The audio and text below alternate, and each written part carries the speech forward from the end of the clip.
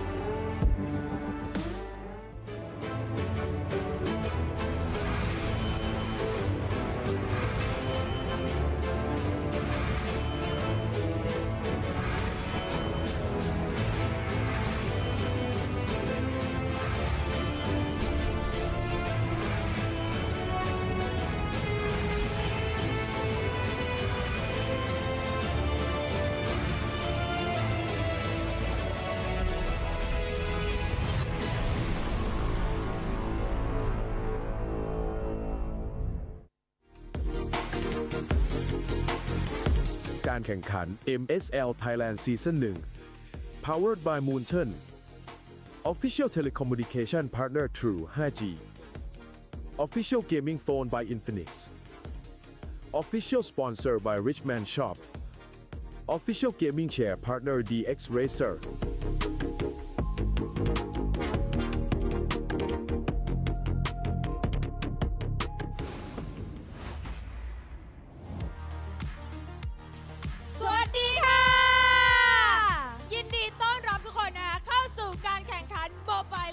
รายการ MSL Thailand Season 1 ค่ะ Hello welcome everyone to Mobile Legend MSL Thailand Season 1 Assalamualaikum tonton dan puan selamat datang ke MSL Thailand Season 1สวัสดีค่ะวันนี้นะคะก็กลับ มาพบกับมินมินิมินนะคะและ ไอเบบี้มาปางค่ะ ก็จะเจอกันเป็นวันที่ 2 แล้ว ใช่ในรอบ Pay Off นะคะ ใช่แล้วนะคะแล้วก็ตอนนี้เราได้ 4 ทีมนะคะที่ผ่านทั้ง regular season มาแล้วก็ผ่านด่านเมื่อวานมานะคะ จนมาถึงวันนี้วันที่2ด้วยกันทั้งหมด 4 ทีม มีทีมอะไรบ้างคะ ทีมแรกนะคะ KOG King of Gamer Club ค่ะ และทีมที่ 2 นะคะ ทีม Tenacity และทีมที่ 3 ค่ะ ACT Esport Club และทีมสุดท้ายนะคะก็คือทีม Bacon Time ใช่แล้วค่ะ เดี๋ยวเรามาพูดถึงเนาะเหตุการณ์ ใช่ Pay เมื่อ Off วานนี่คือช็อก ช็อกแล้วช็อก ซิ อี นิ ก ม่าสุด แล้วก็ช็อก 2 ช็อก ๆ ช็อกทั้งวัน 3 ใช่ นะคะ ช็อกทั้ง เมื่ วันแล้วก็ลุ้นแบบชนิดที่ว่า อุ้ยแย่แล้วเท้าจิกพื้นใหญ่เลย ใช่ทุกเกม ทุกเกม มีเรื่องให้ลุ้น ใช่ ตลอดทั้งวัน ไม่ใช่แค่ทุกคู่ด้วยนะ คือทุกเกมจริงๆ ทุกเกมจริงๆ ทุกแมตช์ ใช่ จ ทุกเก ริง ม ๆ ลุ้นแล้วก็มีแบบพลิกตลอดเผ็ดเลย เผ็ด เลย มากทั้งสวนเลยเมื่อวาน เริ่มตั้งแต่คู่แรกเลย KOG ใช่ KOG สถิติไร้พ่า ส ย ถิติอินซีดำไร้พ่ายของเราก็ต้องบอก ค่ะ เลยว่าเมื่อวานเนาะก็ เสียสถิติ เสียสถิติ เรียบร้อย โดย ACT Esport Club นั่นเอง โอ้โห ใช่ ก็คือ แล้ว ทำให้อินซีดำของเราเนี่ยพ่ายเลยเมื่อ ใช วาน ่นะคะ แล้วก็บุรีรัมย์ยูไนเต็ดอันนี้แอบ ทีมเต็ง เชียร์ ทีมเต็ง ใช่ แล้วก็แอบเสียดายด้วยนะ ใช่ คะ เพราะว่าจริงๆ ทีมบุรีรัมย์ก็คือมีฟอร์มให้เราเนี่ยได้ลุ้นในทุกรอบเลยตั้งแต่ ค่ะ regular season จนมาถึงเมื่อวานนี้เนาะ ใช่นะคะ แต่ก็แพ้กลับบ้านไปแต่ไม่เป็นไร เพราะว่าเรายังมีโอกาสซีซั่น2 ก็หวังว่าจะได้เจอบุรีรัมย์ที่แบบฟอร์มทีมขึ้นมาแข่งแกร่งอีกครั้งเนาะ ใช่แล้วค่ะ ใช่ แล้วเบคอนไทม์เมื่อวานก็คือม้วนเดียวจบ ค่ะ ชนะ ซึ่ง เทนาซิตี้ ก็ เป็น แปล ไง กมากเหมือนกัน เพราะปกติแล้วเนี่ยเบ ต้อง คอ แบ่ น ง เขา แต้ ต้อง ม แพ้ ไหม ก่อน อ๋อ ใช่เบคอนเขามันจะเป็นต้องแพ้ก่อน ต้องแพ้ก่อน ใช่ เป็นการถูกคำสาปไว้ เขาจะต้องแพ้ก่อนให้มีอะไรได้น่าตื่นเต้นแต่เมื่อวาน ค่ะ แบบเฮ้ยม้วนเดียวจบ 3-0 เลยนะคะ โอ้ ชนะเทนาซิตี้ก็เลยทำให้เทนาซิตี้นะคะ ตกมาอยู่สายล่าง ใช่ ใช่ ใน แล้ว วันนี้ ค่ะ นั่นเอง ทำให้วันนี้ King of Gamer นะคะ จะได้เจอกับเทนาซิตี้ค่ะ ใช่แล้วนะคะสำหรับทีมที่ชนะนะคะ ก็จะลงมาอยู่ที่สายล่าง แต่ทีม ใช่ แพ้อันนี้คือก ลับ ตกรอบเล บ้านก็คือพรุ่ง ย นี้ไม่เจอแล้ว ใช่แล้ว ถือว่า คู่ ลุ้นตั้งแต่คู่แรก แน่นอน ลุ้นตั้งแต่คู่แรกเลย แล้วก็เท้าจิกพื้นกันเหมือนเดิม คลาสสิกเลย รู้ไหมคะตอนแรกแอบนิดนึง ตอนแรกโต๊ะเราอยู่ตรงนี้ แล้วแบบว่า ใช่ ดูไม่มันเลย เพราะว่าปวดคอ เชียร์ไม่มันเลยขอเลยรีเควสขอพี่ทีมงานไปว่าขอนั่งข้างหลังเลยค่ะ ขอมองจอเด่นๆนะแล้วเราจะไม่เอียงคอดูอีกแล้ว เห็นทุเหตุการณ์ จ้า เห็นทุกเหตุการณ์ เก็บทุกเม็ดนะ เก็บทุกเม็ด ใช่ คู่ที่ 2 ของวันนี้นะคะจะเป็น ACT Esport Club นะคะ พบกับเบคอนไทม์ใช่ ทีมที่ชนะนะคะก็จะเข้าสู่รอบแกรนด์ไฟนอลในวันพรุ่งนี้ไปเลย ส่วนทีมที่แพ้ ก็มาเจอกับทีม ที่แพ้จากคู่แรก ใช่ ใช่ จะมาเจอกับสายล่างนะคะ ใช่นะคะ ถ้าทุกคนพร้อมแล้วดีกว่าน่าจะ สำหรับ พร้อม คู่ แล้ แร ว กแน่นอนทุกคนแบบว่าเมื่อไหร่ 2 คนนี้ จะไปสักที จะไปสักที อยากดูนักแข่งแล้วอยากดูนักแข่งแล้ว สำหรับคู่แรกในวันอุ้ยเสียงมาแล้ เสียง ว มาแล้ว เสียงบอกว่า มาแล้ว เสียงบอกว่าพร้อมแล้วเราไปได้แล้ว ไปได้แล้ว สำหรับคู่แรกในวันนี้นะคะ เป็นการเจอกันของ King of Gamer Club ค่ะ กับ Tenacity พร้อมไหมคะ พร้อมแล้วนี่พร้อมแล้ว นี่พร้อมแล้ว พร้อมแล้วพร้อมแล้ว ถ้าทุกคนพร้อมแล้วนะคะ ขออนุญาตส่งต่อให้กับแคสเตอร์ทั้ง 3 คนได้เลยค่ะ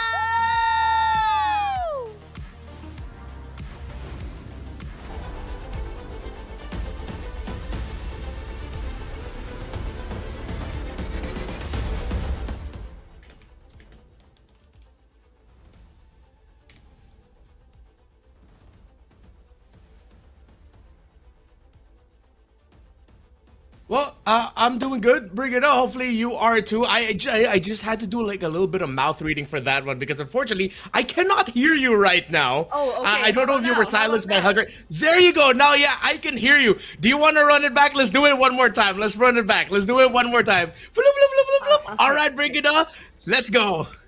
Just pretend nothing happened. Welcome once again to the second day of the playoffs here in the first ever season of the MLBB Super League Thailand. And joining you today in the English broadcast, I will be reintroducing myself.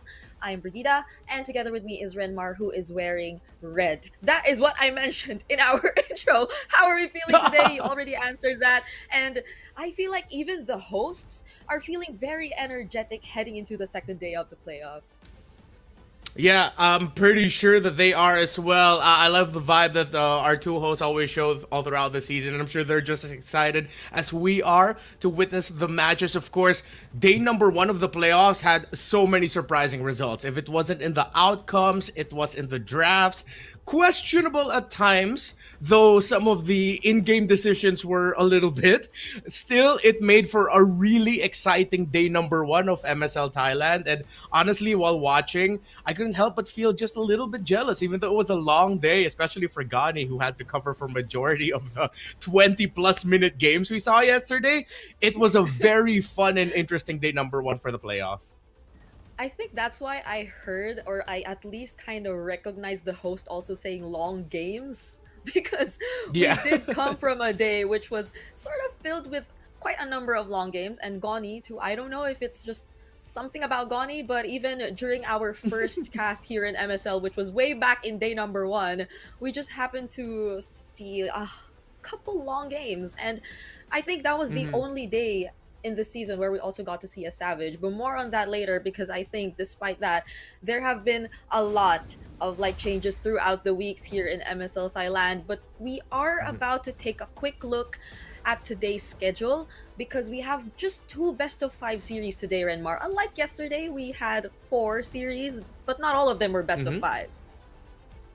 Yeah, of course, we opened it up with 2 best of 3s for the play-ins. But yesterday, all BO5s, KOG, they are coming off of a day wherein we saw them lose their first ever series this entire MSL Thailand Season 1. They dropped 3-1 to ACT, but it was one of those games that was much closer compared to the final result. Meanwhile, for Bacon Time and Tenacity, this to me was the most frustrating game to watch. I think I was a little bit more frustrated for Tenacity, not at them, but for them, because Bacon Time, they were just relentless, especially in their game 1 and 2. The fact that they showed up in Packed Florin, but we can discuss Bacon Time a little bit more and their little things that they showed up yesterday. But we are going to be starting it off with KOG and Tenacity in the lower bracket semis.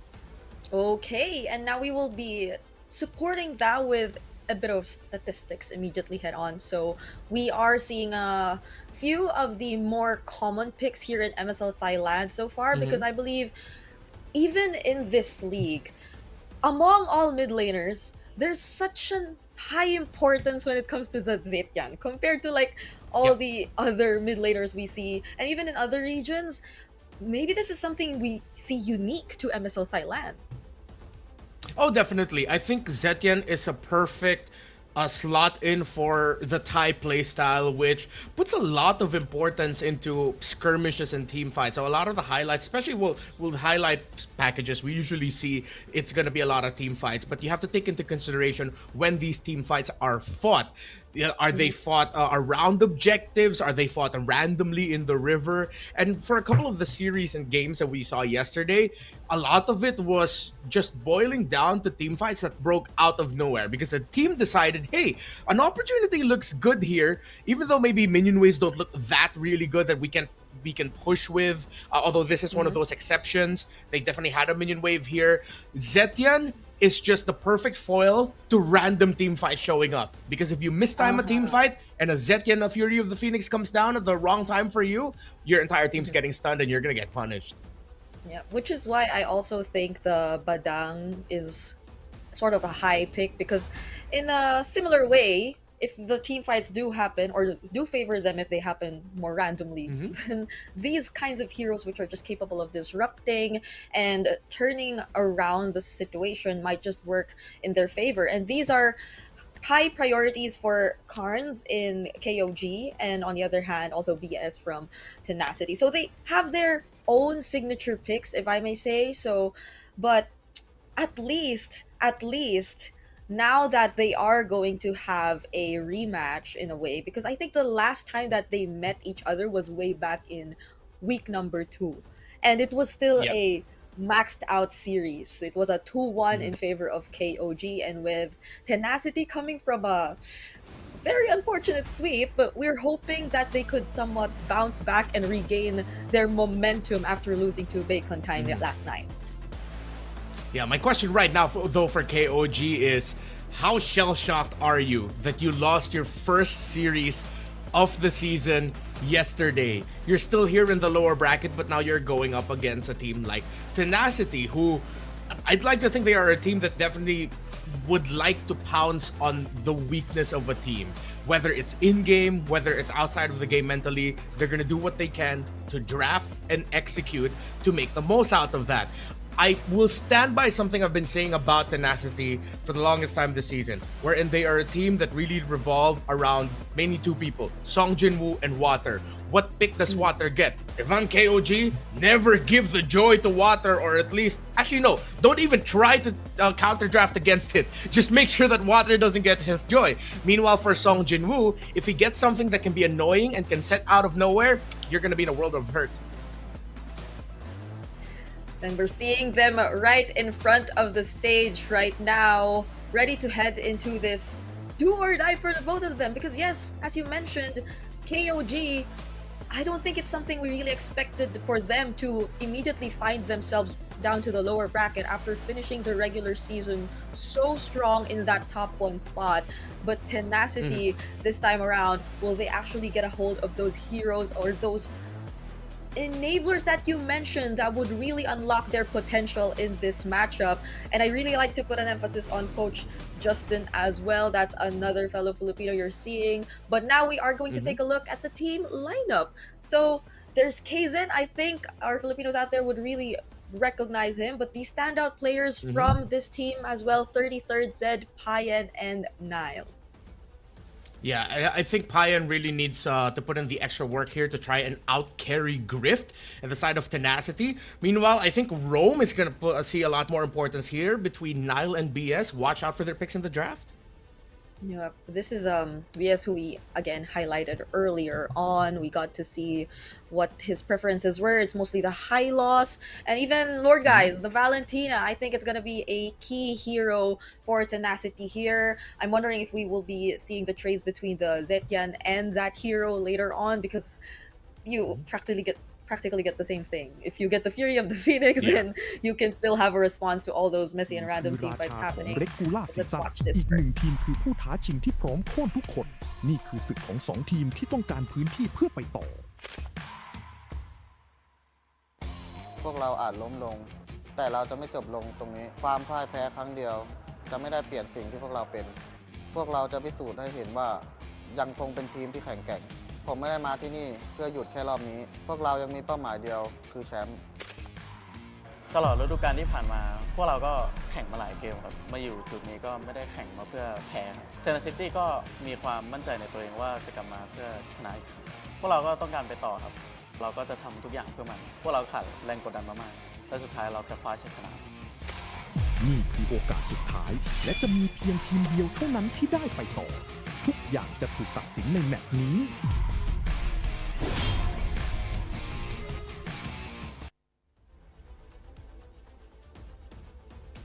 All right, now we got to see a glimpse of the preparations heading into this match, and we take a look at the head-to-head.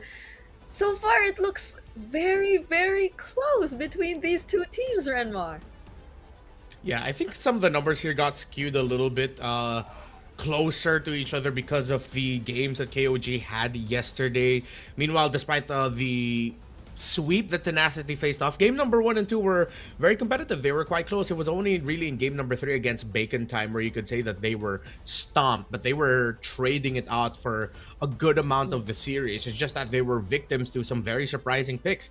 2 Benedetta games, 2 Florin games, and which is why I think KOG now, if they have anything prepared that is good for heavy team fights or countering heavy team fights. You know, when we play RG, they're always heroes that we love to ban out because it's not comfortable for us, right? We take out things like the Diggy. We never want to go up against like the Florid. I'm not saying Diggy and Florid are gonna show up here, but if they have something like that, then why the heck not? Yeah, because I also feel like there was a struggle in terms of adjusting yesterday, because it's not like they just went up against the likes of the Florian in the first game or in just one game. The Benedetta and the Florian, as you mentioned, happened twice, but they seem to really struggle in terms of adjusting. It was somewhat a surprise, I guess, but I also couldn't take away the fact that it was a comfort pick for especially, let's say, Spider Miles last night. But more on that later, because now they again will be up against Tenacity first. And if we were to take a look back on Tenacity and their performance last night, it was okay, I mean King of Gamers, because we were already talking about Tenacity earlier. But yeah, King of Gamers last night, you did mention it was really close as well. And they had like the 26-minute game. I think most of their games were 20 plus minutes. Yeah, majority of the series, these two were really tested in terms of how well they can handle the macro around the objectives, and you would see that teams who blew out majority of their abilities first would get quickly punished. So I expect KOG might be going into this with a little bit more of a, how do I say this, self-actualization, self-realization that maybe their team fighting playstyle or their playstyle that carried them for majority of the season might get doubted a little bit, which is dangerous, because if you're a team that's been #1 for majority of the standings, you're gonna want to continue how you've won through that. Now, ACT yesterday, one of the things that they did was they really targeted Kaizen's jungle picks. You see Baksha as one of the top 5 banned heroes of the season. Again, in a league that puts a lot of weight in team fights, Baksha, with how fast that he can rotate, can set up team fights first, and even be a really good turnaround playmaker late into a team fight if ever the Baksha comes in late. Things like the Freya also need to be watched out for here. Phovius is a great pickup for 33rd, going up against the likes of Song Jinwoo, who loves to pick up heroes such as the Arlot. So I want to see a little bit more of a shift here for KOG in terms of the picks, where it's just a slight adjustment. You still get to play your playstyle that you played with for majority of the season, but then you change it up a little bit. Instead of going for an Abris and the EXP, go for disruptors and macros such as the Uranus, which allow you to maybe try and outsmart Tenacity a little bit more. So are we looking for a bit of a more active role that we might get to see from Kaizen as well? Because you also did mention that, yes, I think teams tend to put a bit more focus on Kaizen, especially when it comes to the drafting. I think that's also why we got to see him pull out the Akai a couple times in week 4, and even just yesterday. Though that did result in a win, though, it wasn't necessarily the kind of jungler that you mostly just play around. Though there's a lot of disrupting that can happen with that, if it's just that. So 33rd, I agree. I might want to see him be the guy to take a bit more of that role, so Kaizen could really just allow himself to pull off all those mechanical heroes that we are really used to seeing from him ever since. So now we are gonna head into Dangerous Grass, and I'm hoping this is somewhat going to be a lot more effective for them. Whoa, a Fanny ban here from KOG first, alongside the Valier. Yeah. The Valier, again, also very disruptive. Exort and from Bacon Time had a great game with the Valier yesterday. A game or two, if I'm not mistaken. And it goes to show that KOG might want to pack a very annoying roamer for Nile, something very disruptive, maybe along the lines of like a Khalid or a Hilda, which is why you want to play for a lot of priorities in the center. I think two heroes and the trade that we might have to look out for besides the Khalid and Hilda is maybe between the Valentina and Lilia as well. Whoever ends up with something like a Fredrin and Kimmy is also going to be very important, especially with the Baksha gone now. Tenacity has to think about, I was just going to say if they're going to let the Guinevere through or not, but they answered it for me. They're not going to let the Guinevere through. Harith has also risen up, not just in Thailand, but even in MCT East Asia and other leagues across the world, as just rush it. Teams are starting to not give a damn whether or not the Phoveus is open. Even if the Phoveus is open, there are teams willing to play that Harith. Still, though, I would suggest maybe pick up the Phoveus and pick up the Harith later, if not. Because I lean a little bit more towards the side of Phoveus. Pick that first. But hey, KOG decides to pick up the Zetian, which allows a Harith Phoveus potentially for Tenacity if they want to. Oh, yeah. Well, then if Tenacity does prioritize those two heroes too, I would be a bit surprised if KOG also actually steal away the Hylos Prio for BS, considering that they also took out the Valier. Though we did suggest the other more disruptive roamers like the Hilda and Khalid, but Tenacity right now might be really thinking about what to pick up as a response. Though I would also really consider the Phoveus and a Harith as a really strong combination and pickup in this phase of the draft. Yeah, because if you pick up the Phoveus and Harith here, you can pick up the Valentina for yourself later at Red 3. So, of course, they're going to go ahead and take it. So now the question for KOG is, are they going to lean towards the side of the jungle wherein you're a little bit more conservative and you decide to surprise show up with a Fredrin now? You also have to consider picking up the Claude because that's been the matchup all around the world. It's just Claude and Harith now. With the Freya gone, that's looking like a high probability, but don't also take out the possibility that Payan is going to show up with something like a Moskov. But you don't really only want to do that if you're going up against a static mid laner like an even Farsa. So I'm thinking the Claude might be coming through here alongside the jungle, whether it's going to be the Fredrin or the Leomord, but they decide to completely swerve. This is a surprising approach. We put importance towards the roam mid trading. So KOG decide to lean towards the Khalid for Nile. We did expect that they're going to be playing a little bit more annoying style roamers, high invade, high priority in the center. But the Esmeralda comes completely out of left field. It's an older response to seeing a Phoveus and a Harith on the other side. Yeah, and this is likely going to EXP anyway, right? And it's only been mostly KOG using the Esmeralda upon checking the statistics. It's been like 2 picks for them so far with 100% win rate. Things seem to be looking really good for them using this hero pick. And also, as expected, the Lilia then shows up in the center. So this is why we put a lot more weight in the Khalid, Lilia, Valentina, Juicin trade.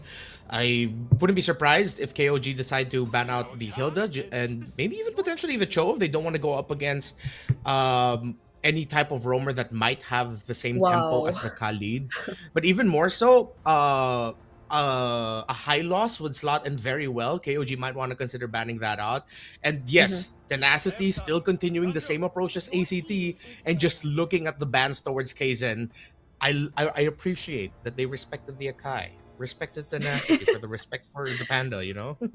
Although I do feel like we would want to see and cast an Akai game at least. It is going to be taken away from us for now because it really works. Although I also feel like there might be a need for a bit more damage if we take a look at the lineup from KOG at least, especially towards the late game. But again, we still don't know what Payan is going to pick up. So there's always a possibility that he just grabs that really scaly gold laner that hopefully can match what the Harith is going to be capable of if we ever do get to the late game. And now they take out the Moscow, which could be one of it. Yeah, I think this is a little bit of a confidence show here by Tenacity that we don't care about the matchup. Good ban there on the high loss. It slots in much better. I think they're much more okay with going up against something like a Hilda. You don't see enough right now to warrant picking up like a Gata Kacha at red 4. So we might just see the Hilda lock in now, or maybe even the Cho. Yeah, I think if Payan's going to end up with something like the Claude later, he's going to have to be ready up against Grift just being very aggro in lane. With how they're banning, with how they prioritize the Harith early, this really feels like they're showing that Grift is confident that he can just beat up Payan in the laning phase. Yeah. Willingly gonna let go of the Claude. I think they're gonna be really okay with that. So now they complete, or at least they pick up the Leomord for their jungle role, and that's another option down for KZen as we wait for whatever jungle pick he is going to consider later on. Yeah. What else I could think he- he's just gonna have to settle for something like a Fredrin, but then with the Lilia already there, it's gonna be really tough. They don't have the Fredrin Kimmy combo together. It's gonna be a juice in. Their damage spread is quite sad. I think they're gonna have to settle for something maybe surprising here. Pack a Nolan for the burst. Nolan, yeah. Maybe a Joy, but then with the Phoveus locking down on you with a heat-seeking shoulder tackle, might be tough.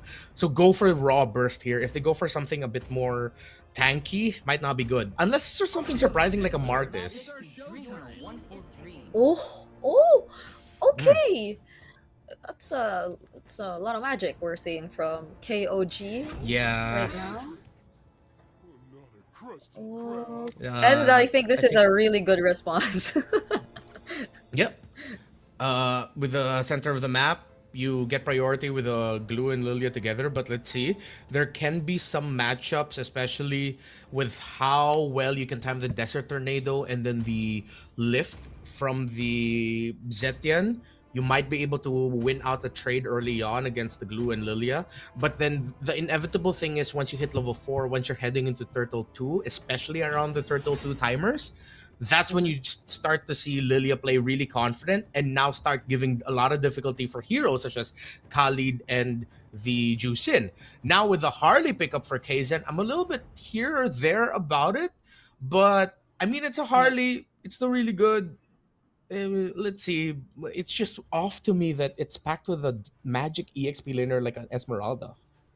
Yeah, this is still dangerous grass nonetheless, so hopefully they're able to maximize that. But yeah, the presence of a glue is making me feel kind of iffy as well, because I've just seen countless instances wherein the glue just suddenly is able to get his stacks on the Harley, and that just changes everything. Although the Claude could have a much better time getting his stacks in as well, there are just so many interactions that we have to watch out for when it comes to this game as we finally head into game number 1. And as expected, they will be taking a bit of the better control so far when it comes to the river.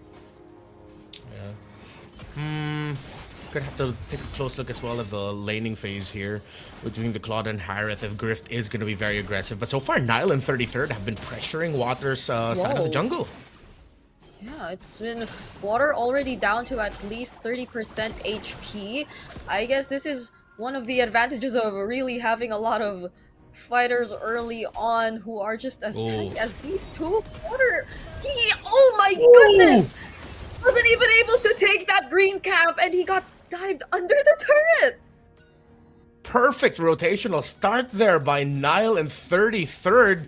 Question was, where was BS? What's he doing all the way on the other side? You already see your jungler getting pressured like that. If the glue timed this rotation with the Leomord, it could have been better. Okay, now that's a trade that maybe would be great for Tenacity. They got to stop KZen from at least stealing away more jungle camps, and they even got a kill. So it's been a not so good start for both of our junglers so far. Yeah, now same question for KZen. Bro, you're good. You already saw that the Water got taken down.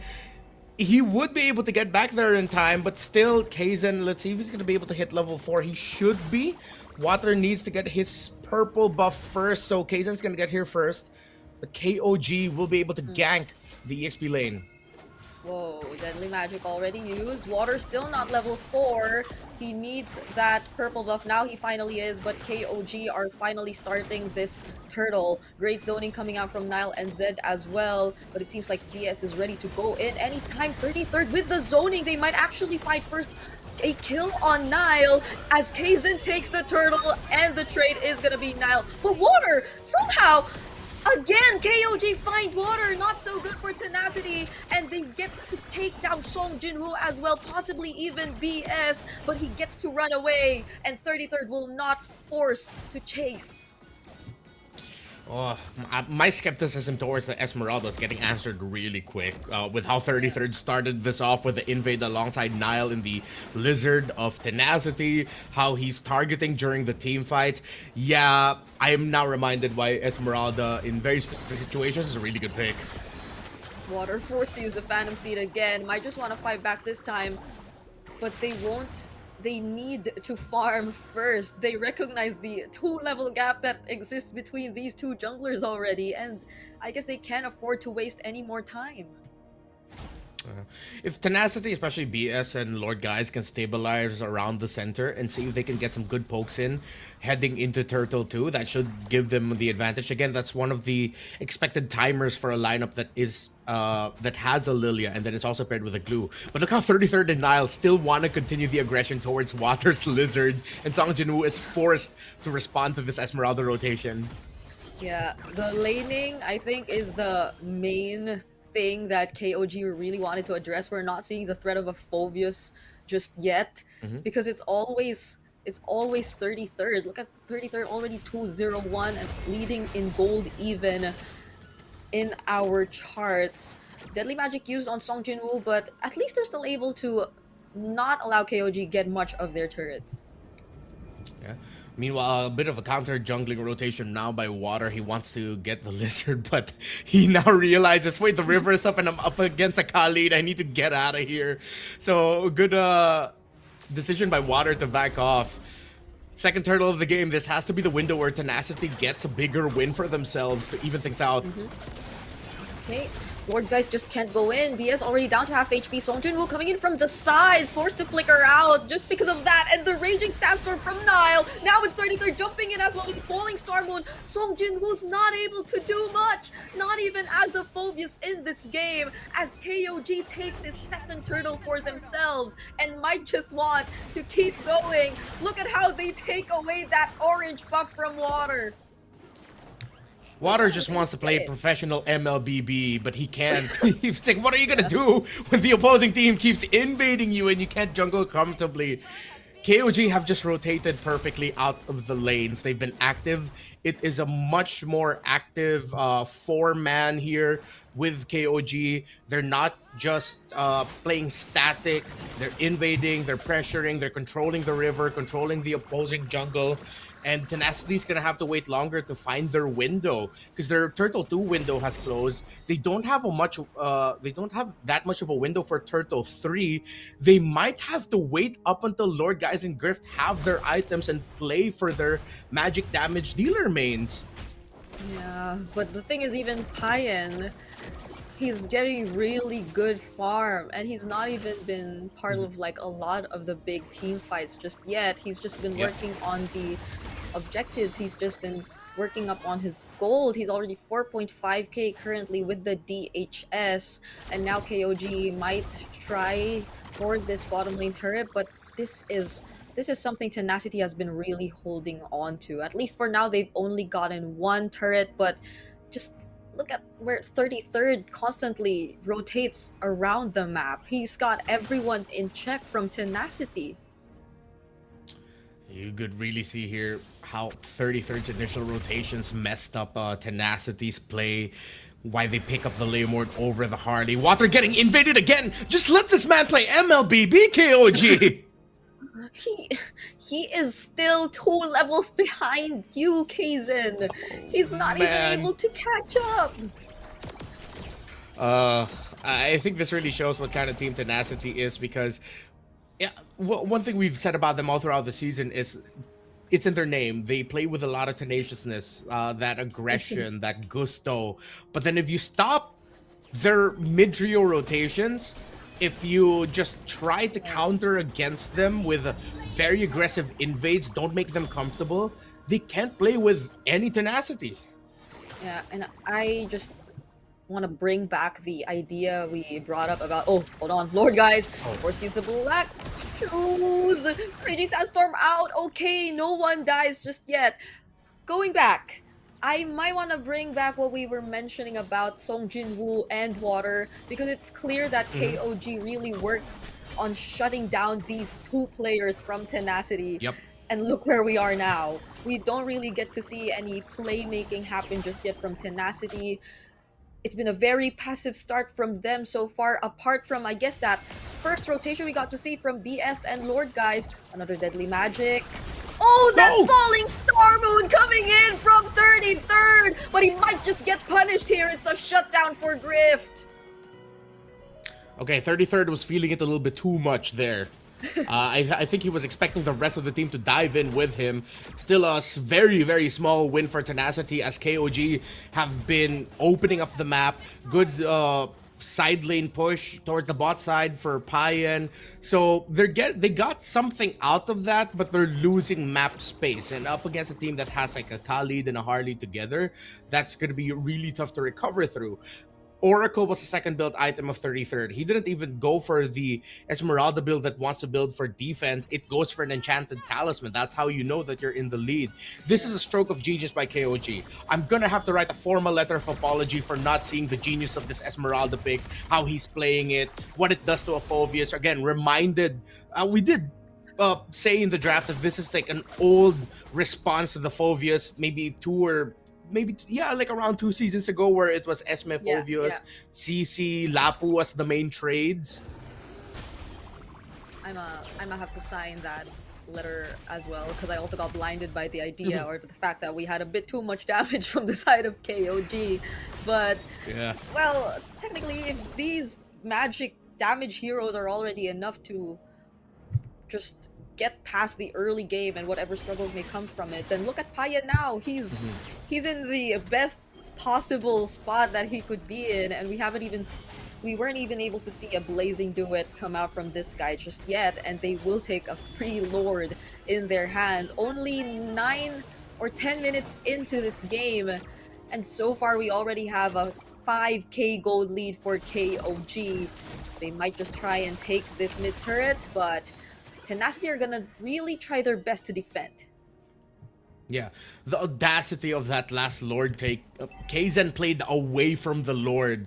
It was 4 members of KOG taking the Lord down because he knew that Tenacity wouldn't be able to invade, or at least contest that, excuse me. So Kaizen invaded the purple side, wasn't able to take it, but at least checked the information, which led to them being a little bit more free to take the orange buff just now without a problem. So with the Lord marching down bot, KOG will be able to make progress towards the mid. Lord Guys is gonna have his black shoes forced out now by Kaizen. This is KOG all in control. Yep, Holy Shields are most probably going down now. I feel so worried for Tenacity. I just hope they don't get baited out by Kaizen and his hat tricks. More so for Song Jinwoo, because if he gets suddenly brought back in with just a single shoulder tackle, maybe then that could be very devastating for Tenacity, as they would definitely need as much members as they can for this upcoming defense. It's already a 7k gold lead that we have for KOG, and I think that's what they're really trying to achieve at this point in the game. It's not risking too much when it comes to making a play like what we saw from 33rd, but it's more on baiting out some reactions from Tenacity, so you could just really force the mistakes. Oh, but now it's Tenacity walking straight into their trap. Song Jinwoo got to escape, but Payan finishes him off with a blazing duet. Yeah, that was just KOG completely ready for Tenacity's rotation into the purple side of their jungle. Now they're gonna freeze them out of the orange, so no more buffs here for water. KOG have really just, as we mentioned earlier, targeted Song Jinwoo, have targeted water, the Esmeralda of 33rd, their early rotations. Story, very clear. Tenacity, not ready for it, and they're getting punished. What a stroke of genius. They knew that they were going to be giving up the Phoveus and the Harith. Tenacity bit into it.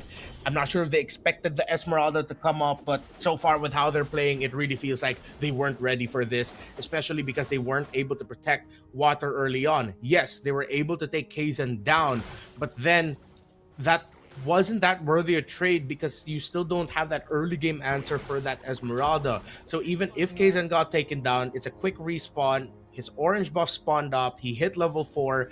It's those little things that you aren't taking into consideration that to me shows like there are still some lapses in the overall big picture decision making of Tenacity. Yeah, Kaizen went down, but 33rd and Nile never let go of that bottom side of the map. It Yep. was them just constantly really being in the face of tenacity. And it's not like Kaizen wouldn't be immediately able to bounce back. Just look at him now, once again, being the guy to secure that Lord. And I think at this point, being the guy to just really try and go for these bait plays. Now, the Lord immediately spawns down bottom. They've been managing the waves really well.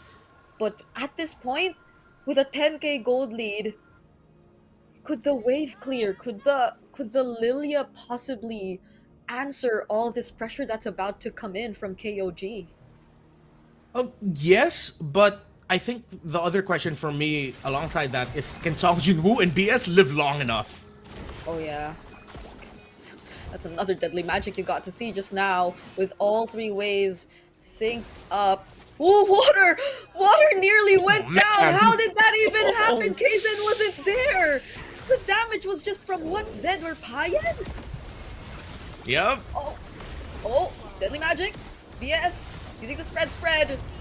Water still working on that Lord, but all base turrets are now about to fall. Infernal Pursuits, Flicker Dark Wave from Song Jin-woo, but he gets immediately bursted down. And now the Zaman Force has a response with the Blazing Duet and the Winter Crown. Rift is already very low, but at least Water, they're able to deal with the Lord. 11,000 and climbing is a gold lead. Kaizen goes in with deadly magics, and Water forced back. He just got out of the respawn. Oh my goodness, another Zaman Force Lord, guys, nowhere to be found. Payan, he's just able to use all these auto attacks, and it's enough for KOG to still fight back. Now they're knocking on the base. They still have a minion wave alongside them, but the Phantom Steed is here from Water. He tries to defend. There goes another deadly magic. Blazing Duet. There's the immortality from Nile Pop, but Song Jin-woo again going down. Water as well with the knockup from the Lantern Flare, and it's gonna be a wipeout. KOG will take game number 1. In the immortal words of Shaquille O'Neal, I'm sorry, 33rd. Sorry, coach, I wasn't familiar with your game. The Esmeralda pick executed to perfection, making the most of some early lapses from the Romid duo of Tenacity, and they just never let go. If 33rd doesn't get the MVP here, I might be just a little bit annoyed. Just a little bit. Yeah, that I swear, even in that last sequence, just look at this now. Your question got immediately answered. Song Jin-woo could not last long enough. Song Jin-woo, BS, couldn't really tank the damage, and Lord Guys couldn't even throw out all those blooms just because of the threat that you could anticipate in terms of the burst coming in from KOG. Like, it's either Kaizen, it's either Zed just jumping in, and everything just seemed so well coordinated for KOG in that game number 1. It was not a 20-minute game to start the second day of the playoffs. It was a fast one, very decisive early on. King of Gamers, it looks like they really knew what they needed to do to make this start work. Usually in these beginnings, I would hopefully think that we can credit the coach for this, because you know those moments where after the draft shows up, you see the coach go looking left, looking to the right. He's gonna be speaking into his microphone. He looks like he's angry, but he's just like really dictating some conditions and some early plays that they can go for. If that was coach's call, shout out to the coach. If that was 33rd and Nile just deciding on the fly, hey, let's just invade this guy's lizard. Shout outs to them. It's crazy to think that it was one rotation very early on in the game that just got Tenacity super uncomfortable for the entire game. It brings me back to the early days wherein we got to see the Khalid being brought back in the meta. He was able to do that alone, but I don't think you can anymore in the current meta. But he got a lot of help. He got big help from 33rd right there. Nile and 33rd did such a spectacular job at just really making sure the early game went their way. So we barely had to pay attention to the other parts of the map. Not even the threat of a Harley Claude matchup seemed to matter for them. And okay, sir, you can afford to keep flexing right there. Yeah. Let's see what Renmar would be saying about Payan. I think he also really somewhat deserves this MVP title. Yeah, you know what? Everything was set up for Payan. If he messed up here, maybe we wouldn't have seen the wins that KOG got in some team fights. Maybe 2 or 3 fights before the final siege. He went perfect as well. He got the job done, but again, 33rd in what he did with his Esmeralda was just. It was glaringly obvious the impact that it had, which of course leads to an MVP performance for Pai, and he was able to get Yeah. out of lane quickly. Though Grift was able to get a kill or 2 here and there. Ultimately, it was also his place with the Blazing Duet and his entries that would force Tenacity to reposition, and then they're put in this awkward spot wherein they might have blew out a little bit too much resources to try and focus down on the Claude, which left things open for their Esmeralda, open for the other heroes on the side of KOG to just jump on the members of Tenacity who've already used their main dashes, battle spells, and ultimates. Yeah, I think there were a lot of attempts from Tenacity nonetheless. Like even towards that end, it seems like Song Jin-woo tried to take a more active role with that flicker dark wave that we're seeing right now, right on cue. But again, you just can't really provide the right amount of follow up. The damage won't be enough just yet. It's mostly just like sacrificial plays you try to go for to extend the game as much as you can, when clearly it seems like they were just delaying the inevitable from what we got to see based on KOG and how their understanding of the game actually worked. And it's not just like it was limited in terms of the draft. It was something they clearly designed to answer back and counter Tenacity and what we know of them, what we know to really work for their playstyle, which is again activating the EXP and the jungle early on. Yeah, which is why I can't even blame them for picking the Leomord over the Harley, because when you see the Juicin and the Khalid, you're already thinking that there's a good risk that that's going to be a lot of invades. Obviously, the glue is going to be a little bit slower, so you want a jungler that can take care of himself really well. But that doesn't mean you leave your jungler alone when he's aggressively getting invaded by 2 opposing members. You rotate and help. I wouldn't want to think of it as a nitpick anymore. It was glaring that BS's presence was severely missed by Water. If it was Water's call to tell BS, hey man, just protect my orange side, I think we can get them there. Okay, but then again, the big picture of it all. They got the kill, orange buff spawns, Kaizen gets it, the Esmeralda was unbothered, meaning that the Esmeralda can aggressively just jump on the Leomord, come Turtle 1, and then if your Leomord is uncomfortable and he gets zoned out, how is he going to win that retro battle? If KOG wins that retro battle, then their Juicin and Khalid is inspired, or not inspired, but encouraged to keep fighting and keep being aggressive. Well, in a way that is an inspiration in itself, because they get the turtle buff. But yeah, there's a lot of things that you can really pick apart from the decisions of Tenacity. But I wonder if this now sets unexpected precedents of Esmeralda coming back, with the Phoveus and Harith becoming rush picks. What then now do you do against an Esmeralda in lane? Because again, we're reminded as to why the Esmeralda was an old counter to the Phoveus.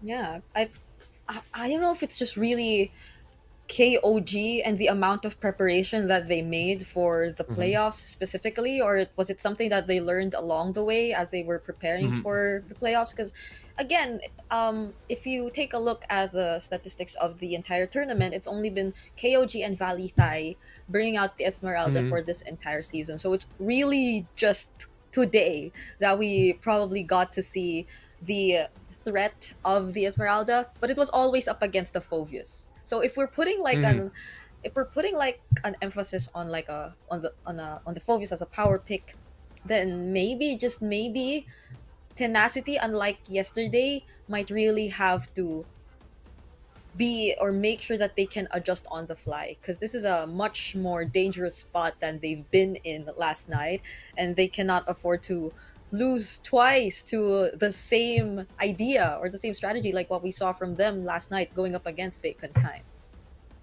Yeah. Well, like heading into this, we one of the picks that we suggested for them was like maybe Uranus in the EXP lane for 33rd, which in some ways it would have done the same thing that Esmeralda did in the start of the game. We know that the Uranus can temper the Phoveus, maybe even beat it in lane. So Yeah. it's them taking this the step up because they already saw the Phoveus, the Harith on the other side, and they said, okay, we already know the Esma is good against the Phoveus. It's also going to be even better knowing that there's Harith on the other side. There's more shields that you can steal. And in the long run, that turned off Tenacity from picking up something like the Hilda in the roam that maybe could have helped out and even be more devastating to deal with for the Zetian and the Khalid. I really think we might be seeing here a pick to really watch out for KOG and for the rest of this playoffs, and maybe even potentially the playoffs of our own leagues here in the Philippines, the upcoming playoffs as well for Thailand, not Thailand, excuse me, but Malaysia and Indonesia. KOG are cooking something with this with the Esmeralda. Yeah. Honestly, like there are just suddenly these picks that have been showing up more frequently. I feel the Esmeralda included, that might just change the way we really expect the drafts to go a little bit. And I think we started seeing that a bit more in the mid lane because of like the gourds, the amount of gourds that are suddenly showing up. So I know a fellow talent of ours is very, very happy about this, but that's just one of the many changes that we're seeing. So I'm wondering, I think here in MSL Thailand, there also have been some gourd games. I think just yesterday we got to see some. So that's one. That's we will be looking out for that from ACT, I guess. Yeah, I think it is gonna boil down now to what trades happen in the EXP with a Esmeralda pick floating around. Are you now gonna be willing to give up the Harith? Like, let's say hypothetically they both end up in the exact same sides: KOJ blue, Tenacity red, same exact bans. Then if you're not going to be getting the Phoveus and Harith, does that mean you're going to be going to pick up the Claude? Are you going to open up the option? Because one of the reasons why Esmeralda fell out is because she got way too squishy with the presence of so many strong like Trinity heroes, with the carry and the Claude showing up a lot more. Moskov still as an option. That continuous damage is something that the Esmeralda isn't that fond of. She shines a little bit more against burst types. After that burst, you get to build up shields, continue your aggression. So that then changes the trade into the gold lane. I think the most stable ones are most likely going to be Roman mid. I don't see a lot of room trying to escape from the Juicins, the Zetians, the Khalids, Hildas, even the Glue Roam option still really good. Maybe a slight shift in the jungle, but more maybe just towards the race of picking up things like the Harith, rushing for that, the Suyo, but then of course the Suyo was This was snubbed just in game completely one. snubbed. Yeah, it was snubbed Yeah. in the last one too. Huh. Yeah, the Freya got a Wait, bit okay, I'm more. gonna ask you a question. What? Do you think the Tenacity were just a little bit too scared of the presence of the Khalid? The Khalid. Because when was the Khalid? Oh, Khalid was like first phase. Yeah, it was picked up in blue 2-3. So the Lilia, Leomord, and the Glue were the choices after the Khalid. Right? I, in a way, Yeah. but I'm hoping they don't get too reactive again. If that were Yeah, to be exactly. the Yeah. case. Yeah. Because I think If the Tenacity start getting reactive, they don't play their game. yeah, exactly. They changed the game plan a bit too much. Well, we did expect like the exact sequence from Tenacity nonetheless, but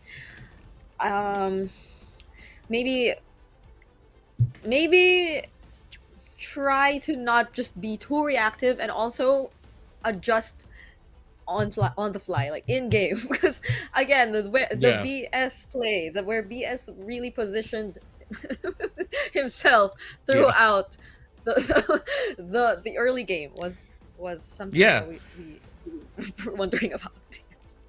Yeah, I mean, you could definitely say that was BS. A bad spot. It was the bad spot to be in. You should have really tried to protect your jungler just a little bit more. So, hopefully, yeah. I think we've picked apart tenacity enough. I trust the Yes. coaches. I mean, they've had a terrific season. They could have been one of the teams to make it into the top 2 spot.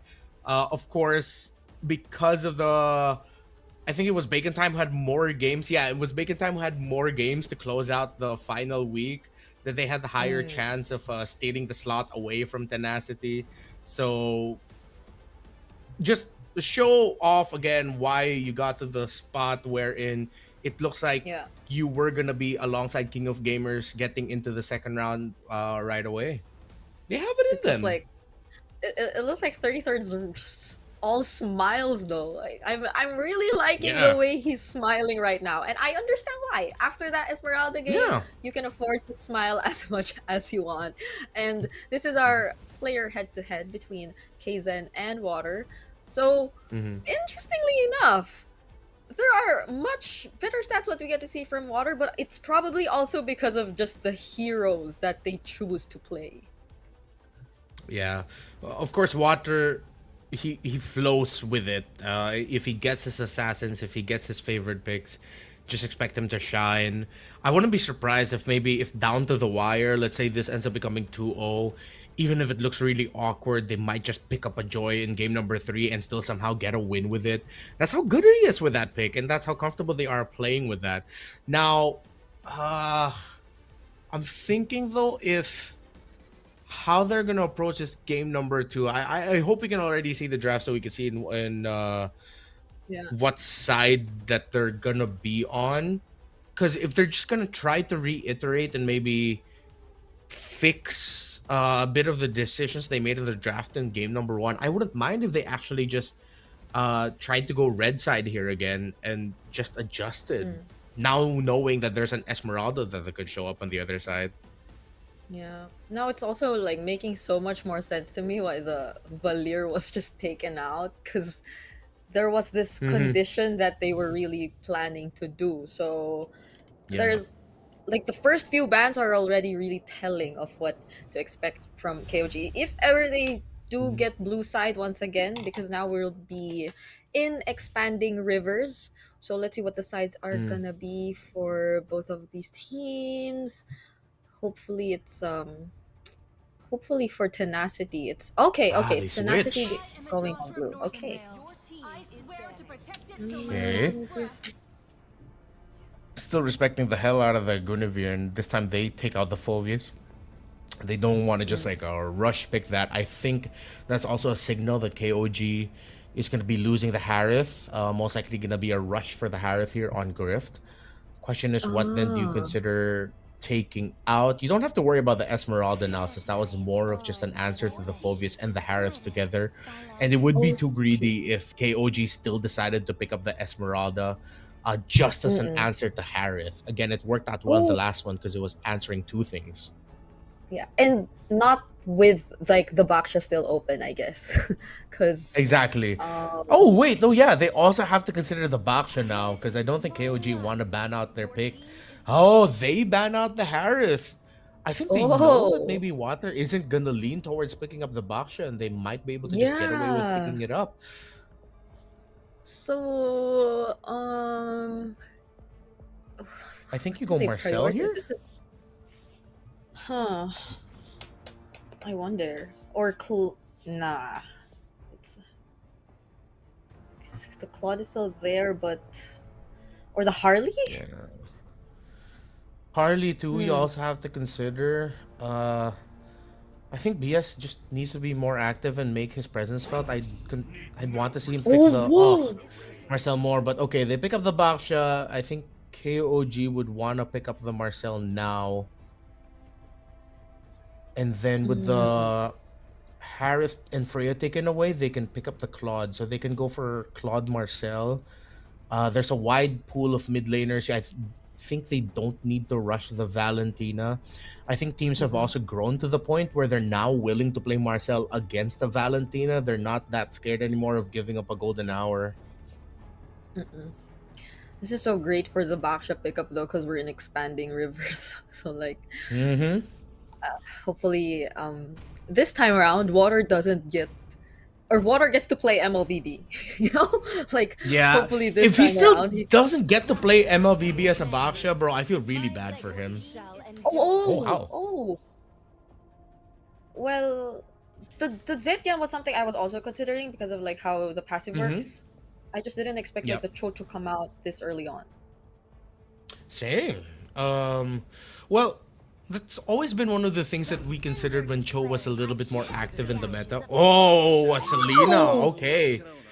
I think, this was something banned out by Bacon Time. It was either game 2 or game number 3 against Tenacity. So now knowing that you're up against the Cho and with all of the vision on the map, especially since I learned not to hate on an early Selena pick after how Mingwin performed in MPLPH with this hero, I would like to say, with the Baksha, with the traps that you can place, interesting. Considering that you're the roam mid combo, you go for that swerve, you still end up with the Suyo. So this is a lot of pressure by Tenacity, and I like that now they focus on the roam mid trio to dominate, but then you give up the Sora without the Valentina to worry about.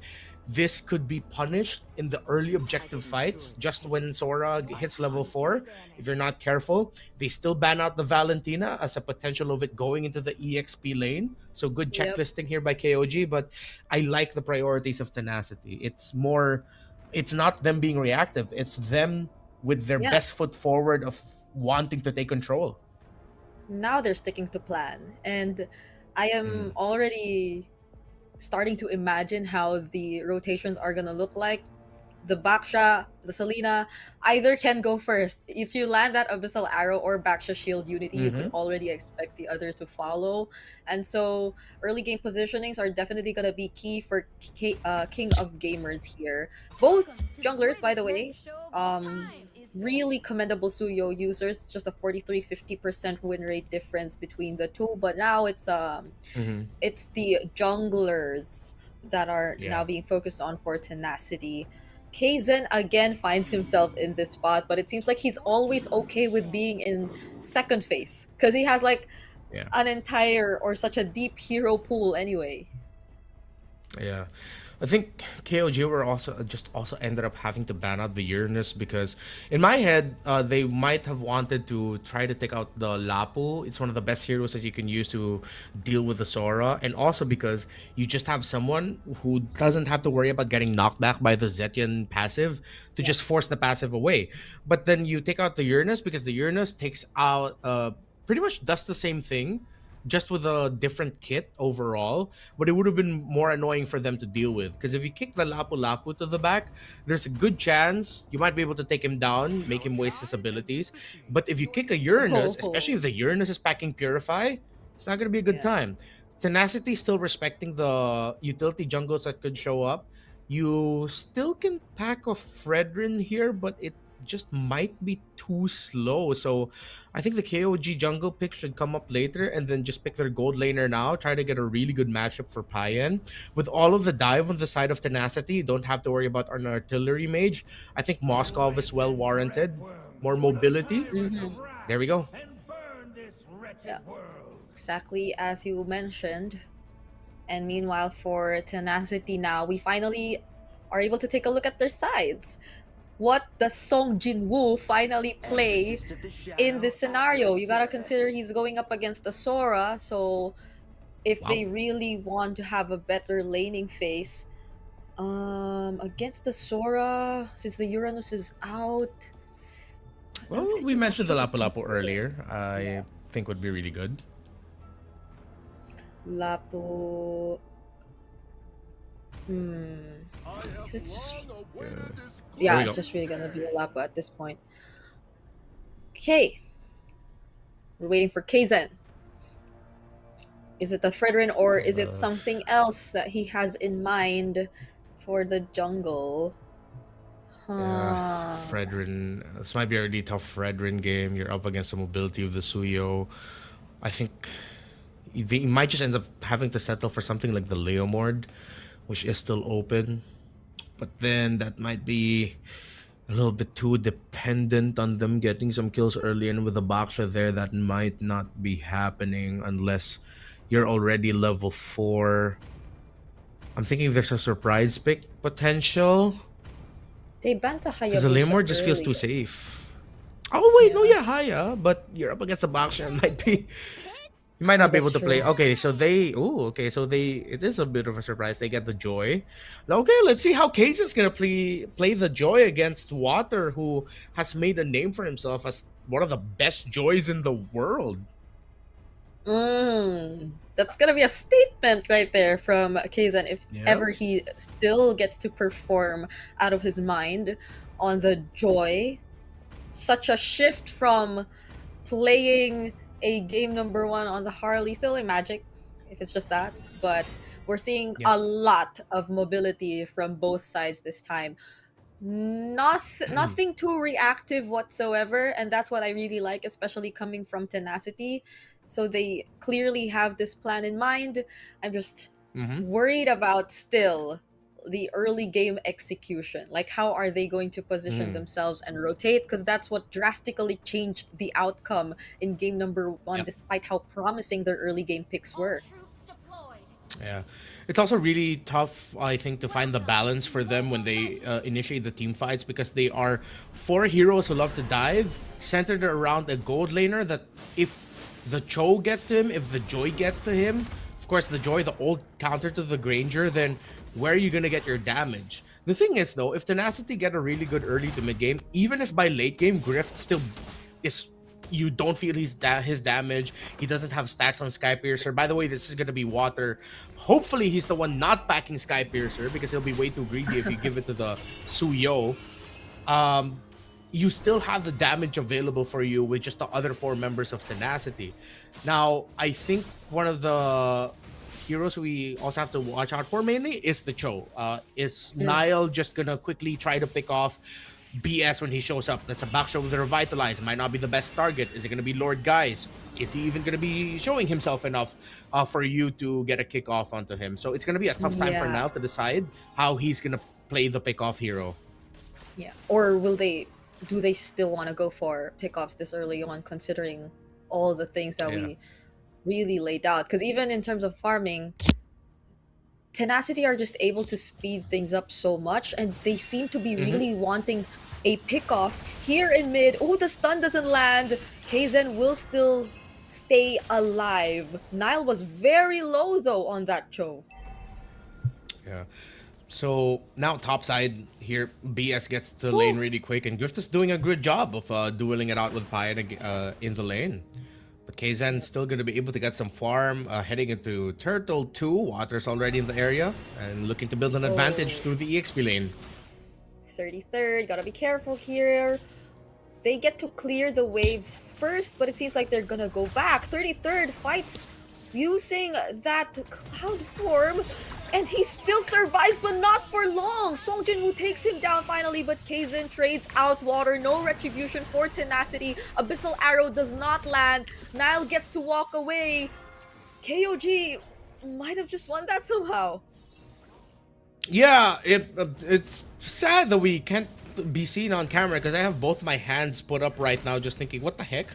Well, what do you got? You already hit level 4 on your Lapu Lapu. What are you doing? Trying to get a kill onto the Sora. Yeah, you got the kill, but now KOG looked good for this turtle. Oh, Bravest Spider in from Song Jin-woo, but the response coming in from KOG, and Water for the second time around gets picked off. Kaizen just locking onto man. BS. It's a double kill for him, and Song Jin-woo follows next. Can Lord Guys finish off? No, 33rd. He survives. There was no trade from Tenacity there. Oh man, that's you just said it. We're gonna have to look at the execution of how they're gonna pull this off early, and they make a big blunder in deciding to try and take down the Sora against a fast rotating lineup with the Joy and the Cho. I can't even. I'm sorry. What's going on, Tenacity? What's happening? we again, this was a draft that we both clearly favored, especially when we saw the first 3 picks come out. But Yeah. it does not stop there. There was a much more bigger condition that had to be fulfilled, so we got to see its full potential, and as of the moment we're not really seeing that much. They don't even get to land much of these abyssal arrows and these Baxter Shield unities as much. It's just really KOG being the more prepared team, even though Tenacity seems like they've been the guys wanting to start the fights each and every time. I mean, you already have a really strong roaming trio where it should be you getting Turtle 1 and you don't, Should be. and you ended up giving 3 kills to the Joy early. And to add insult to injury, it was the Zetian that got the last hit of the Turtle too. It's like some sort of unknown deity of mischief has just decided to choke on Tenacity. And here's Nile with a kick. SOD's not gonna land, but it's an easy pick, kick, and kill for KOG. I like that. Pick, kick, and kill. So we got to see Yes. right now, KOG, they feel very confident going in for those pickoffs, because what's stopping them from doing so? They're already ahead. Their joy's been snowballing so far in the past 5 minutes, and that's a Joy up against Water. Water, who again we mentioned earlier, has been phenomenal on the Joy as well. So this is such a statement that we're seeing so far from Kaizen, but this is depending too if KOG actually don't make a blunder themselves, because they're getting a really good hold of this game so far. Song Jinwoo shows himself up, but Kaizen's just focused on taking this turtle. They do get to spot out Griff though. Okay, Tenacity now starts to go in. Water this time around actually secures the retribution. They get brought back. There's the revitalize as well, but it seems like BS will be the first target. 33rd takes him down, and Tenacity will disengage. Yeah, still, with Tenacity being able to take the turtle, that's a start. At least the early kills and losses that they got didn't balloon into something like a 3,000 or 4,000 gold lead. But now they really have to double down on the idea that where are you going to find the balance of playing for making sure Water gets items and Grift gets items? Because Grift already has an early death. Pine got to farm up relatively well. Kaizen has 4 kills, 0 deaths, meaning that the Joy damage is going to be very online. Water just built up a War Axe too, alongside Song Jinwoo. So it's a question of, will you actually have the firepower as you're transitioning to a point of the game where KOG significantly has more? A fight breaks out here in the mid. Nile gets stunned up, but the Fury of the Phoenix buys a little bit of time for KOG to back off and disengage. Okay, great reactions from Water, but I think an even more great response from Zed, because that could have been really bad for KOG if Tenacity decided to fight that. But just because of that single Fury of the Phoenix, none of them really pushed through, and so they're still safe. They still had or have that lead. Oh, there we go, another Abyssal Arrow not landing. See, I'm not sure if KOG feel threatened at all at this point, like even just a bit, because they always have information of where Lord Guys or BS could potentially come from. Nile has been doing such a great job at providing all these necessary information, and now the clapback once again. KOG seem to be ready yet again. There goes the Purify, forced out of Payen, but they see 33rd. He just finds one, but there's the CC immune coming in from Song Jinwoo, so 33rd gets punished instead. Were they not talking just now? Because clearly they were backing off while 33rd says, hey, look, Mom, no hands. But now he's gone. Water's gone too. Kaizen just made a play on his own. A double kill for the Joy against the team that is known for playing Joy. But then on the other side, Grift gets a solo kill onto Payen. What's going on? What a unexpected turn of events, but after all that, KOG will still get the turtle. Now it's my turn to put my hands on my head, because I have no idea what's going on either. This is another bravest fighter from Song Junwoo, but KZ is still going to get out safely from there. So a small win that we got to see from Tenacity as Grift somehow took out Payen, but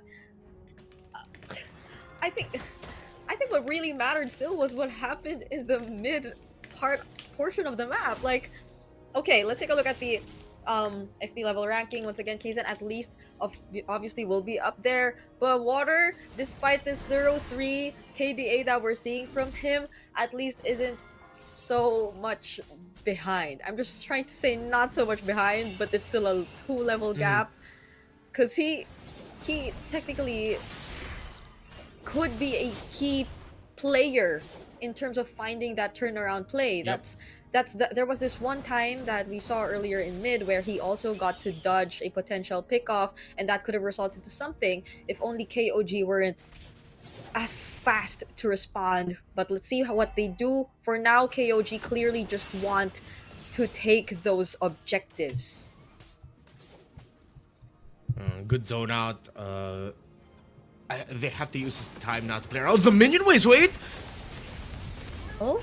Okay, that's a Fury of the Phoenix finishing off Grift. Now payback for what happened to Payen earlier on.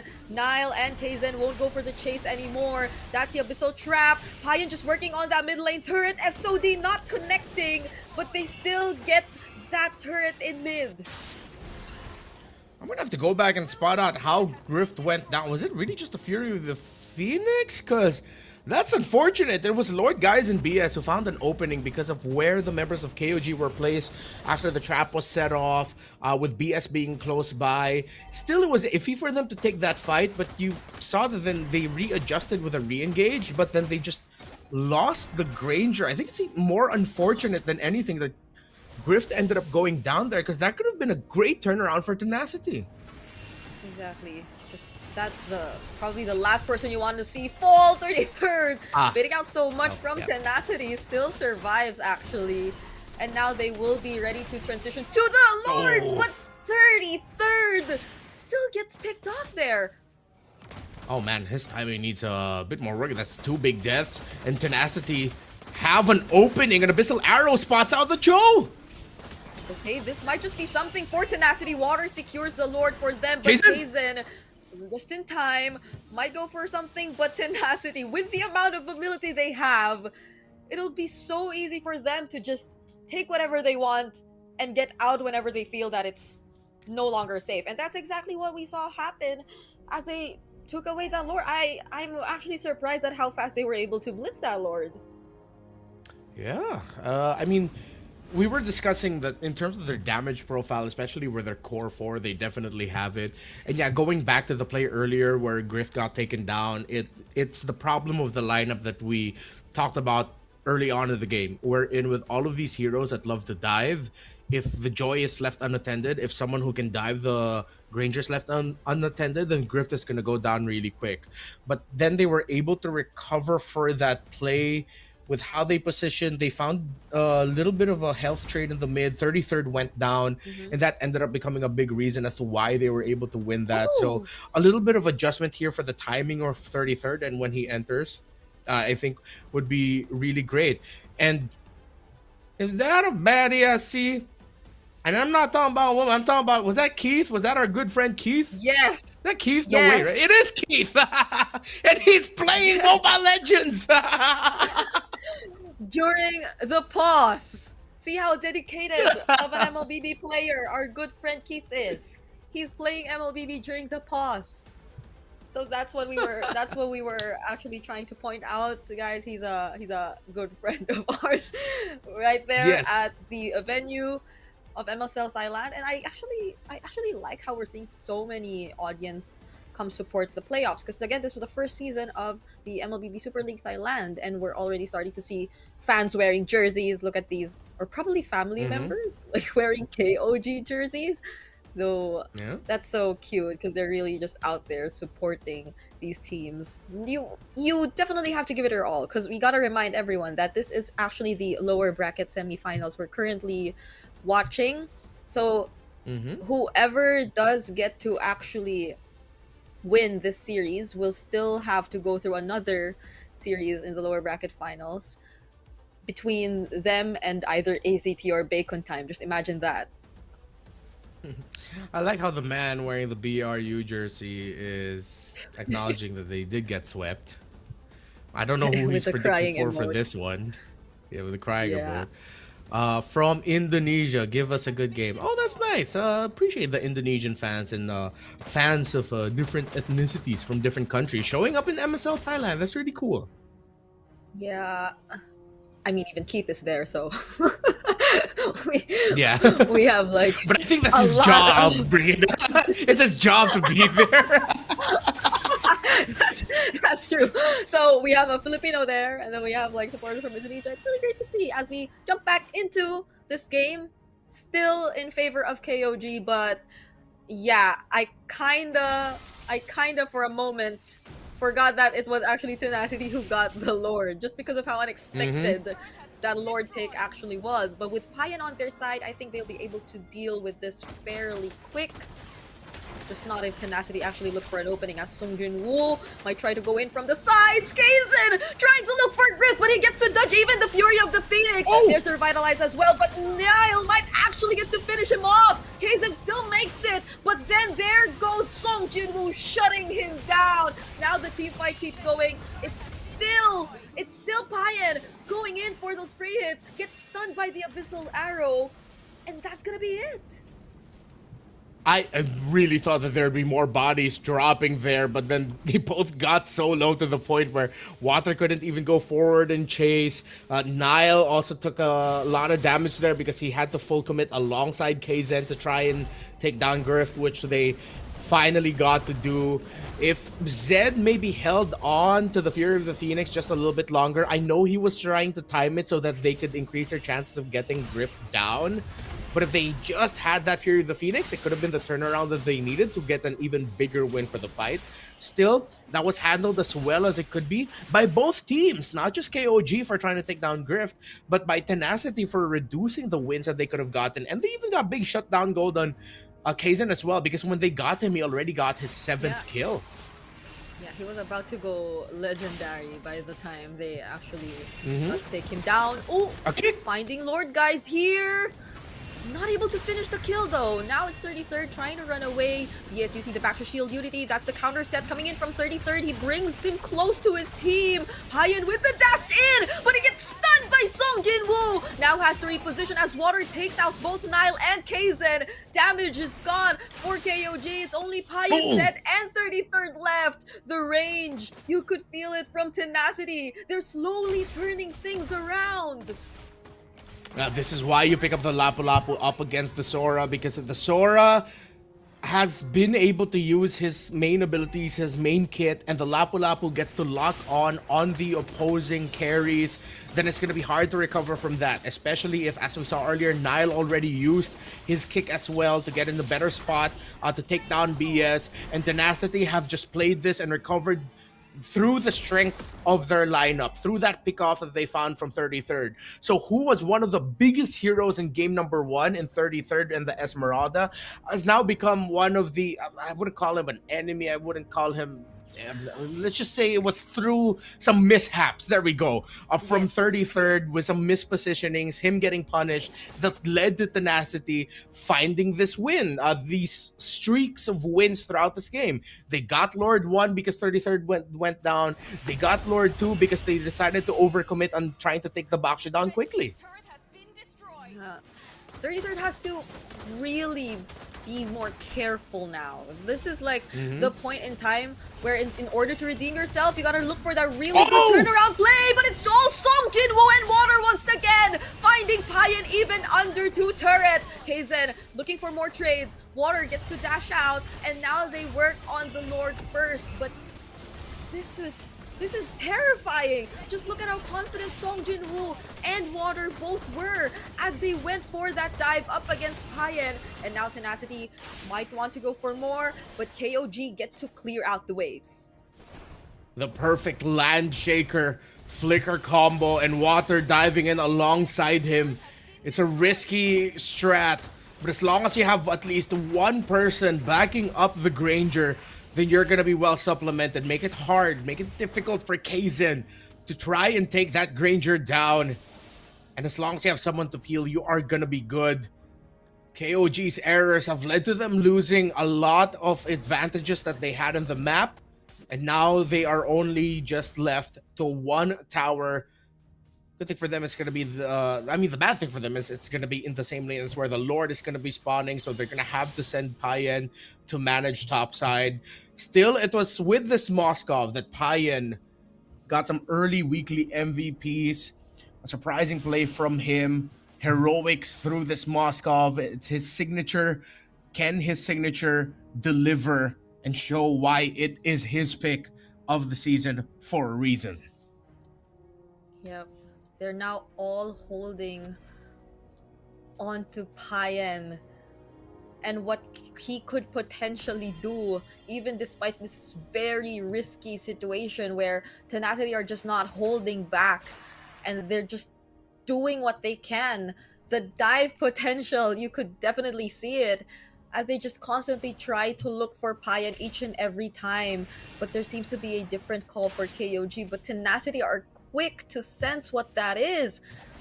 Can Niall find another key way of the dragon? Or is it just going to be them brawling it all out themselves? Kaizen has a different plan in mind! He goes in all alone! Payan now here to finish off what he started! But Water and Grift, they had enough damage to take care of themselves! Zed falling down too! 3 members are gone for KOG, now making it 4! 33rd leaves Niall all alone for this defense. Can he actually do it? Probably not, as an entire waves comes crashing in and Tenacity equalize the series. It was a Hail Mary play by KOG. They forced it. They wanted it. It looked good, but they weren't ready for the Granger and the Suyo to be helping each other out to survive. What could have been heroics by Payan ended up being a victory for Tenacity through Grift and Water. We absolutely have to see the replay of that last team fight. Kaizen, this was that moment. Kaizen was so confident going in. I guess there was a clear communication that the goal was to just reduce the HP for both Water or Grift, enough for Payan to finish them off. But as you mentioned, it was just Grift and Water being more prepared to fight back during that entire sequence. I think this is also one of the reasons why we really look for teams to check some conditions first, because that's a risky play. Definitely, if it aligned for KOG in that last one, we would be praising them for taking the risk. But you also see the other side of the coin into why, especially here in the Philippines, teams want to take this checklist first of vision before they execute. We've been hearing that just a little bit more, as well as we've been getting more Infinix mic checks that give us a little bit more information.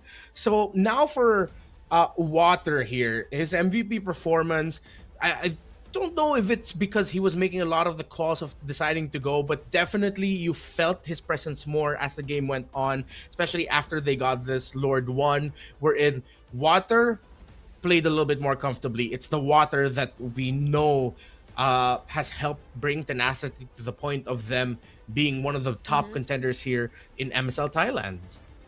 Yeah, and so far you just probably cannot use the joy against this guy. He will not allow you to win against him with that joy. Could have been something really, especially based on how decisive Kaizen was during the entirety of that game, but in this scenario it was really that last play.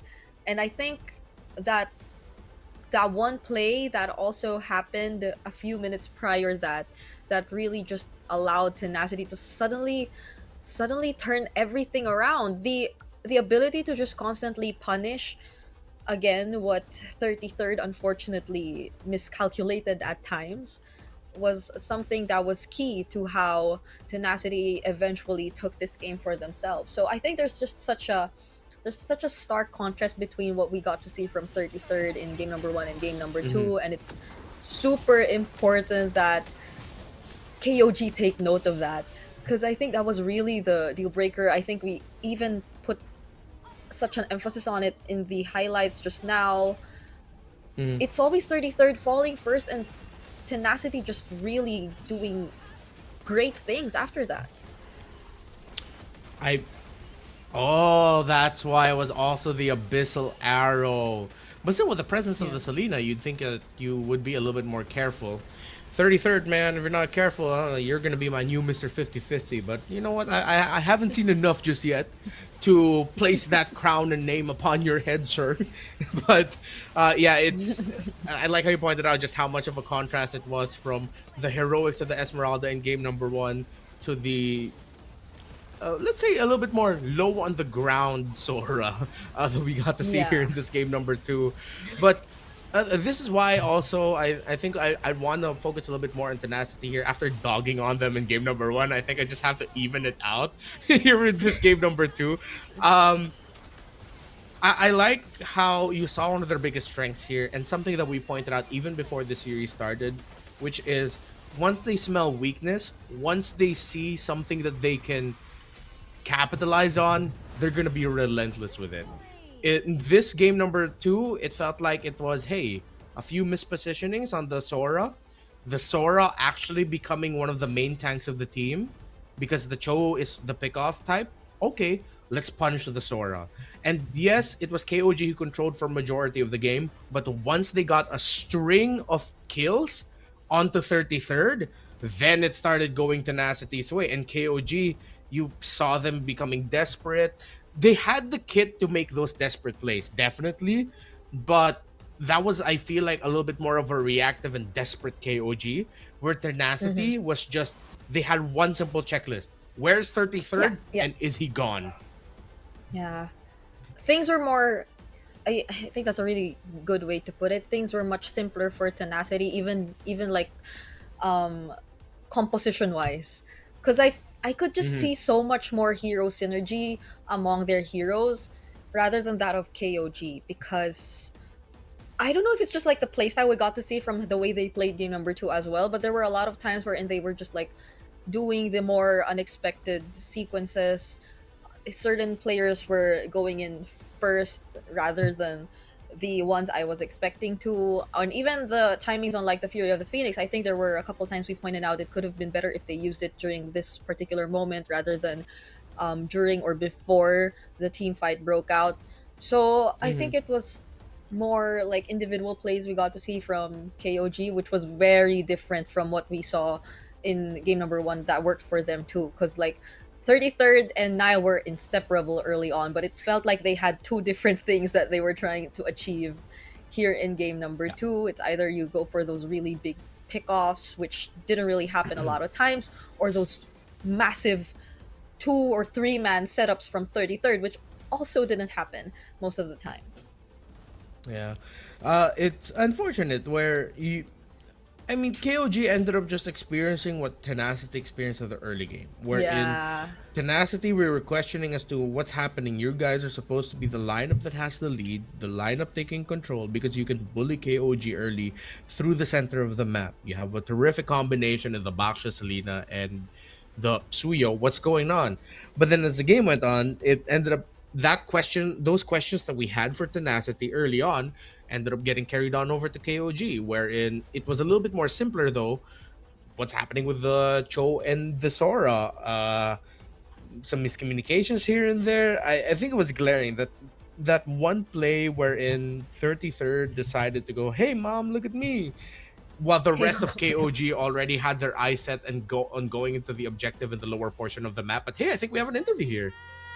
ตอนนี้นะคะเราก็อยู่กันที่ BCC Hall เซ็นทรัลลาดพร้าวชั้น 5 นะคะกับการแข่งขัน Mobile Legends รายการ MSL Thailand Season 1 นะคะตอนนี้เนี่ยก็เป็นเกมที่ดุเดือดมากๆเลยนะคะระหว่าง KOG กับ Tenacity นะคะตอนนี้ก็คือเสมอกัง 1-1 นะคะพี่1ผม1เนาะเดี๋ยวเรามาแวะสัมภาษณ์แฟนคลับกันหน่อยดีกว่าเริ่มจากฝั่งนี้ก่อนได้เลยค่ะ ครับสวัสดีครับชื่อออมสินนะครับวันนี้มาเชียร์ KOG ครับผม ด้านนี้ล่ะคะ สวัสดีครับ ชื่อเต้นครับ มาเชียร์เทนาซิตี้ครับ แล้วในทีมที่เราเชียร์เนี่ย เรามีเชียร์ใครเป็นพิเศษไหมคะ แบบว่าคนไหนเป็นไอดอลของเรา โอ้โห ผมเชียร์ทุกคนเลยครับเพราะว่าทุกคนเล่นเก่งมากๆเลยครับผม แล้วก็สามัคคีกันมากเลย คือแบบแต่ละช็อตที่ออกมาเนี่ย คือแบบทำผมแบบสะดุ้งเลยอะ สะดุ้งเลยนะ สะดุ้งเลย โอเค ด้านนี้ล่ะคะ ก็วันนี้มาเชียร์ไอ้น้ำวอเตอร์ครับ ไอ้น้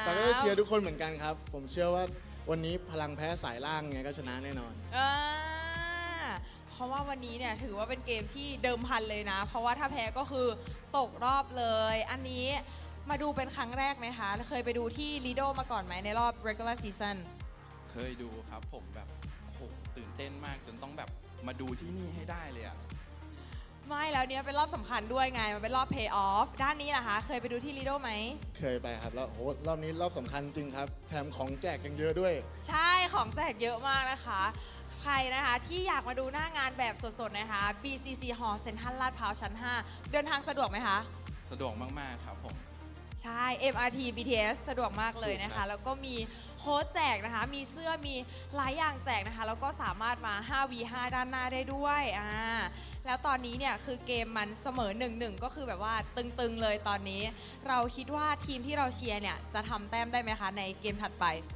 ผมว่าทำได้อยู่แล้วครับ เพราะว่าอินซีอยู่ที่สูงเสมอ เอ้ย อินซีมันอยู่ที่สูงเสมอ เทนาว่าไง ผมว่าบางทีแพ้สายล่างอาจจะชนะอินซีก็ได้นะครับ เอ้ย คือตอนนี้เนี่ยเอาอีกแล้ว เฮ้ย คือทีมงานนะคะ เลือกแต่ตัวซีเคดมานะ เวลาสัมภาษณ์อ่ะ คือเขาขิงกันยิ่งกว่านักแข่งอีกนะคะ บางที เอ้ย มีอะไรอยากฝากบอกนะคะ KOG ไหมว่าแบบให้กำลังใจนักแข่งแล้วก็ทีมที่เราเชียร์หน่อยในแมตช์ต่อไป ผมเป็นกำลังใจให้ครับทุกการแข่งขัน ผมเชื่อว่า KLG ชนะได้แน่นอนครับ KOG ดิวะเทนาแพะดื้อค่ะ ก็ต้องให้กำลังใจเขาเยอะๆครับ เพราะว่ามันก็เป็นแมตช์สำคัญนะครับที่ ใช่ วันนี้แมตช์สำคัญ จะไปรอบชิงด้วย ใช่แล้ว ก็อยากจะให้กำลังใจพี่เขาครับสู้ๆครับ แล้วก็อยากจะบอกขอโทษ KOG ด้วยนะครับ ที่วิลเลจปูจักเทียนมันลดไปอะไรเงี้ยครับ โอ้ย โดนไป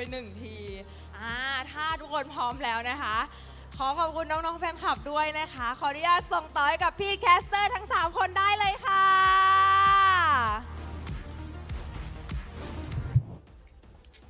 Thank you so much to our host. We are seeing the theme of red today for Mini Mint, iBaby, and Mr. Rennie. Daddies I'm wear liking red it. on Saturdays. yeah, it's a Saturday, so shout outs to everyone who actually made time and are making time to watch the second day of the playoffs today. And so we are going to jump back in the series in a bit. Hopefully that was enough time for both to reset. I feel like even if it was Tenacity getting that last game, it still wasn't as smooth of a start for them. So we need some ironing out from both sides if they do really want to stay in this tournament. So KOG especially, I think all of the expectations for KOG are in danger right now. Like no one expected them to drop down to the lower bracket, and now who would be expecting them to just really experience that kind of a loss against Tenacity?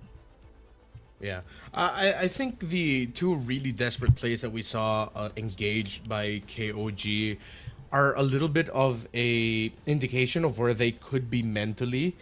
I think it could be starting to get to them. The fact that they dropped their first series yesterday, they're at this point where they could potentially be eliminated already. They wouldn't be able to make it to the grand finals, as a contrast to them going undefeated in the regular season.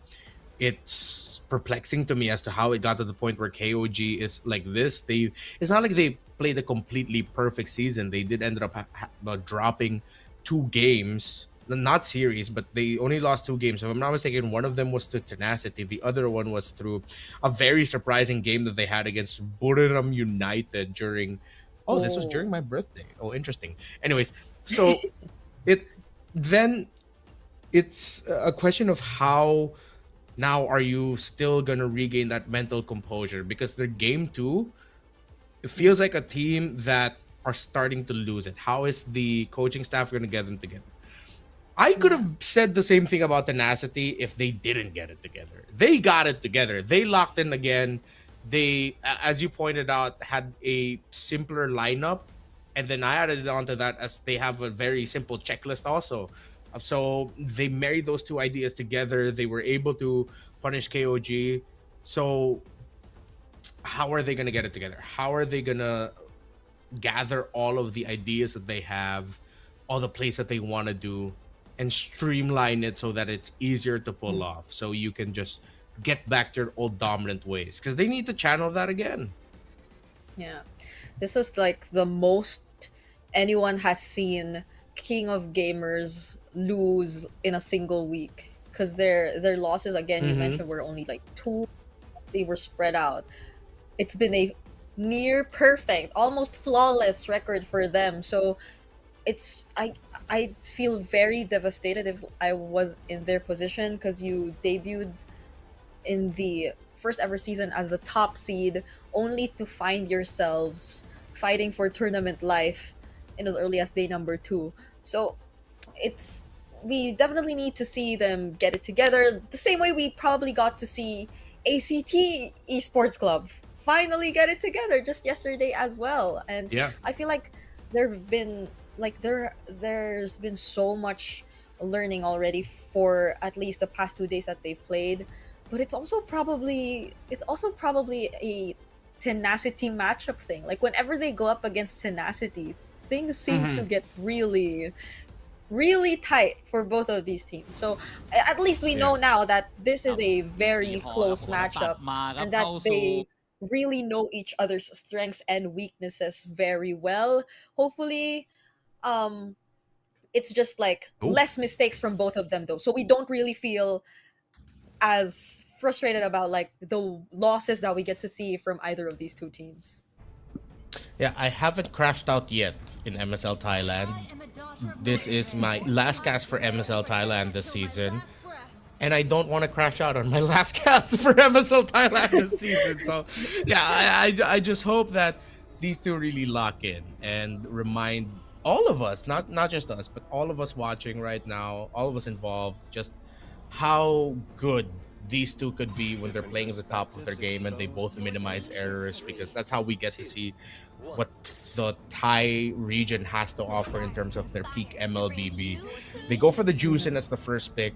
The Harith and Phovius trade from earlier again. I'm pretty sure Tenacity's considering the presence of an Esmeralda.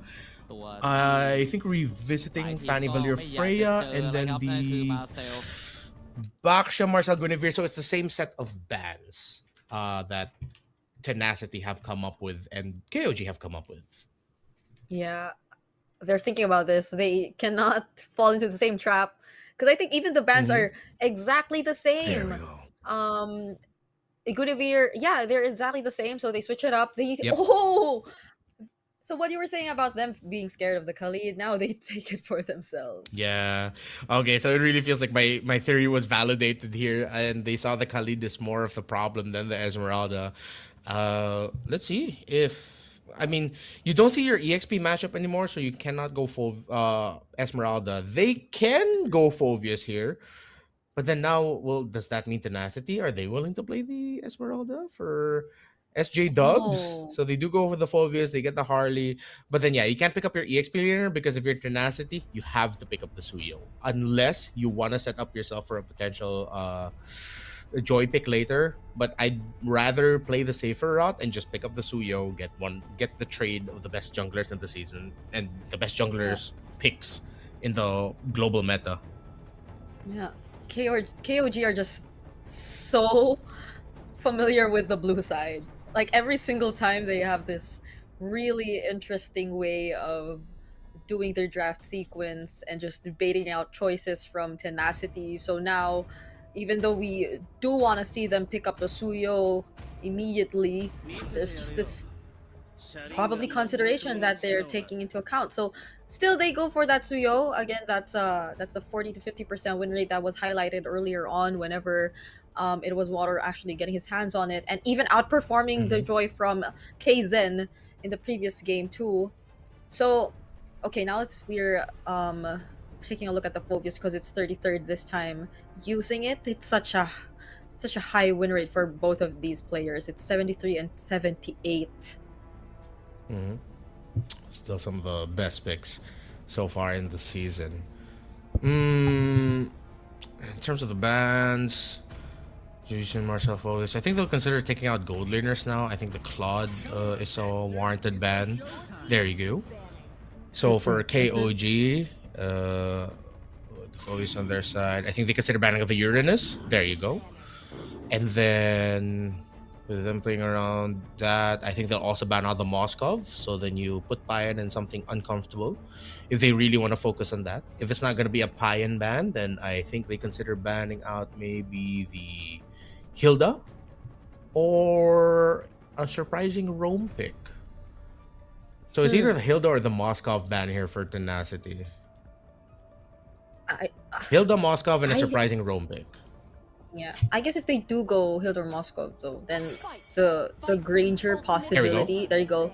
The Granger possibility too could be considered for KOG, I guess, if they want to take it away from Grift and also to compensate for the range problem that we're somehow seeing from them right now. I think they take out a mid laner. Zetien is warranted right now. But then you also have to consider the Lilia. They go for the Lapu, huh? I think that might be a little bit too focused on the ban, but hell, I think they're playing around for matchup comfortability. Plus also with the Lapu Lapu gun, you lose a really good EXP lane option that could be big setup. You can still pick up Sora if you're Tenacity, but the Phovius presence might make things a little bit tricky. I think you play for... You know what? I think they can just pick up their mid laner now and just pick an EXP laner later. Again, we already mentioned the Zetien. The Zetien, yeah. No matter what you end up with, it's gonna be good. Or the Valir, but you don't see the other side yet. Yu Zhong, right? Forgot about the Yu Zhong. It's a good pick. Okay, so it's been quite an option here in Thailand as well. Now for KOG, in order to complete their lineup, we're looking at again the gold laners, the Moskovs, the Grangers also still out there. Ability wise, it's definitely going to be so important. Okay, there's the Moskov. Now it's a roam pick. It's a roam pick that we're actually waiting for from Nile. I think they have to go revitalize here. You're either gonna go Hylos? with the high loss or the Kalea, but I think high loss would make things a little bit more stable. Because if they go pick off there, it's a little bit too greedy. Plus, it's a Zeus and you're paired with. So yeah, the safest pick that they could go for. Oh, this looks really tough for KOG. The Yu Zhang was a really good pickup.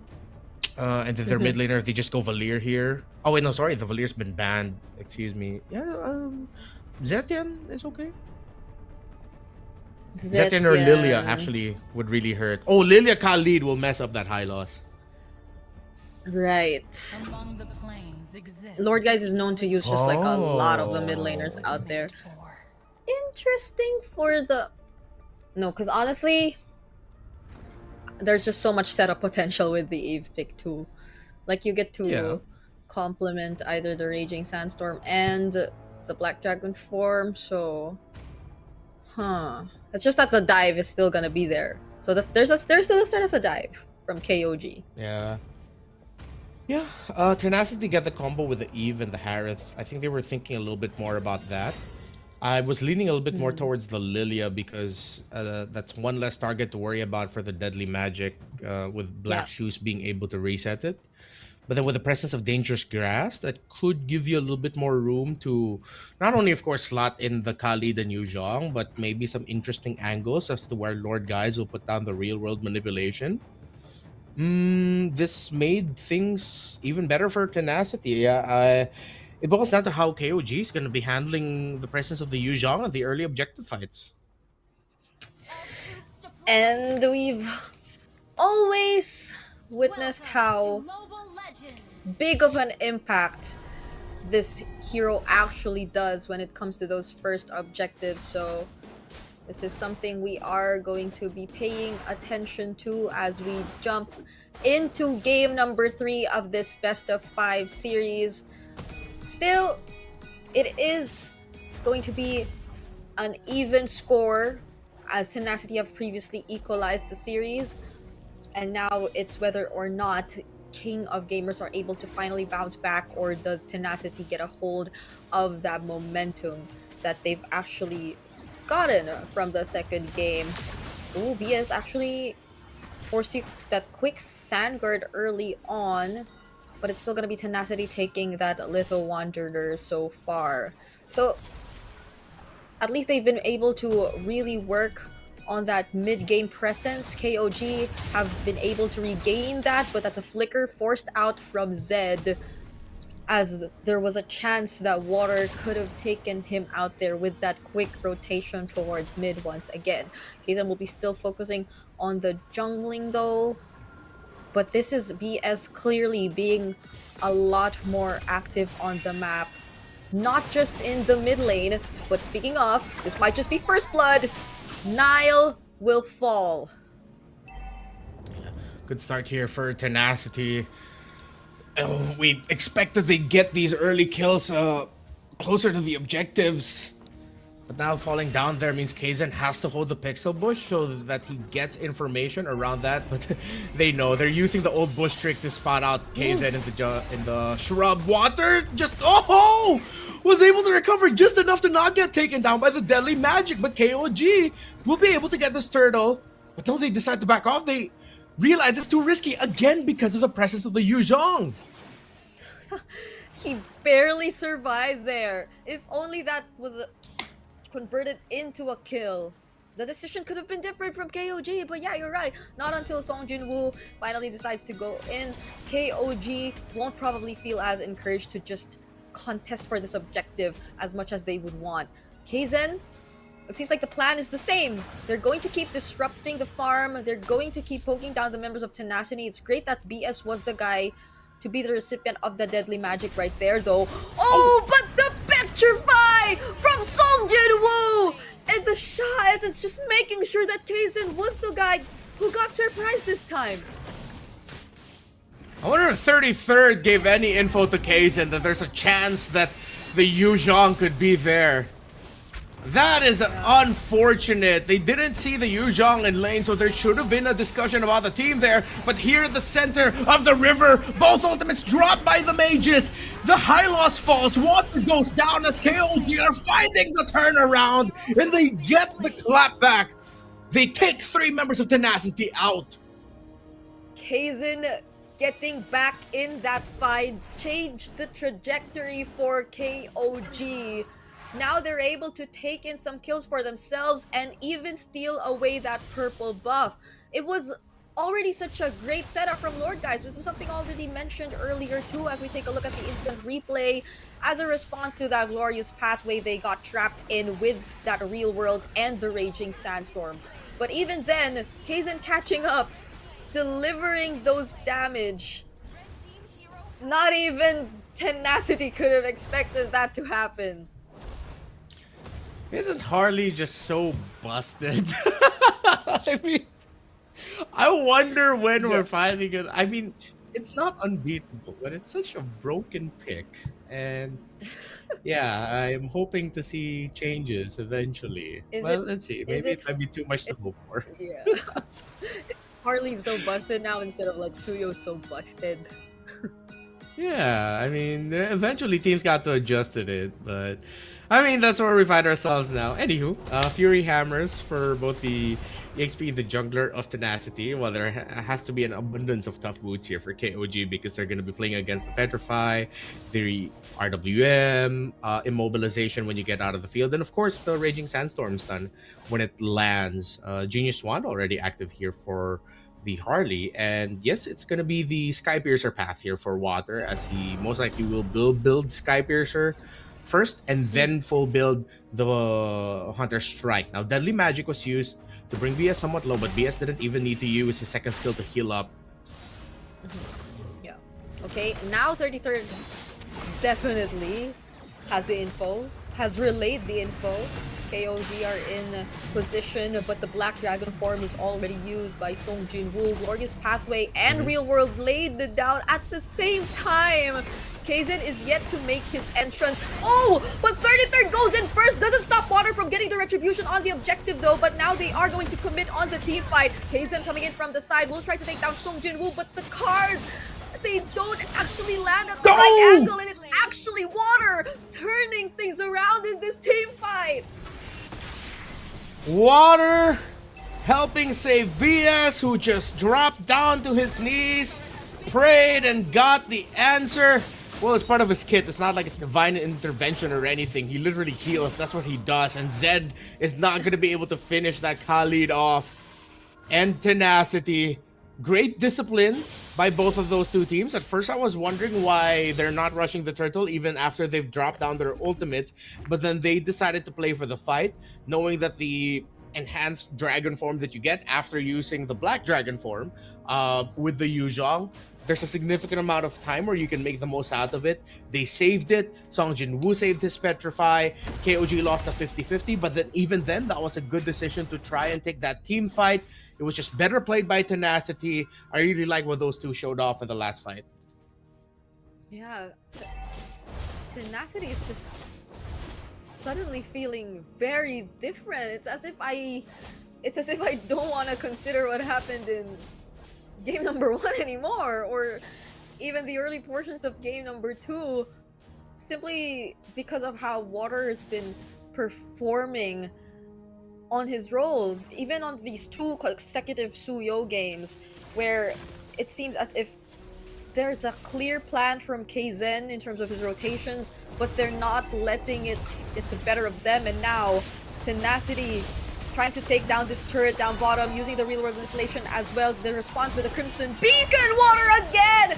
How did he find Payan right there? Lord guys will be the trade. 33rd coming in from the sides, and oh my goodness, this time it's a 3-for-3 trade, but it's a triple for Water. Not until he gets shut down by Kaizen just the same. 33rd still making it with the Flicker Dark Wave, but Griff has his dashes. It's a disengage. It's going to end up becoming a turtle for KOG. Big losses across the board. Tenacity might have bitten way more than they could chew there, with Water getting taken out.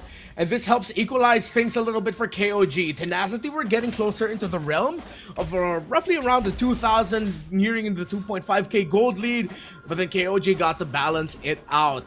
So now we go to a theme that I'm now starting to see here with the series. It's just balance in your decision making, in your aggression. Whoever achieves a near nirvana state of balance is going to be the one who wins the series. You can't be too aggressive. You cannot be too passive. It has to be perfectly balanced in both sides. It's been such a tricky spot for both of these teams to find that perfect balance. It's always just either one of them being a bit too aggressive or passive, and nothing in between. Only those very rare moments that they finally find it and take the game for themselves. Oh, but Griff actually used the Zaman Force right there. Now it's a potential dive from KOG as the SOD also lands. But there goes the real world manipulation. They're trying to defend this turret. They don't get to defend it though, but at least they find the kill on Payan. Ooh, tough loss there for KOG. They need their gold laner up. Still, they have a lot of damage coming in through the Harley. Good read there by Kaizen to try and take down Water, going through the lower portion of the map. Tenacity is going to be able to bring the tower up top. They're handling the zone and holding the shrubs really well around it. One level ahead is this Harith, but I think a closer look at the items once they show up. Still a bit of a trade here. Griffin again using the Flicker and the Zaman Force just with that single deadly magic. So KOG still have their ways of getting back into this game.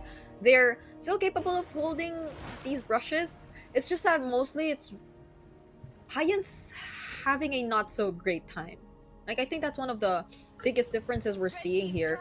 Maybe also because Griff has just so much support through the real world manipulation and what his teammates are capable of doing given the nature of their heroes, but Payan has to assume a more independent role, not until he has the right amount of damage even. Oh, wow, that's Okay. big. They force out Raging Sandstorm.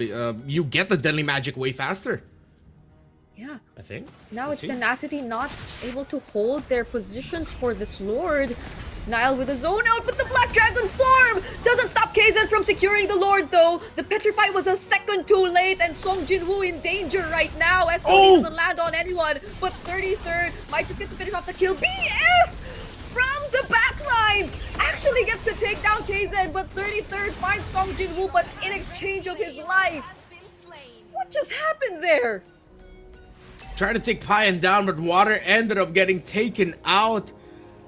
Kaizen was already brought down really low from the little exchange that I believe it was him and Payan had with Yu Zhong. And BS was just able to find an angle to... It was either an enhanced basic attack that tracked onto the Harley, or he was just already there for the Desert Tornado. Still, if that SOD landed from Payan, that could have looked so much better for KOG. Still, though, they have the Lord marching up top.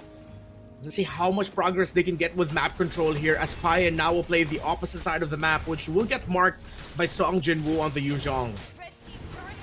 Okay, now it's KOG finally taking down some turrets for themselves. And I'm liking how Niles just always very active in terms of using that glorious pathway. Like for the past few team fights, I think that helps so much in setting the tempo for how the team fights would actually break out for both KOG and Tenacity. It also somewhat forces a response from Lord guys, to which KOG are eventually able to take advantage of if ever things go well for their side. So we're slowly starting to see how KOG are getting themselves back in this game. And even map control, I think there's no significant difference whatsoever anymore. There's no 1k gold lead existing between these two teams anymore too. So it's much more even now compared to what we saw happen for the first 12 minutes. Yeah. Already up to 3 core items for the Harley, 4 for the Suyo, of course. A little bit of a cheaper path for him, as even with the Skypiercer that he had to pick up along the way.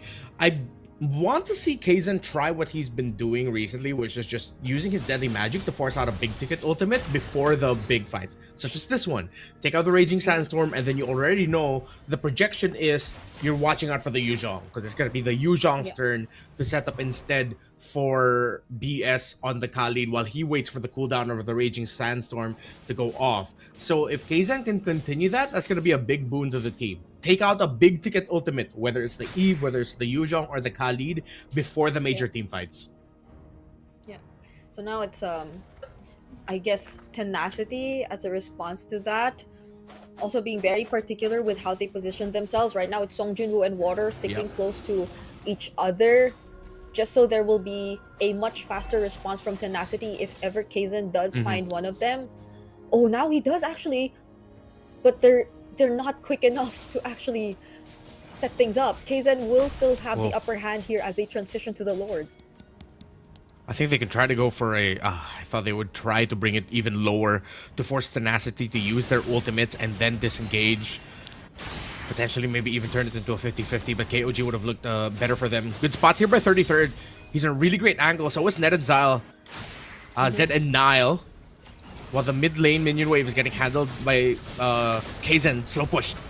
Oof. They're not able to force out the Raging Sandstorm. It's just a quick Sand Guard. Oh, the knockup from the Lord! Followed by the tackle coming in from 33rd, but it's Water who secures the objective, but it probably might just be at the expense of a wipeout for Tenacity. They're not able to run away!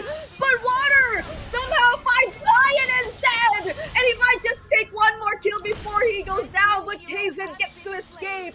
Still saves Tenacity from a potential Lord Siege for KOG. Retry win for Water, and he got the kills to temper what could have been a big win for KOG despite them getting the Lord.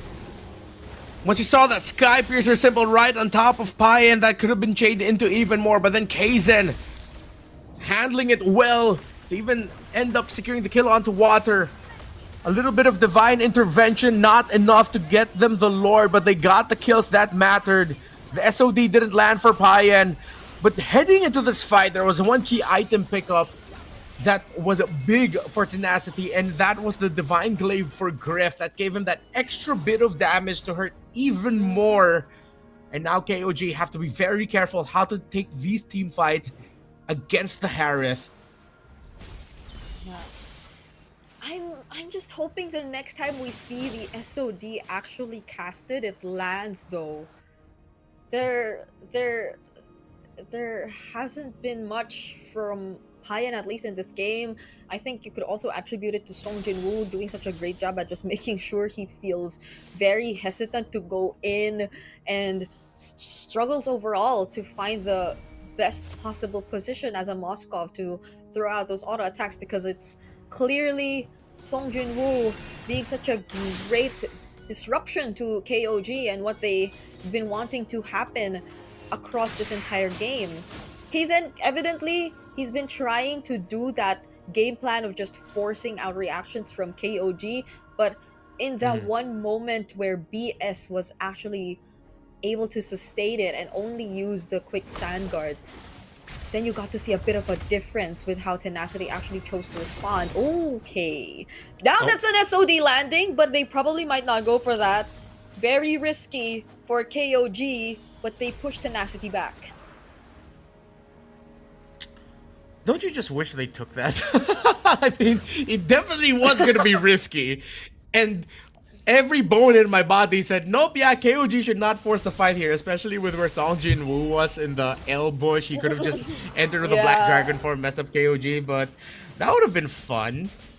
Instead, we get some what is expected and very good fundamental MLBB, which is just playing through the minion waves. But I wish we got a little bit more spice there, just for a moment. And hey, you know, with the season that we've casted together, you know that I usually go towards the side of caution and stability. Yeah. Maybe a little bit more spice. That's new. I never expected to hear that from Mr. Renmar here. But I guess they're, I mean, looking at their kits, right? They still had like chances to get out. Either way, there would be the Glorious Pathway. They didn't really commit it just yet. And speaking of the Glorious Pathway, they laid it right there on Water, who was all alone. Winter Crowd play coming in from 33rd. The Black Dragon as a response, but Payan is doing okay. He's able to fight back against 3, popping the Immortalities. Infernal pursues, but 33rd gets locked under the turret. Drift finds the kill, but they lose their turret. And Payan is seemingly online right now. KOG brought down the Lord low enough just to force Water in a bad spot. KOG threatened to take match point. There goes the Glorious Pathway once again. The Zaman Force as a response. KOG will respect that. Instead, decide to work on this base turret up top. And Water is gonna make it. He will be respawning soon. But KOG, they still have a Lord. And the Lord will spawn top for the next one. Good for Tenacity. They still have a tower holding unless this Lord can charge in and unless KOG can get some basic attacks on that. Now brings down the Glorious Pathway to try and stop that defense. Up top, Kaizen looks straight for the base. Okay. BS actually takes the damage from the Deadly Magic, and KOG are not gonna risk it anymore. Okay, so they are clearly sticking with the more careful fundamental gameplay that we are somehow used to seeing, but at this point things are just getting so interesting. We would have wanted a bit more spice. Yeah. There was a little bit of, but just enough. Like maybe it's like level 1, is this even spicy? You have to check with the waitress or waiter if they served you the right dish type of spice. Wherein Kaizen showed up in front of the base alongside the minion wave, making Tenacity react to Kaizen showing up because they have to send the Harley back. They're not gonna risk them just completely getting blindsided with a split push right in front of them because they overcommit on looking at the Lord. And that just gave enough room for KOG to complete the break on the tower so that Tenacity's base gets the full Brazilian. Now KOG, with the Lord spotting at 25, the bottom minion wave needs to get managed. It needs to get cleared up here because you're gonna see KZen is gonna loom around here and play through the slow push with that. Yeah, their turrets are gone. It's a cleanup by KOG here. Yes. In this map, in this game, as they position themselves for this upcoming Lord, which is, by the way, an evolved Lord, because we're already 20 minutes. The first 20-minute game we're going to see today here in MSL Thailand. And Water has to be very careful about this. He cannot put himself in a dangerous spot yet again. Nile already using that glorious pathway, and that was all it took, literally. Yeah. KOG just blitzed that Lord. Tenacity weren't able to do anything. Yeah, they couldn't take the risk with all of the minion waves getting pushed and in favor of KOG. If they risk that fight, high chance that it's gonna be a split push somewhere. It's gonna be you getting wiped out because you're now thinking of scrambling back mid-team fight to try and defend from all the minion waves coming in. 33rd gets spot out, but he gets to flicker out of here. And they use the real-world manipulation! Okay, the SOD did not land right there. KZen 2 doesn't find the deadly magic just yet. But then here we go, KOG using the glorious pathway. Yet again, they're already in the base. The Lord is in the base. KZen's just trying to put in a bit more damage, but just look at the amount of damage you get to see from Payan. They get to secure match point after that grueling 20-minute game. Tenacity, the name of your mid laner is a reminder of the situation. Lord, guys, Lord! What are you doing using the RWM? As the Lord is already out and sieging, that is your main defense tool. Taking down the Phoveus, trying to pick him off before the base siege is not gonna be enough of an answer. Even though it would have been 5v4 for you, that's a scenario where KOG could have just thrown bodies. Tenacity, a moment of regret for them using that RWM. They needed that for the defense. Yeah. And so we're back to where we were 2 games prior to this, where it just felt very unfortunate. There was a sequence of very, I guess, miscalculated decisions that we got to see from Tenacity happen in that game, because you saw it. They already lost one major ultimate, which was the Black Dragon form. They used it right just as KOG got to secure the Lord. So you would expect them to play the more careful game after losing such an important resource, and considering that the Lord spawned immediately after that. Like, I was honestly surprised we saw the Lord marching inside the base already just a couple seconds after we were talking about that clash where they used the real world manipulation. So unfortunately that wasn't the case, and they had to pay the price. There was little to nothing that they could do, even though Water was just playing his heart out trying to go for that defense. There's only so much that you're capable of doing when the Lord's actually already inside and you're up against a marksman like the Moskov, because Payan probably did not care about anything else during that base siege. He just wanted to get and set his eyes on that win and on this match point that they finally secured for themselves. And he or Nile will be considered the MVP there. I said it earlier too. I love the way he just used this high loss. Yeah, which is so perplexing to me because Tenacity already had enough damage on their Harith that they don't need to worry about leaving the Harith alone, because you're packing it with an Eve. But then in the last objective team fights, you saw there was a shift in the mentality of Tenacity where they decided to think a little bit more defensively for some reason, which is very good for Nile. In a way, it was sort of with how he was set up by Tenacity with very easy, glorious pathways to set up for his team with those very easy, glorious pathways. It's a no-brainer that he ended up getting MVP. He has 100% kill participation. It's one of those games as a high loss wherein, hey, thanks for setting this up for me and my team. Glorious pathway, you're gonna get run over. Again, it's a question to why Tenacity took some decisions when they already saw where their aggression was rewarded. Them playing around the Yuzhong is rewarded. Then they ended up turning that Yuzhong into a bit of a defensive tool because they're worried about the engage coming in from 33rd and Kaizen. Yeah. That was perplexing to me. Yeah.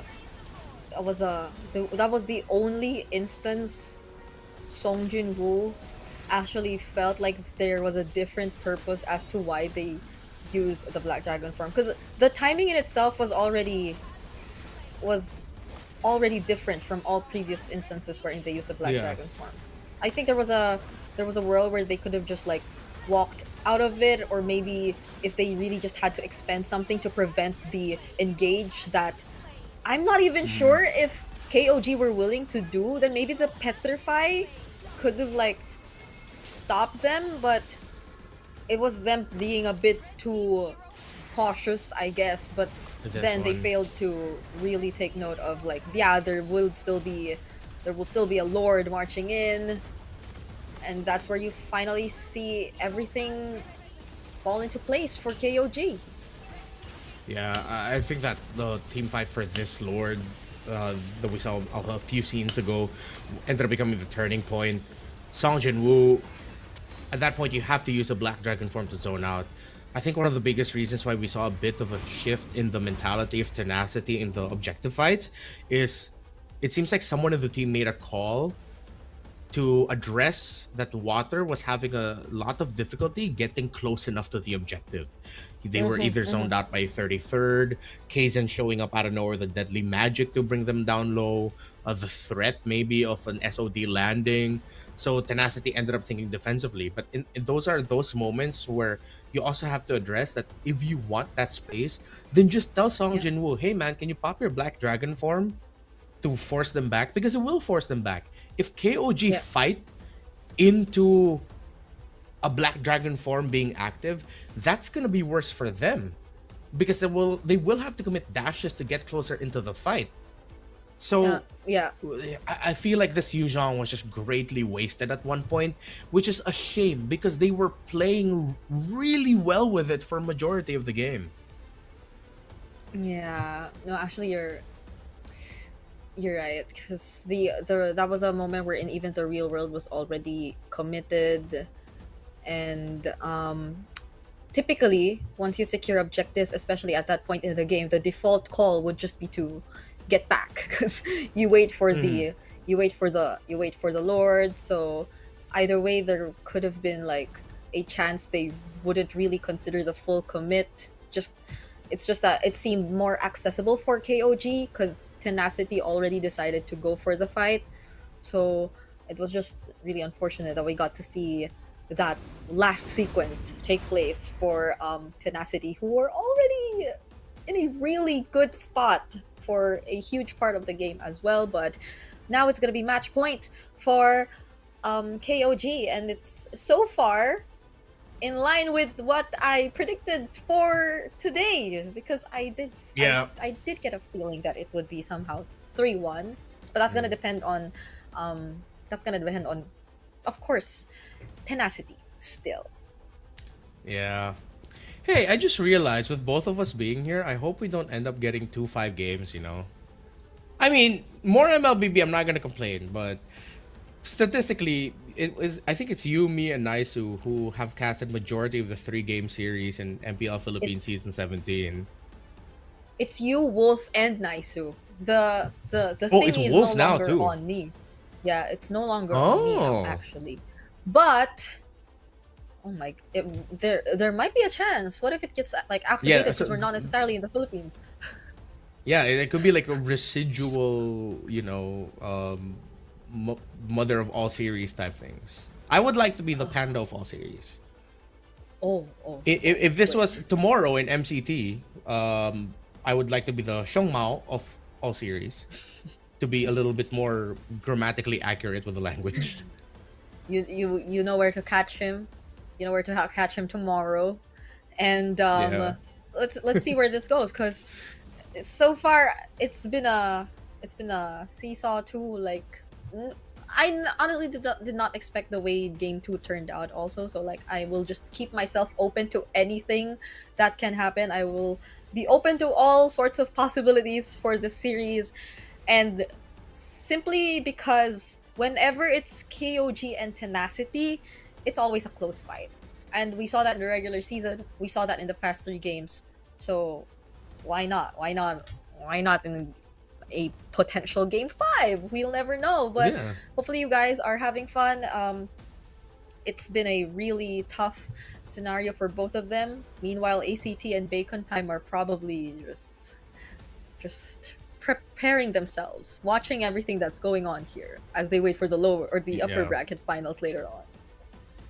Yeah, I honestly, with how talented KOG is, and of course Tenacity, I'm more worried for them also when they continue, because you have either ACT or Bacon Time to deal with. Two teams who are, as you mentioned, watching this, getting all the information in the world, seeing a lot of the lapses being made. Of course, the two teams that advance into the upper bracket finals are not perfect also, although I would like to Yeah. argue that they are quite close to it. I'm even surprised by the resurgence of Bacon Time with how they swept Tenacity, making the most out of those errors, and of course ACT being really great, the first team to deliver a series log KOG this season. So I and my only hope now for the remainder of the series is similar to the last one. I hope we get to really see them minimize those errors and just maximize really good things. That every fight, every sequence will boil down to just who can end up executing it better. They owe it to themselves, they owe it to the fans. These two have been quality teams, entertaining teams all season long. And for majority of MSL Thailand season 1, the word frustration was not linked to them. But they need to reduce the existence of all those frustrations popping up in the series. Again, lock in and show why you're in the spot that you're in now and how good you actually could be. Yeah. We're closer and closer to that. I think the last game was the closest, if it weren't for that last team fight that we really pointed out for Tenacity. And hopefully we just stay on that path as we get into the draft for game number 4, another expanding Rivers game. And it's Tenacity taking blue side yet again. So far, blue side has been winning for like this entire series. So let's see how they're able to utilize that, because the ban so far does look a bit different. That's a Harley already taken out instead of leaving it open. The Juicin is gonna be open because of this too, alongside the Marcel though. Oh, tough ban and this Uranus. I mean, I think they're worried about the Juicin and Uranus ended up getting paired up together. It would have been great. Juicin open to take for Tenacity unless they surprise rush the Suyo in an attempt to make sure that they get the second best jungler in the meta, but KOG could still just end up showing up with the Leomord at red 3, which would be really good. So Tenacity have to be careful with their trades here. And they end up picking up the Marcel. So with a lot of the value on the board, they lock in really good value through the Marcel. And I did that pick. Now, next 2 picks. What could it be?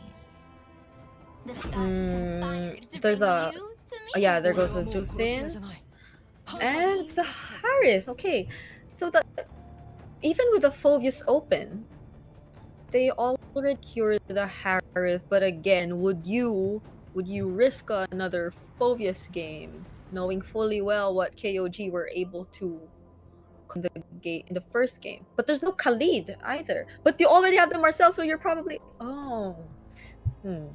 Yeah. It's gonna be a tough choice here for KOG. I think Tenacity needs to pick up a Valentina because there's a risk that KOG are gonna pick up the Kalea at red 3 or red 4. But knowing KOG, I think they're willing to let go of the Leomord and or Sora if Suyo, excuse me, if Everett ends up in their lap. So no Suyo. I think just pick up your jungler in the second phase. Pick up the Suyo here. They go Zetian instead.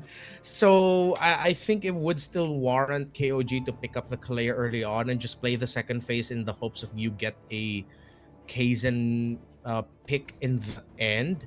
But we did get to see yesterday that maybe the Cho Marcel matchup isn't as clear cut. So for the longest time, I've operated under the thought that Marcel really messes up Cho. Majority of the games that we saw throughout global MLBB proves that. But somehow lately, we're seeing a few more teams pick up Cho against Marcel and start to win against it. So maybe they can surprise and pick up the Cho, but why take the risk? Just go for the solid roamer in the Khalid. It's tested, it's proven. They play it safe. Yeah. So now I'm wondering if Tenacity are ever gonna consider that Esmeralda ban too later on. If ever they still planning to go for the Phobius. But the thing is, heading into the second picking phase, it's also KOG who gets first. But like up against the Marcel, that's probably one thing to consider before you actually beat the XP lane. So gold laners taken out first for KOG. I am not the only one. Good reach. They take out the focus instead. Yeah. I think we don't have to worry about an Esmeralda showing up here. I think you definitely need more damage though. If you're KOG, you just cannot be playing for the Harith. Although the Khalid will provide some really good early game damage. I think a damage focused EXP laner would be okay too. But it's tough to always operate around the presence of a Marcel. Take out an Arlot for a really good counter engage. I think they're just gonna end up with something like a Lapu. Would they want to consider the Yuzhong themselves? It's gonna be really easy to pop the passive of the Zetian and just use the Black Dragon form, bump into her if she has her passive up, and then that could be an easy call for the Juicin and the Khalid to step forward. So either could be Lapu or Yuzhong later for the EXP pick. Right. I'm also actually wondering if there are like Terizla users even here in Thailand. Let me double check that. There have been a couple Terizla games, but none from Tenacity and KOG. Yeah, none from these. I think it just goes against their style. Yeah. Yeah. True. Because I believe there was a game yesterday where you even got to see a Terizla get picked up by Tenacity and Song Jinwoo, and just really doesn't fit how they want to play the game. Yeah, it's a setter, but you don't really think of a slow lumbering Terizla as a hero akin to Song Jinwoo. You think more of heroes that we mentioned, Yuzhong, Lapu. It's really tough always to think about drafts here with the Marcel because the timing is just so awkward. Your nightmares. Alice. Great pickup. Okay. I guess the closest to the Uranus that you could possibly get since it's already taken out. Also like constantly just popping and pressuring the Zetian later on in game. So Tenacity with the gold lane and XP lane pick. The past is where ashes and the wind. There's a Now the carry for Better. Rift. Yeah. There you go. Yeah, the Lapu Lapu as expected. I appreciate that Tenacity didn't just default and pick up the Claude. They realized they need something a little bit faster, and the true damage would have been better. The thing is, the Claude, yes, would have been better because you have more space to work with using your BMI. Whereas if you're the carry, you have a dash and a flicker, which once those are burned out, it might be easy for an Alice and a Khalid lineup, well, even the Juicin to chase you down. So in terms of the jungler here, it's a tough choice. I don't think you can just default and pick up utility. You also need damage. Do you risk Lancelot? Some iframes would be useful, but it's so awkward to find a good pick right now. Okay. They go for the Akai instead, but it's one of those scenarios where I'm worried for the Panda. We finally get to cast an Akai game, but there's much Yeah. more to it than just that. So it's I think another Payan centric game Yep. that we're looking at because of clearly how it's from the name goes a utility jungle pickup for Kzen this time around. I I even looking at 33rds, even looking at 33rds XP lane pick, it's not the same as a Yuzhong Lapu, so it's really gonna be a Payan focused game. I feel that we're looking at, but Tenacity on the other hand, just look at how active their members could be individually, Yeah. and what plays they are capable of doing across the map, even in the early start, even in the early game. So that's definitely going to be something we are going to look out for as we jump into this game. Game number 4 and match point for KOG. Let's see if they're actually able to find it here. It's going to be up to Nile and Zed to really take control of this game early on, which is why you see them being aggressive. As expected with the Khalid and Juicin together, but they might need to be even more aggressive than as expected. 33rd also, expect him to get out of lane more. If you want to go up and balance out against a lineup that wants to be active, as you pointed out, as what Tenacity has, you need to be even more active than that. Invade constantly, trade constantly in the center, which is why I appreciate again what Zed's doing here.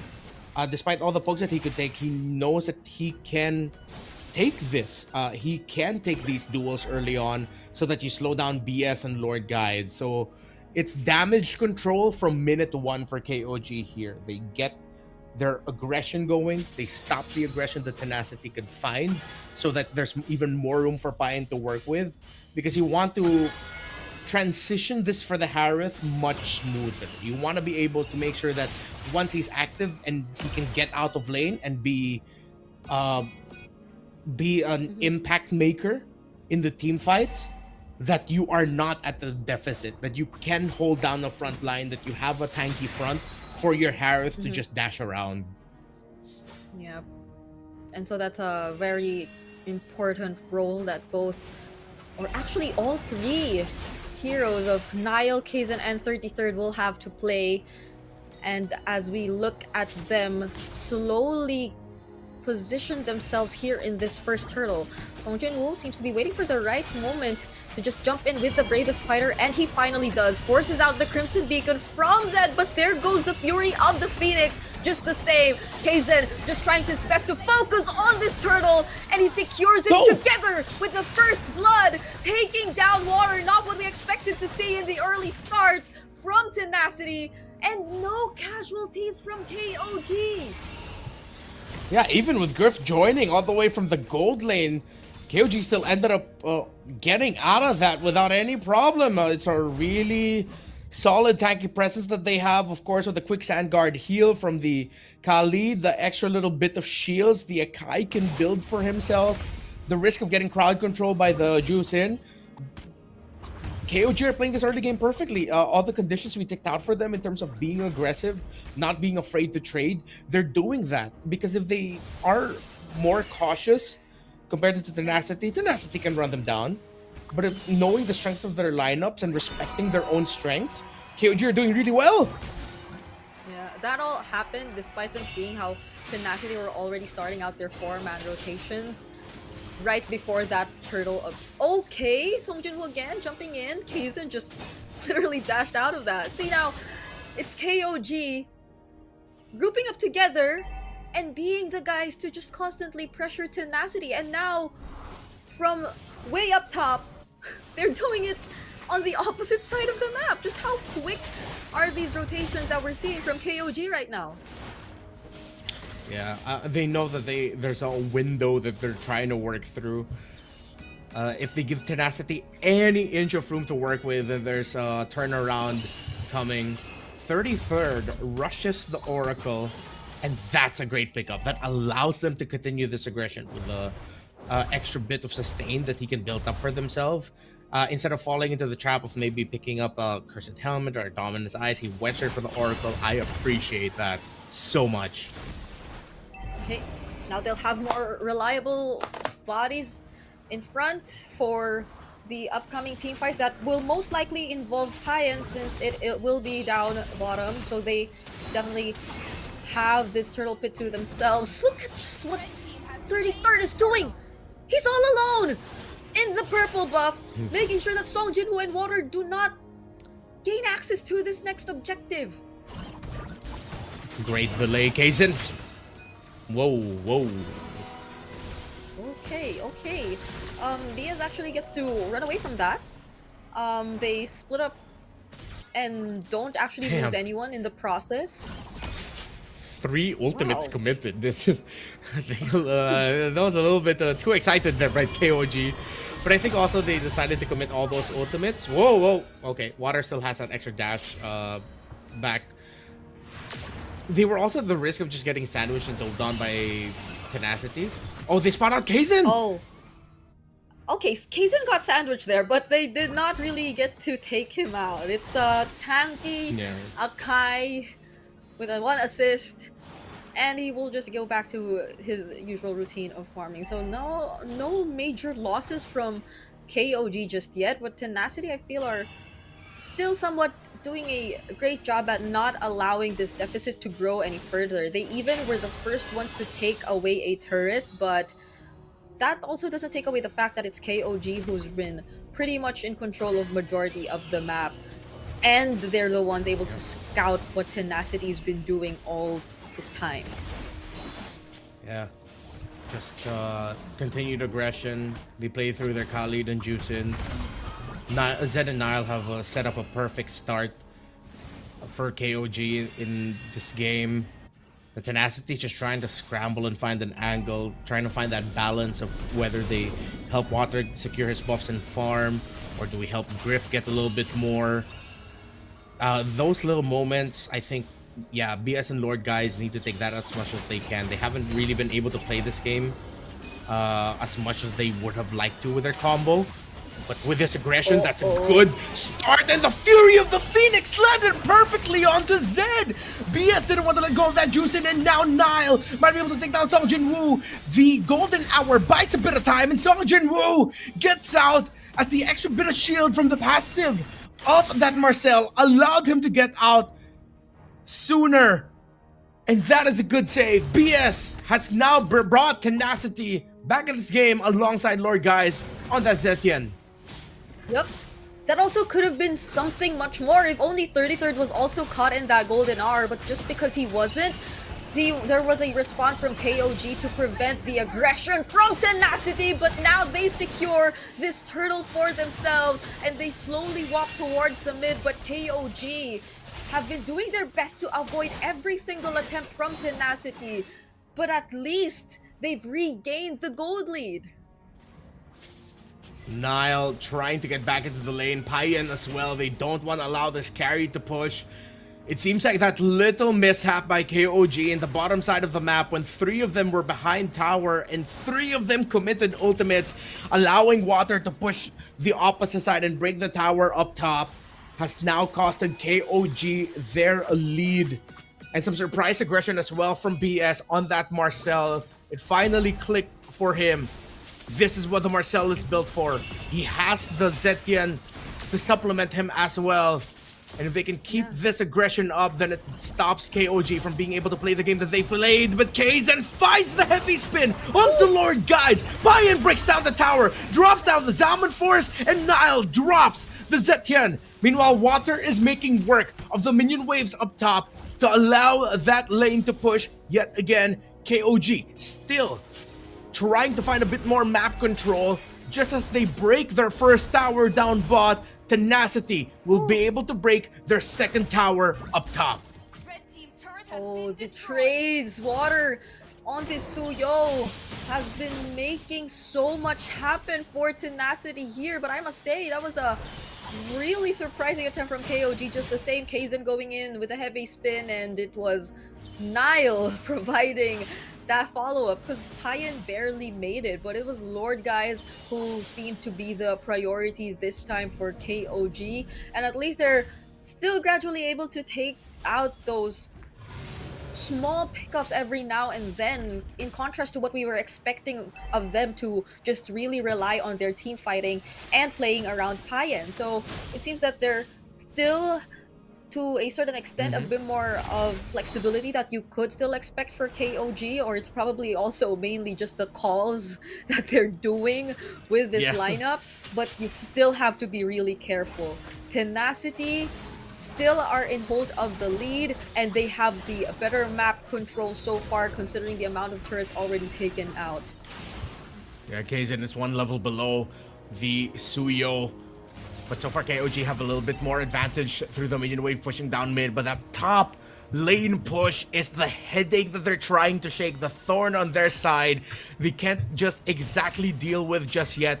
Now spots out BS and Song Jinwoo. It's a long dance for Lord number 1. As whoever gets this Lord might be able to get the definitive lead of the game that will extend for maybe 4 to 5 minutes, which in MLBB times is eternity. Water goes back up top, but the river is active. Akai and Alice know that the Suyo is there, but Water's gonna be able to get away, and the Lord is still being danced for by the two teams. They know the Akai is up top though. This looks good for Tenacity. Ooh! Rift is actually trying to blitz this. Can Kaizen make it in time, or can they buy enough time? Kaizen makes it and steals away the Lord from Tenacity, even though they worked so hard for that Lord. Song Jinwoo gets knocked off and is the first to fall in this fight. 33rd might just get traded out. That is gonna be him still surviving though. Again! KOG lose nothing. Kaizen came back right on time. The river was still flowing towards the objective, and Tenacity just couldn't secure the Lord in time. KOG looking to hold on to this lead. They are not gonna lose this game just yet. This game will extend longer. That was just Lord 1, but the definitive lead will fall into KOG's hands.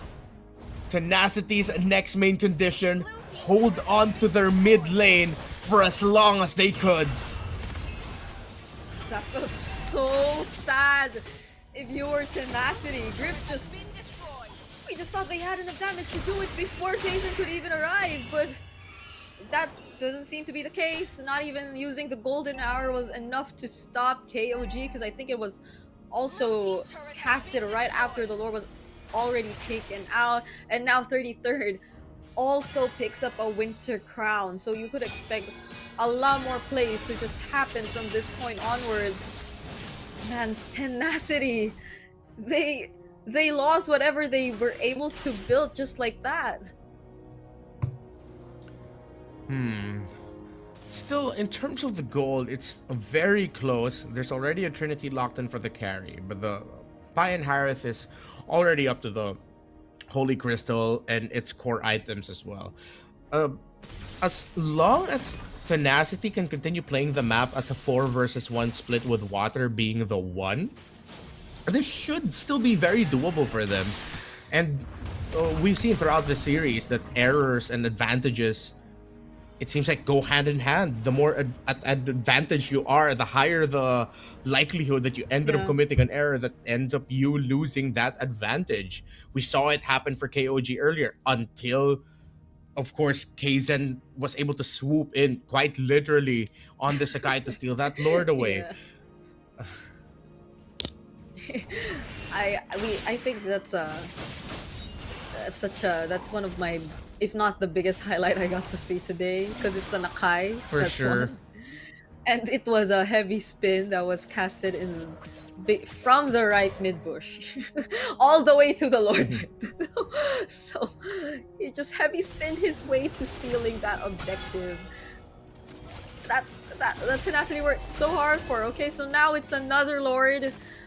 So clearly, as mentioned, it was not a definitive or a game-ending Lord steal whatsoever, but it still was enough for KOG to finally take this Uh-oh. map control for themselves. Uh-oh. Water cannot Bang! run away from this. There was a turret awaiting him, even if he was able to escape that salmon force, and so they lose the most important member before this upcoming Lord fight.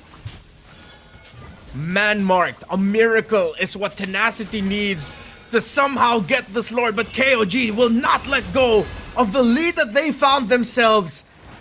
2 Lords for KOG, and a push of all pushes and a defense of all defenses is what we're gonna see next. Yep. No holy shields left. We're already approaching the 15-minute mark, and it took less than 5 seconds for the Lord to spawn right after they were able to take it for themselves. And they finally get to expose all base, or almost all base turrets as well, with Payan taking down that tier 2 down bot. This is gonna be very tricky for Tenacity. The timings for the Golden Hour and the Fury of the Phoenix have to be played really, really well, especially if KOG go in for the dive. If it's not gonna be those two together, at least just a Platinum Snap from the Marcel would be alright. The time with the Fury of the Phoenix, I think instead of an offensive tool, Golden Hour might be more suited as a defensive tool for them now. Okay. Oh! That could have been something! But I guess it was just to buy time for the Lord. Oh, they should have bounced on that! But maybe they're overthinking the presence of that Alice, which they are giving a lot of respect towards. So conceal forward. Okay, now they're gonna go for it actually. That's a conceal, and the bravest fighter already committed by Song Jin-woo.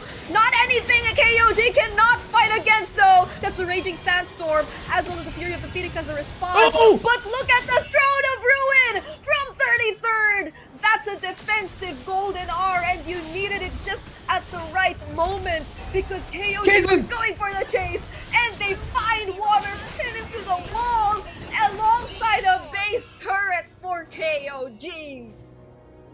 In most scenarios, I wish I was water getting pinned to the wall, but not in this scenario, not when it's tournament life. This is tournament life. They're fighting for, they're holding on to, in hopes of extending it to a game number 5 and potentially still fighting back against KOG. Yes! But it's Payan on a killing spree, picks up a double kill, and Song Jin-woo jumps right in just to be taken down by Nile. Now it's a wave in mid that KOG might just utilize. KOG, they suffered their first series loss yesterday. They're now quite literally knocking at a series finish here, but the wave clear of Tenacity, of Water and Grip, can they hold? They might not. Kaizen goes in, pushes them back, and it's KOG staying in this tournament. MSL Thailand's top seed during the regular season eliminate Tenacity 3-1. They hold on. It wasn't the cleanest. It wasn't perfection. But at the end, it delivered the win. And that is all most of us can just ask for. A win to keep fighting. KOG, keep on fighting.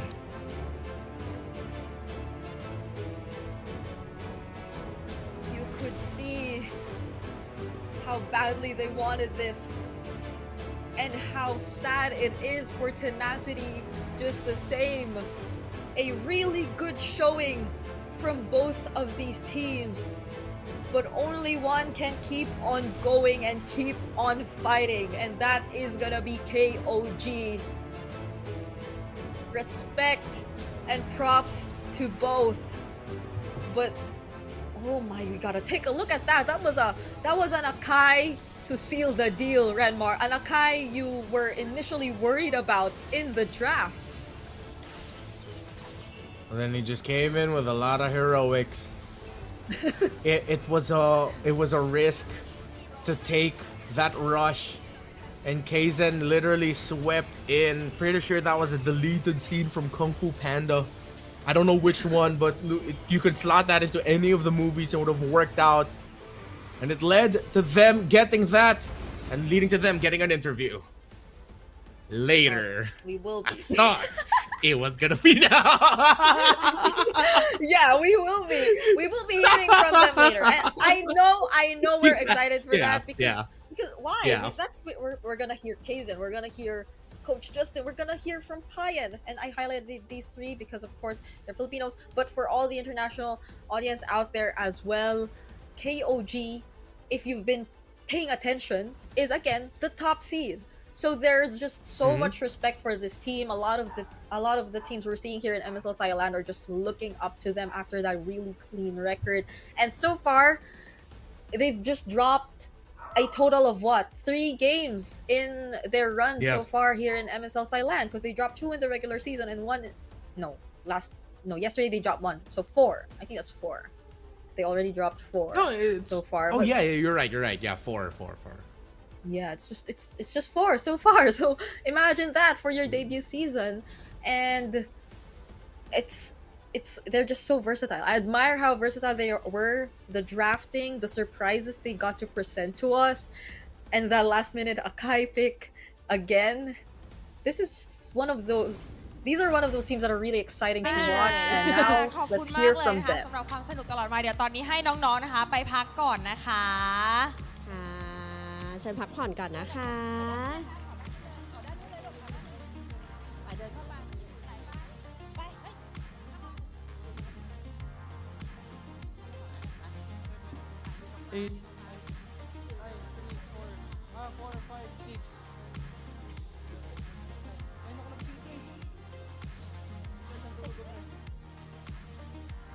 โอเคค่ะ ตอนนี้นะคะเราก็จะมาสัมภาษณ์ผู้ชนะของเรานะคะ KOG King of Gamer Club ไหนใครเป็นแฟนคลับ Congratulations ฝั่งนี้โอ้ แฟนคลับแน่นหนาอันนี้อาจจะต้องเปลี่ยนภาษาเนาะโอเคเดี๋ยวเรามาถามความรู้สึกก่อนแล้วกันเนาะเพราะว่าเมื่อวานเนี่ยเกมมันพลิกแล้ววันนี้ก็กลับมาได้เนาะ Okay, so how do you feel about today?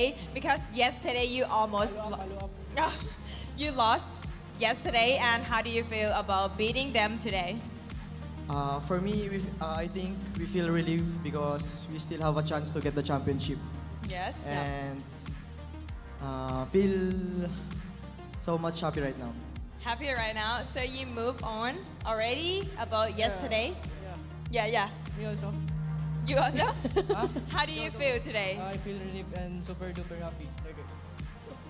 ค่ะก็รู้สึกดีใจเนาะเพราะว่าเมื่อวานเนี่ยก็เมื่อวานก็เรียกว่าอะไรพ่ายแพ้ไป แต่เขา เนาะ ก็ยังมีความมั่นอกมั่นใจ ใช่ ว่าเขาจะต้องเป็นแชมป์แน่นอน ใช่บอกว่าวันนี้ก็รู้สึกโล่งใจ เพราะว่ารู้สึกว่าเฮ้ยยังสามารถที่จะเป็นแชมป์ได้อยู่ ถึงแม้ว่าวันนี้จะอยู่สายล่างก็ไม่เป็นไรเนาะ ค่ะ How did you make a comeback and win again today after yesterday?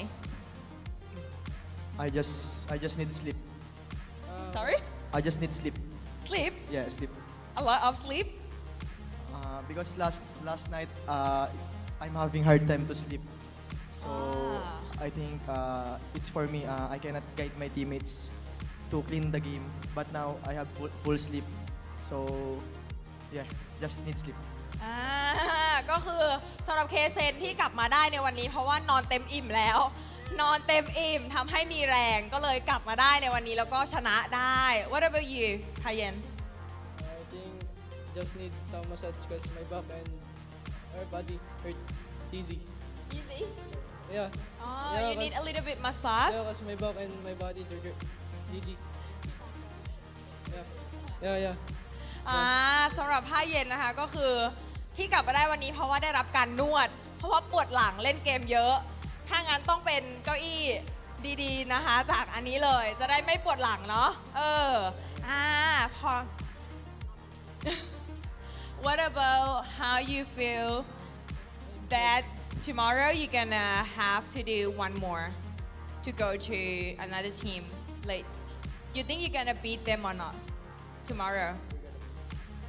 Which team? Any of them. Any of them? Now your confidence is back. Yeah, we're not scared. We just need sleep. Okay, need a sleep and massage. Yeah, Any team? Yeah, any You think team. you can beat them? Yeah, can. Confident. Do you want to say something about other team? What other team? Any team? 7 team? Yeah. Uh, Yeah. just come to the venue then watch tomorrow. ก็สำหรับสองคนนี้นะคะเขาก็บอกว่าตอนนี้เขากลับมาแล้วนะคะ เพียงแค่ต้องการการนอนแล้วก็การนวดที่ดีแล้วเขากลับมาแล้วค่ะ ก็เจอทีมไหนก็ได้เลยตอนนี้เพราะชนะแน่นอน ที่ไหนก็ได้มั่นใจแน่นอน ขอแค่มาผ่านมาพรุ่งนี้เจอกัน เจอกันเดี๋ยววันนี้ขอกลับไปนอนแล้วก็กลับไปนวดก่อนจะได้มีแรงเนาะพรุ่งนี้โอเคค่ะ เดี๋ยวให้น้องสองคนไปพักก่อนเนาะแล้วขออนุญาตส่งต่อให้กับพี่แคสเตอร์ทั้ง3คนได้เลยค่ะ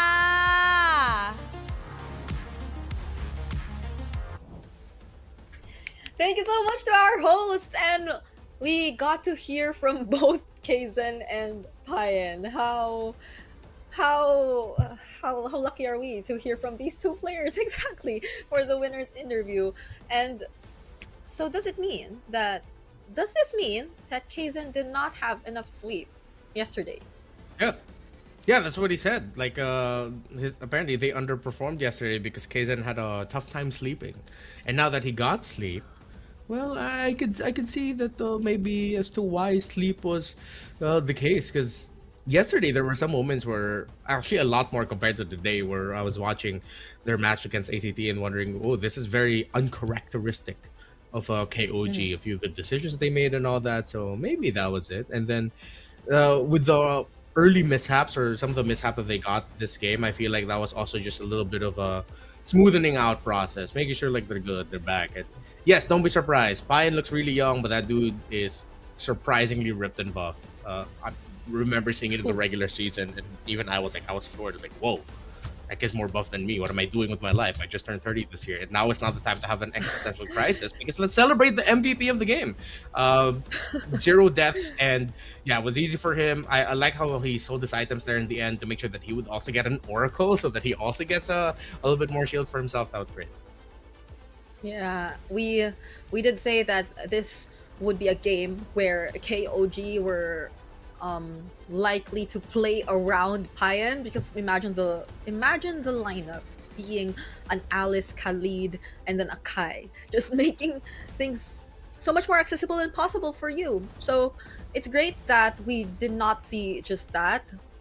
Well, Payan was able to accomplish what was expected of him, but also like individually these players also finding ways to activate their lineup even without the presence of Payan just yet. And I think we saw a lot more of this, especially in the early stages of the game.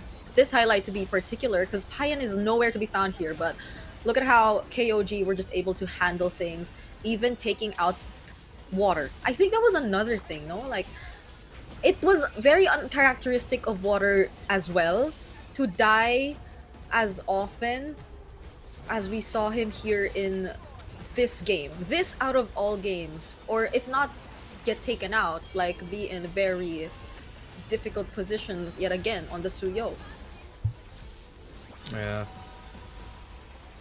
Oh.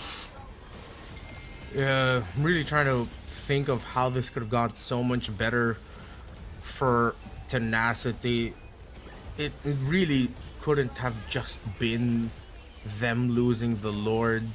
It seems like after that, though, you saw a little bit of a crumble in their mentality. I mean, Water also didn't have the easiest game.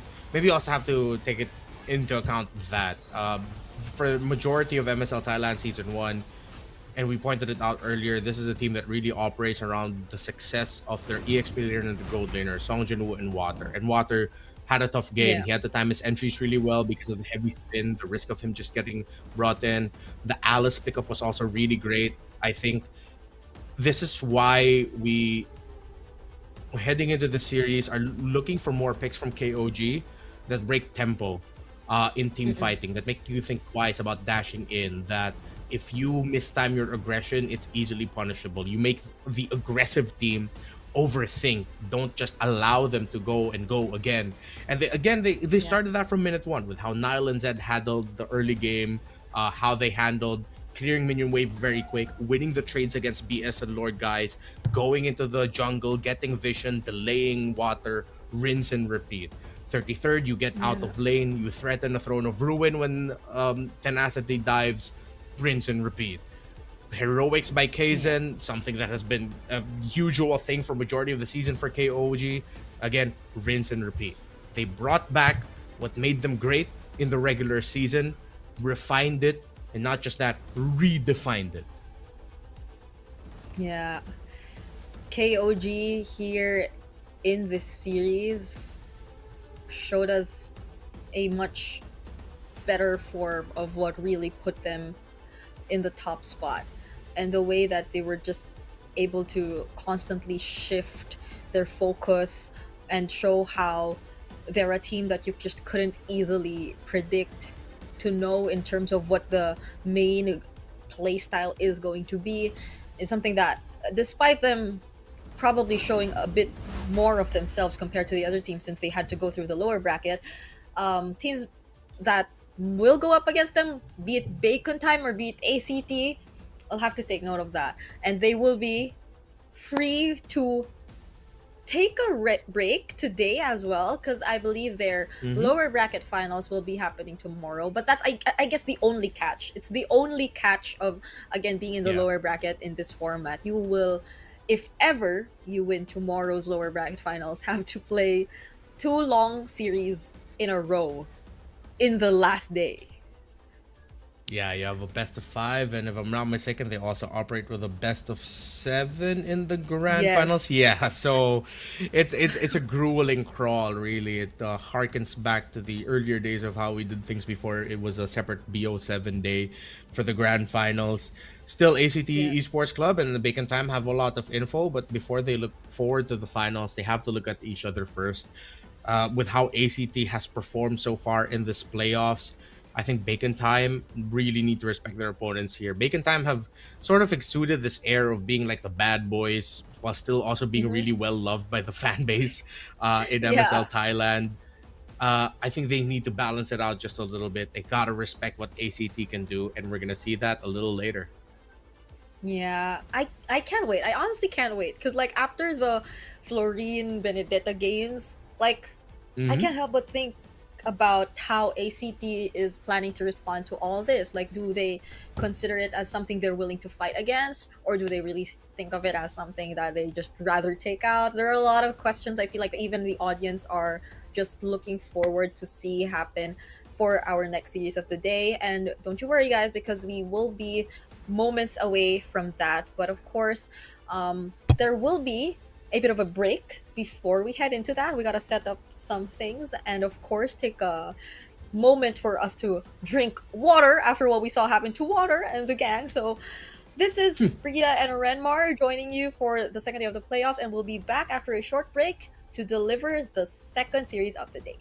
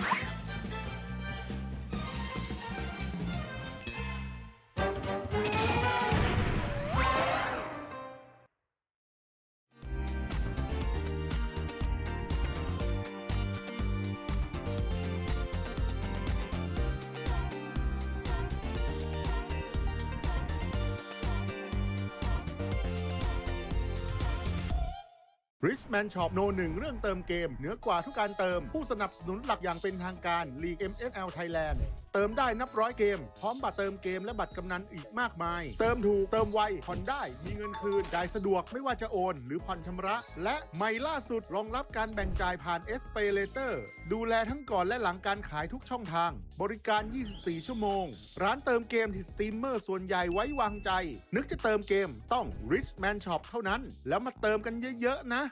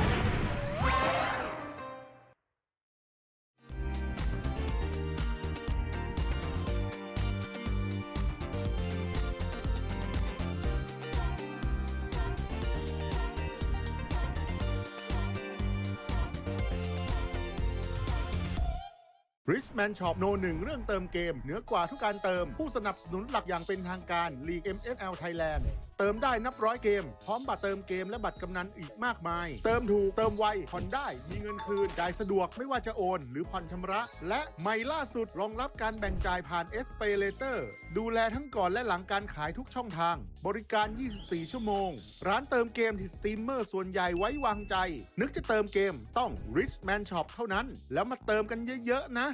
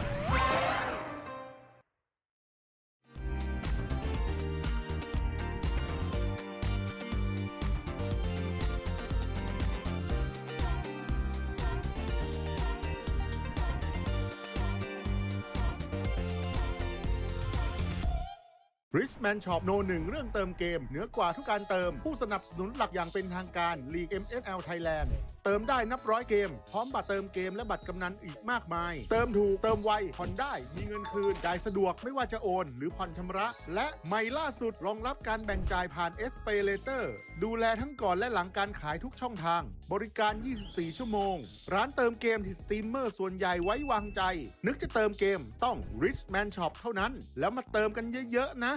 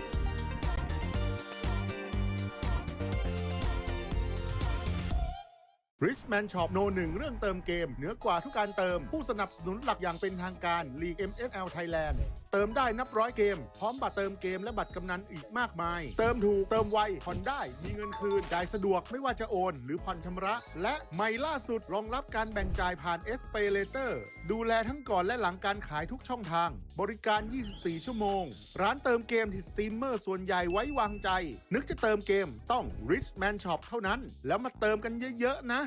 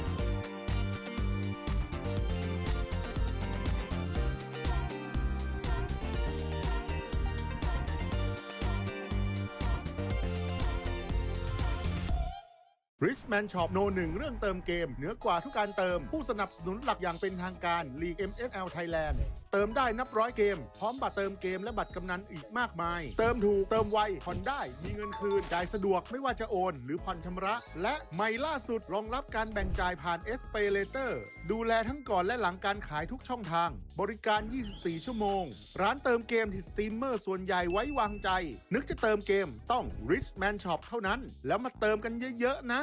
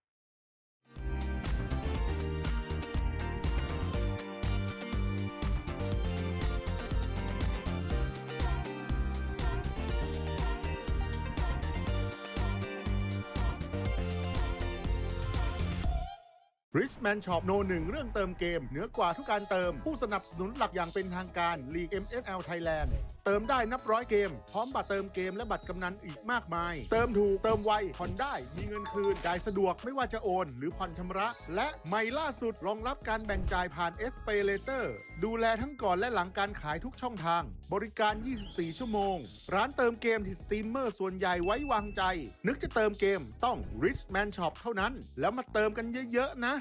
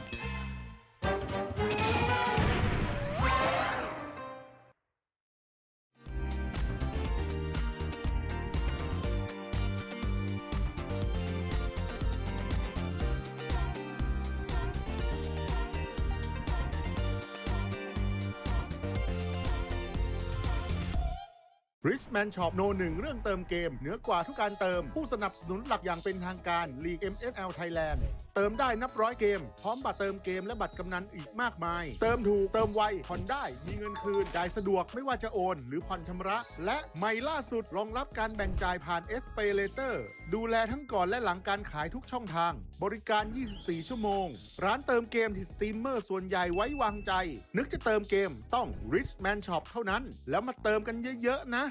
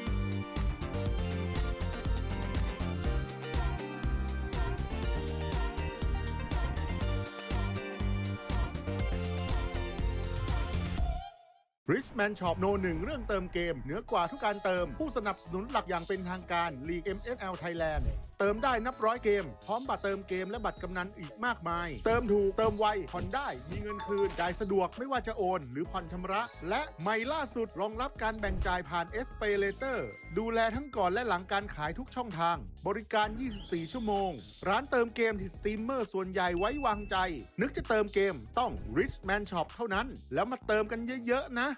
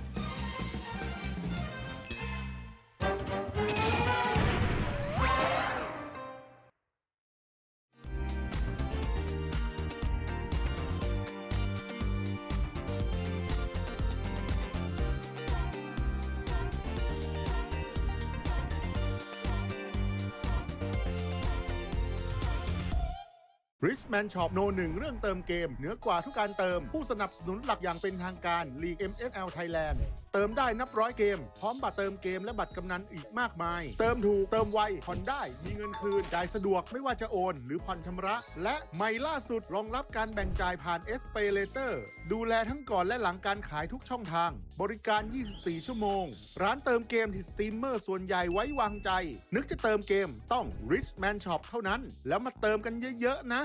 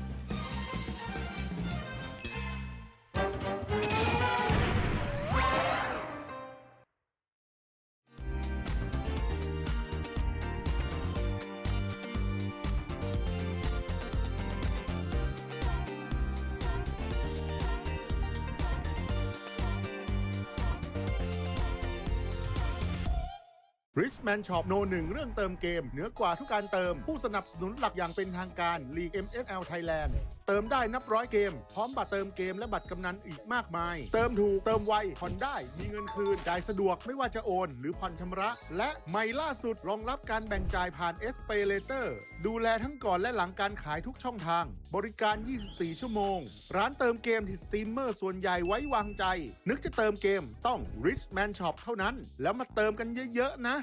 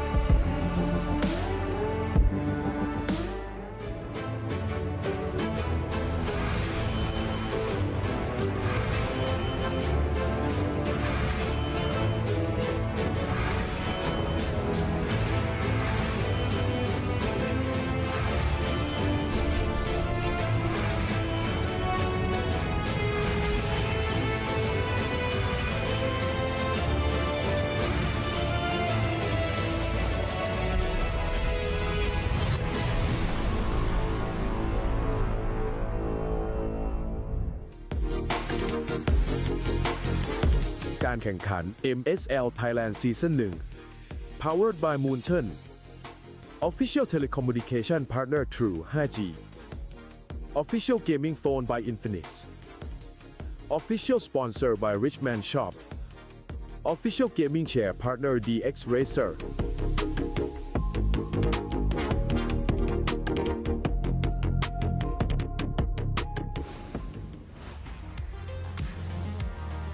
สวัสดีค่ะ เย้ กลับมาเจอ ดีใจ กับ มาก สองสาวพิธีกรอีกแล้วนะคะ แบบนี้ ค่ะ หมายความว่าไงคะพี่มะปรางเจอกับเราอีกแล้ว ไม่รู้ว่าแบบนี้คือยังไง แต่ถ้าอย่างนี้แปลว่าลงได้แล้ว ลงได้แล้วก็อยากดูแล้ว อยากขอเวลาแป๊บหนึ่ง ใช่ใช่นิดหนึ่งก็คือก็แปลว่าเราจะเข้าสู่การแข่งขันในแมตช์ที่ 2 ของวัน ซึ่งวันนี้แมตช์ที่ 2 ก็คือแมตช์สุดท้ายนะ ซึ่งเป็นแมตช์ที่ดุเดือดมาก แน่นอนเพราะว่า ใช่ แค่เราเดินออกมาจากห้องพักใช่ไหมคะโอ้โหเยอะมากแฟนคลับเยอะมาก ถูกเสียงเชียร์แบบว่าดังมาก ใช่ ยังไม่ทันขอเสียงเลยเสียงมาแล้ว ใช่ไม่ได้เสียงเชียร์อะไรเสียงไล่เราลงเอง อยากเจอนักแข่ง ใช่ แล้ว ไม่ได้เขาไม่ได้เชียร์อะไรเรานะคะน้องมิ้นค่ะเขาไล่เราลง อย่าเข้าใจผิด ใช่เพราะว่าคู่ที่ 2 จะเป็นการพบกันนะคะระหว่าง ACT Esport Club ค่ะและ เบคอนไทม์ค่ะโอเค อันนี้ก็ไม่ใช่เสียงเชียร์แต่อย่างใด พูดชื่อทีมพูดชื่อทีม โอเค อันนี้ก็คือถ้าทีมชนะในรอบนี้นะคะ ก็คือ ค่ะ เข้ารอบแกรนด์ไฟนอลเลย ใช่ก็คือจะไปแข่งขันการหาผู้ชนะในวันพรุ่งนี้ ส่วนทีมที่แพ้ก็คือลงมาอยู่สายล่าง แข่งอีก1 รอบ ใช่ ไปแข่งกับทีม KOG ใช่ ค่ะ ก็ได้ลุ้นอีกได้ลุ้น ใช่ อีกนะคะ ได้ลุ้นกัน คือห้ามพลาดเลยนะคะพรุ่งนี้เพราะว่าสายล่างแล้วก็จะรู้แล้วว่าใครจะได้เป็นแชมป์นะพรุ่งนี้ ใช่ใช่ ค่ะ ใช่ค่ะ แล้วก็ฝากกันเอาไว้ด้วยนะคะสำหรับกิจกรรมบริเวณด้านหน้าพรุ่งนี้วันสุดท้ายแล้วนะคะ ใครที่บ้านอยู่ใกล้ๆนะคะ หรือว่าบางคนแอบเห็นว่าเขาตั้งใจที่จะมางานในวันสุดท้ายโดยตรงเลย ใช่เพราะว่า มาเป็นคู่ชิง ครั้งแรกซีซั่นแรก ใช่ แชมป์ซีซั่นแรกมันต้องยิ่งใหญ่อยู่แล้ว อลังการการสร้างแน่นอนนะคะ และสำหรับใครนะคะที่สนใจเนาะอยากมาดูความมันนะคะแบบดุเดือดแบบสดๆหน้างานนะคะ สามารถมาได้เลยนะคะ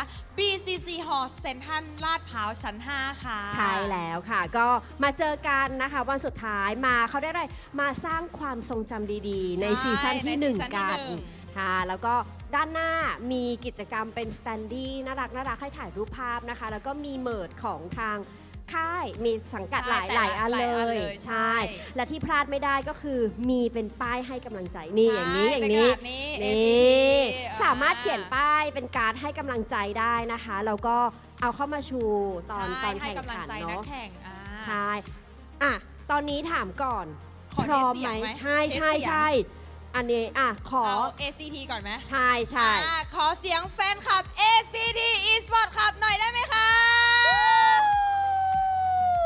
มีป้ายอยู่ด้านหน้า เยอะ มีชู เย ป้าย อะ ชูป้าย ใช่ อุ้ยอีกทีมนึงยังไม่ทันขอเสียง ยัง เลยเขาเตรีมแล้ว ใจเย็น เตรียมแล้ว ใจแล้วเดี๋ยวพูดเอง เพราะดูเหมือนน้องมิ้นขอเสียงทางฝั่งเบคอนไทม์ค่ะมีอะไรเฮ้ยทำไมฝั่งนี้พ็อปมันเยอะจังเลยอ่ะเตรียมมาจากบ้านเขารู้ว่าฮอหนาว อ๋อ ก็พกมา และอีกในหนึ่งธงอันนั้นน่ะนอกจากจะโบกชัยชนะในอนาคตได้หรือเปล่า แต่ก็ไล่เรา2 คน ไล่แบบพี่ไปแล้วค่ะพี่ไปได้แล้วโอเคถ้าพร้อมแล้วนะพร้อมแล้วตอนนี้พร้อมแล้วเดี๋ยวขอส่งต่อเวทีนี้นะคะให้กับ3หนุ่มแคสเตอร์ด้วยค่ะ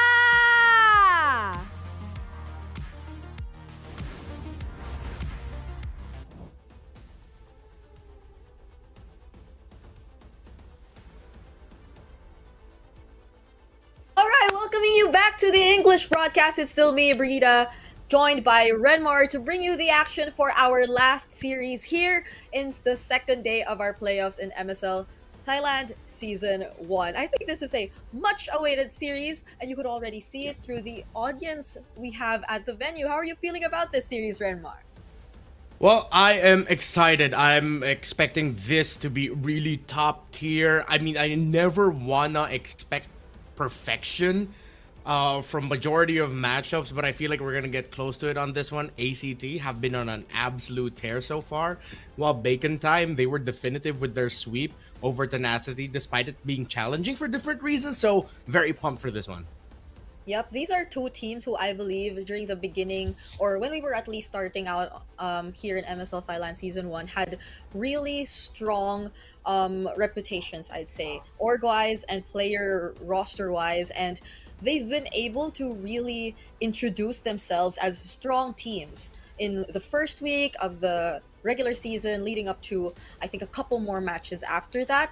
But there have been some on and off moments for these two. Obviously, they don't have as perfect of a record as we've seen King of Gamers actually secure in the regular season, but it is during this time of the league, it is during the playoffs we've seen them really deliver their best performances, which is why I really understand why you were saying something along the lines of us getting close to what we were really looking for in terms of gameplay, or the Thailand gameplay from these two teams. Yeah, I want to start off first with ACT because I think that their season, there was one game that really stood out to me, and I'm not just saying it because that was like one of the first few games I casted, and I don't operate all of my thoughts and opinions on one team through one cast. Definitely not at all. But it was their series against Burram United. They got swept by them in May 3, and then watching that, they looked like they were a young team that was just beat out by veteran knowledge. So when they met up again for the first round matchup, for the first match of the series, and to see their growth from how they faced off against BRU to how they defeated them here in the playoffs for the opening match really made me already start to shudder for KOG, because it was perfect drafting, perfect execution, outplay them in the center of the map, and that's what you want to do when you go up against KOG. Then when they went up against them, beat them too. So when they advanced and they took down KOG, as shocking as it was, Flukeo especially stepping up was such a very happy surprise for me.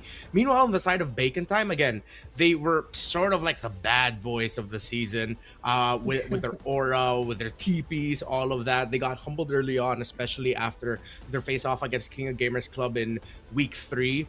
It was definitively answered that KOG is the best team because it was undefeated versus undefeated.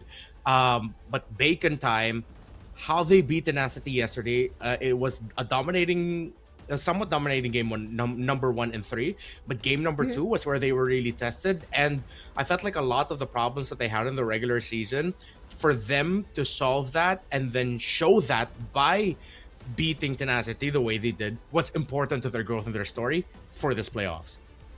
Yep, there's been a huge development in a very short amount of time, because again, compared to like the usual format that we're used to seeing, we've had like 5 weeks of action here in the regular season for MSL Thailand, and now we have like 3 days straight of playoffs, and it's a more familiar format for those who've been watching the older leagues, wherein the lower bracket finals and grand finals are actually in a single day. So, it's a very long journey, and we actually got to quickly run through what really happened during the past day through that playoffs bracket update that we also flashed on our screens earlier. And yes, we are now down to our upper bracket finals, which I think is really significant for both of these teams, because yes, Bacon Time, I guess you could say it's a bit more expected. It's just that they had this really sudden improvement here in the playoffs. But ACT really worked their way to make it here, because again, they introduced themselves as a strong team, but they've had their moments, and now they're suddenly getting it together, made it through the play-ins, even taking down top 1 in the regular season just to make it here in the upper bracket finals. So definitely they've been through quite a lot more than Bacon Time, who have been sitting in the upper seed, but I'm worried for ACT in such a way that this mid duo we're looking at for Bacon Time is just really terrifying, in a sense that they're so unpredictable. It's like there's just so much you could just expect from these two, or at the same time not expect from these two, because they just are always ready to keep these surprises going. Yeah, of course, ACT being the top one team from the open qualifiers, it's going to be a huge statement win, even more so than their victory against KOG yesterday. If they can be the first team to make it to the grand finals of MSL Thailand Season 1. Again, making it to the grand finals secures you at least an appearance for M Series Cup Mekong Season 7, which, if I'm not mistaken, should also be a wild card qualification tournament.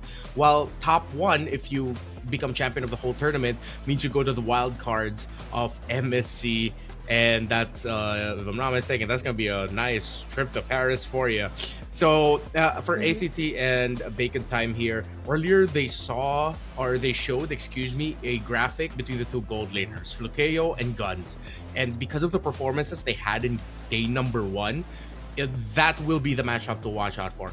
Guns on his Harith, Flukeo on Harith as well, but the Claude and pretty much any other marksman that you can think of, but I'm mainly looking at those two, are some things you have to watch out for both of them.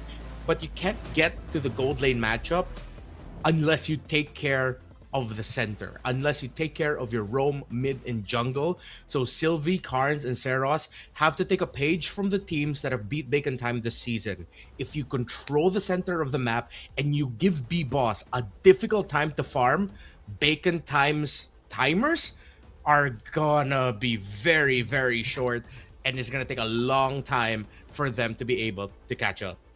Yep, as you mentioned, it's such a huge feat if ever either of these two really get to secure that slot and make it all the way to taking that nice trip. But let's take a look at these player intros first. ตลอดฤดูกาลที่ผ่านมาผมมั่นใจว่าทีมเบคอนไทม์คือหนึ่งในทีมที่ดุดันที่สุดในลีกพวกเราจะไม่หยุดจนกว่าจะไปถึงแชมป์พวกเราถูกคาดหวังให้ชนะตั้งแต่วันแรกและพวกเราไม่ได้มาที่นี่เพื่อเป็นรองใครพวกเราจะไม่ทำให้แฟนๆผิดหวังตลอดฤดูกาลที่ผ่านมาพวกเราผ่านการแข่งขันมาหลายแมตช์และพวกเรารู้ดีว่าไม่มีอะไรได้มาง่ายๆถ้านี่คือโอกาสสุดท้ายพวกเราก็จะสู้ให้ถึงที่สุดพวกเราผ่านมาด้วยกันและจะไปต่อด้วยกันตราบใดที่ยังมีเกมให้เล่นพวกเราจะไม่ยอมแพ้แน่นอนทุกอย่างที่พวกเขาสร้างมาตลอดทั้งฤดูกาลเหลืออีกเพียงก้าวเดียวเพื่อเข้าสู่รอบแกรนด์ไฟนอลแมตช์ที่จะตัดสินว่าใครจะได้เข้าใกล้คำว่าแชมป์มากที่สุด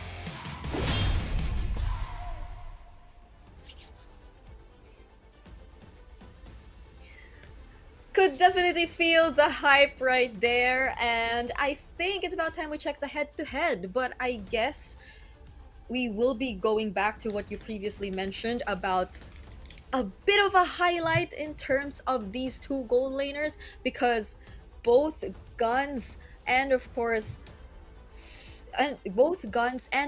Superman, these are two players you definitely really have to pay attention to, and the stats also tell you how, despite what has been the record for ACT, I know they finished in 5th for the regular season, all of the games we saw from them during the playoffs, I think somehow pulled up these statistics to bring them close enough to Bacon Time. Yeah, Bacon Time, one of the things that we mentioned earlier, of course, was them improving on some of the things that led to their losses during the regular season. And one of that is the recovery. If ever B-Boss doesn't have a good time in the jungle and Spider Miles and Exort aren't the ones dictating the tempo. So it seems like Spider Miles and Exort have sharpened that up a little bit so that if ever they're not the ones taking the first step with their rotations, at least they're keeping it somewhat close. Flukeo, because of his performances yesterday against KOG and throughout the regular season, honestly has just been the consistently better player. In the earlier portions of the season, there were a lot of questionable plays made by Guns. I was pressing C translation in a lot of the comments that I could see, manually trying to translate, and there were a lot of people not me translating it, but putting it in the search engine and then translating it into English, and a lot of people really focused on Guns as the guy that needs to step up. If Bacon Time even wanted to make it to the playoffs at that time, but then consistently he's really grown up, he's really improved, and he can carry for the team when needed. That is if he's on the Harith. his best performances this season have been on that hero. Everything else has been kind of here or there. While Flukeo has a much wider pool. He can play that Freya really well. The carries up there. His Claude performances, he has a few great ones also. The Harith, definitely going to be in contention for those two. Yeah. Which is interesting because maybe it just feels that way, but stats say that they have like both a hero pool of 6. So maybe it's just that there were more rare rare instances that guns actually used heroes outside the Harith, Claude, or Carry. And it was like Flukeo occasionally getting his hands more often on the picks which you wouldn't normally get your hands on, like the Freya, I feel. Which I think is also one thing we will be looking at because this is a different series from the last series. I think there's a lot more element of surprise that we could definitely expect when we are looking at the drafts. And it's great that we're seeing it right now. For the first time today, it's gonna be a Broken Walls map as well. Of course, I expect a team like ACT to make the most out of this more because of how aggressive they want to be. That's always something that you can expect from teams that in tournaments come in through open qualifiers. They like to build off of that momentum and that aggression. And ACT are not shy of that, especially with Sylvie and Seros, with how they play. It's in their blood. Quite literally, they're twins. So, hopefully they are. Hopefully they are twins. They are twins, right? Yeah. They're not just like cousins who look so much alike that maybe one of their parents need to explain something, but no, definitely twins. Okay, so of course, Bacon Time doesn't even want to pick up the Marcel. They take it away as an option for ACT. They take away the Khalid as well, a favorite pick of Sylvie. So you take away 2 heroes again that feed into that aggression, while ACT are taking out carries. And of course, with the experience of Bacon Time, playing with Spider Miles and Exort, expect them to be a team that know how to make the most out of a Uranus. Yes, okay, they won't go for the Juice in Prio because the Freya is open, and it was something we mentioned earlier on, so that might be something ACT would want to consider instead.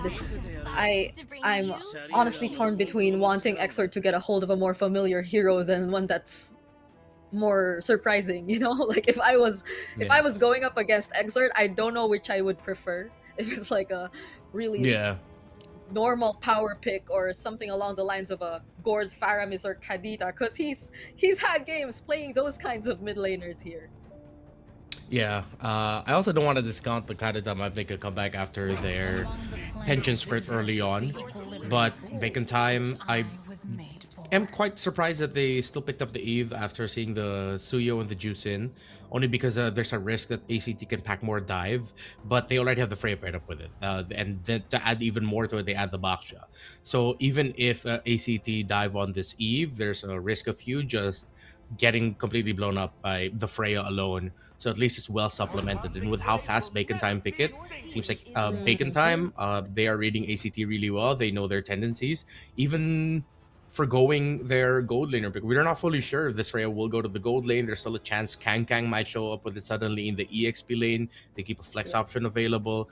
But with the Claude being the gold lane, there is a very good chance that this will go to the gold lane instead, only because you can just beat out the Claude as a Freya really easily. Yeah, so it is sort of like, as expected, the dive is diving for ACT, but yeah, after what happened yesterday, they just probably would rather not try, because I think it's already somewhat setting up for that kind of roam. Like there's a chance you slot in a Florin considering the Baksha in, well, I assume the jungle, but there again is a chance you get to flex it now that they took out the Florin. So now we could probably revert to the more common roamers like the Khalid and the, to pair up with the Eve, definitely the Khalid would be one, but Spider Miles, I can't tell anymore because he's had chip games. Yeah. I think Spider Miles ending up with a really wide pool of heroes is going to be the bane of a lot of teams' existence here in the playoffs. At least for 2 more, because it's ACT and then whoever, either KOG or ACT, again, depending, we don't know how these results will end up. I think they can ease up on the roam bans and the EXP bans. I think they just try to manipulate the draft in such a way that maybe the gold is a little bit more obvious. But no, they're really just worried about the chip. See, this Spider Miles and Bacon Time are inside of ACT's heads right now. Yeah, this changes so much in the normal way of drafting. It's like, Yeah. no, you gotta consider like Spider Miles. So it's literally them just forcing him to be on a more normal kind of roam for this game, and also Bacon Time taking out a bunch of XP lane picks for okay, Cairo, but then Cho. Look at the amount of dive. Yeah. They can still slot in Hilda, and Hilda would slot in with the draft for Bacon Time really well. Just one quick use of your power of wildness, it'll make even the Claude think twice. Or I mean, if you hold on to it, you think twice about entering as a Claude. So if they're just gonna go Hilda, they can afford it. They have the Frey and the Baksha anyway, and then maybe an EXP laner for Kang. You could either go for something as crazy as the Benedetta, or something as stable and just going for raw burst again, such as the Lapu Lapu. Either of those extra crowd control would be great of options. But oh my god, he brought back the Estes. I really wish I considered this. I was thinking about it when I saw the Florin ban. I was like, I wonder how crazy Spider Miles is enough to bring back an Estes. Oh man. And they put a Frey and XP. Oh my, Bacon Time! Bacon Time! Okay. This is why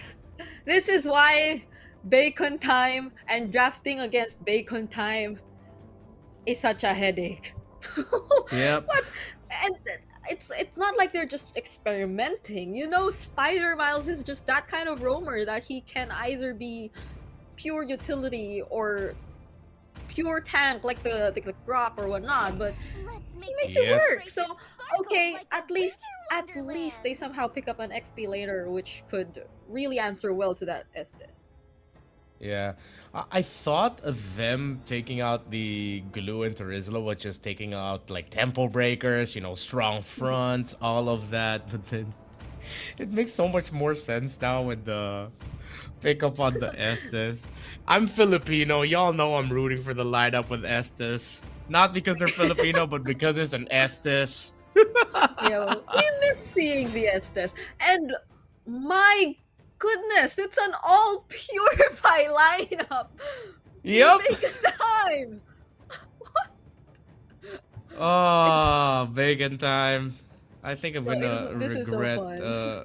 predicting against them. Let's see. This Cho, who is he gonna pick off? Obviously, the target that doesn't have a Purify at that time.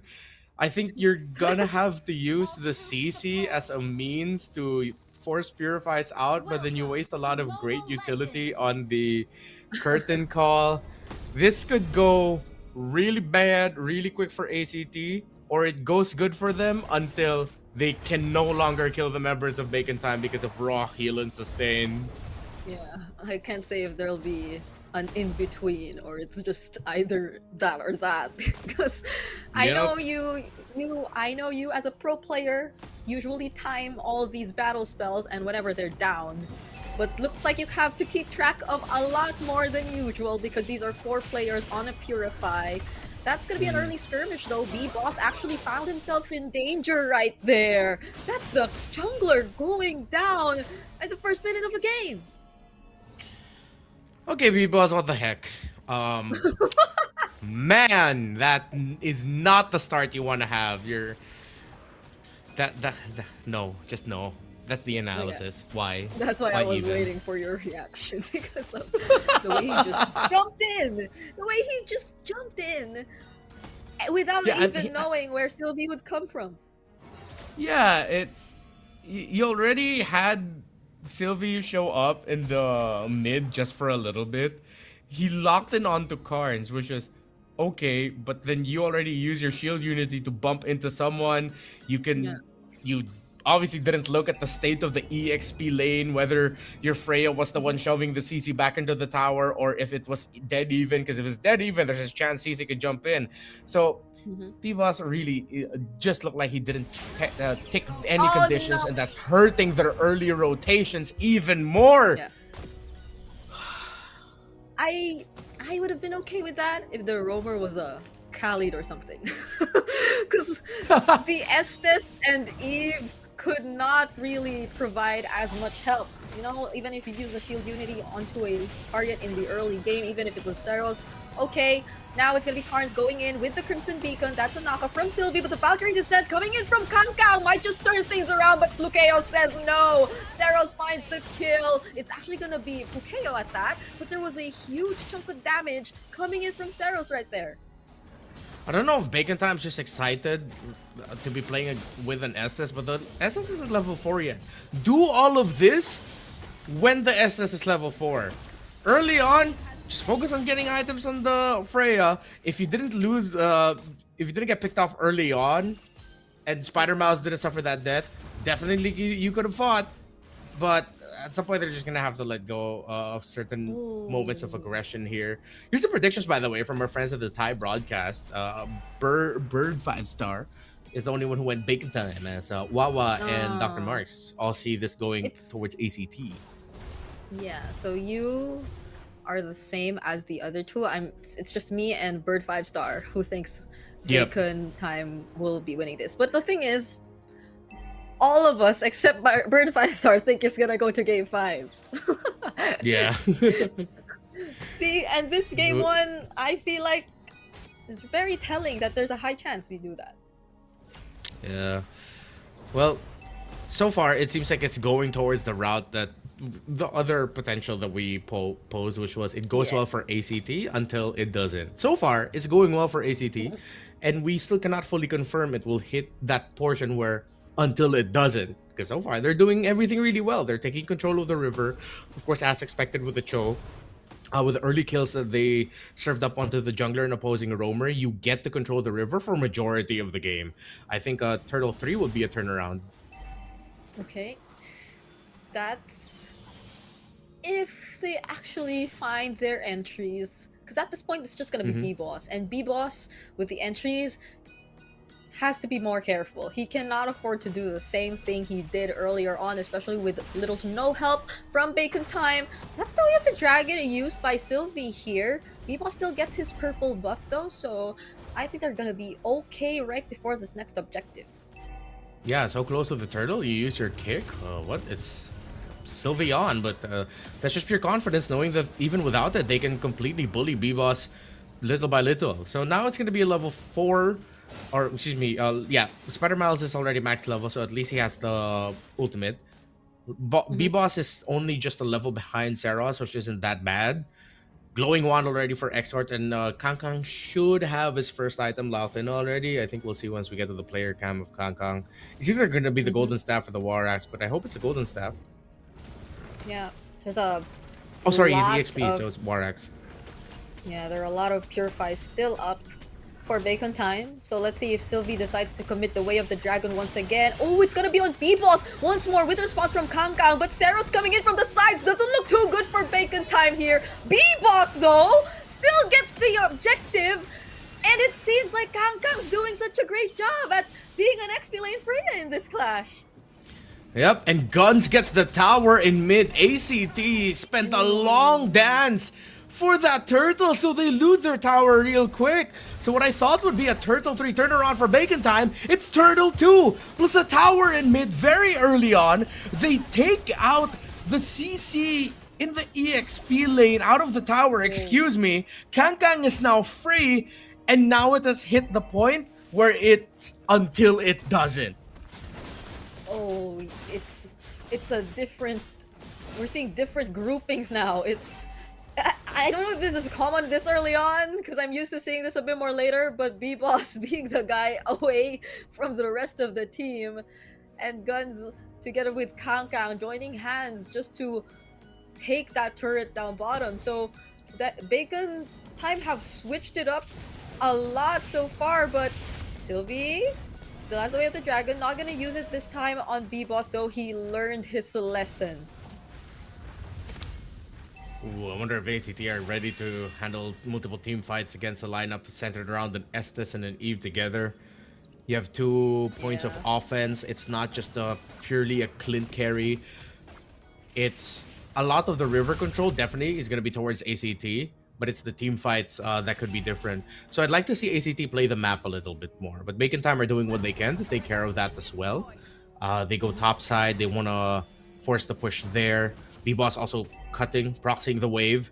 And he'll be able to be the front line, seeing the rotation of the Juiced and Cho. This is just a great rotation by Bacon Time. ACT tries to respond. The kick coming out of Sylvie, but he gets punished!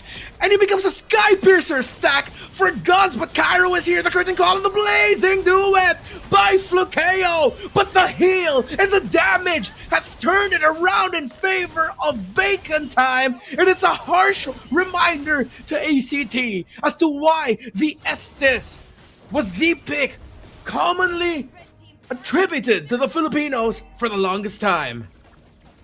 That extended or somewhat extended team fight clearly worked in their favor. Even with Spider Miles going down early on, Sylvie and Carnes went down too. So the moment they lost both that Dominance Ice and even the Glowing Wand, I feel like Kang was just a lot more unstoppable. He was so quick to jump back into the fight, and that rage you got plus the damage from Guns.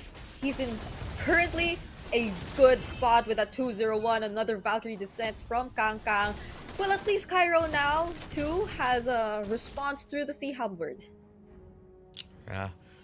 Oh, ACT have to get really crafty with side lane pushes, but Bacon Time are reading them. They know Flakeo's there. Sylvie needs to get crafty with its angles as well. It's how they layered the crowd control to force out Purifies! And easily, Flukeo gets taken away from the tower. Sylvie trying to find a kick, but this is not gonna end well for you, Sylvie! It felt like he forced that.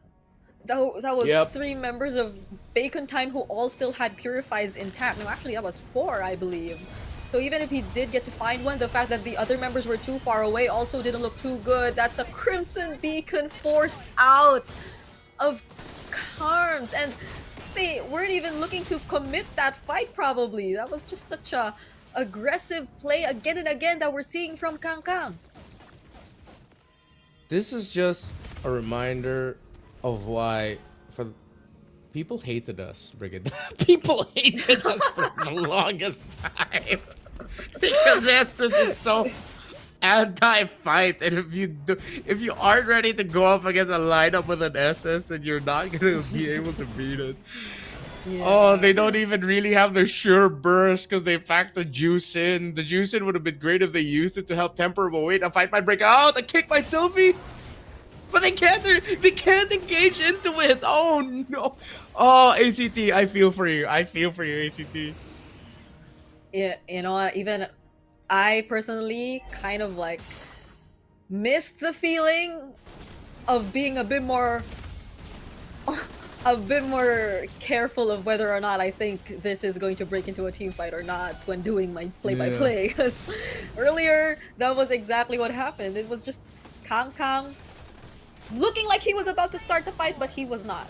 And it's just an Estes lineup all over again. So have we set aside whatever happened in the first rotation for B-Boss now? Yes. I would say yes. 100%.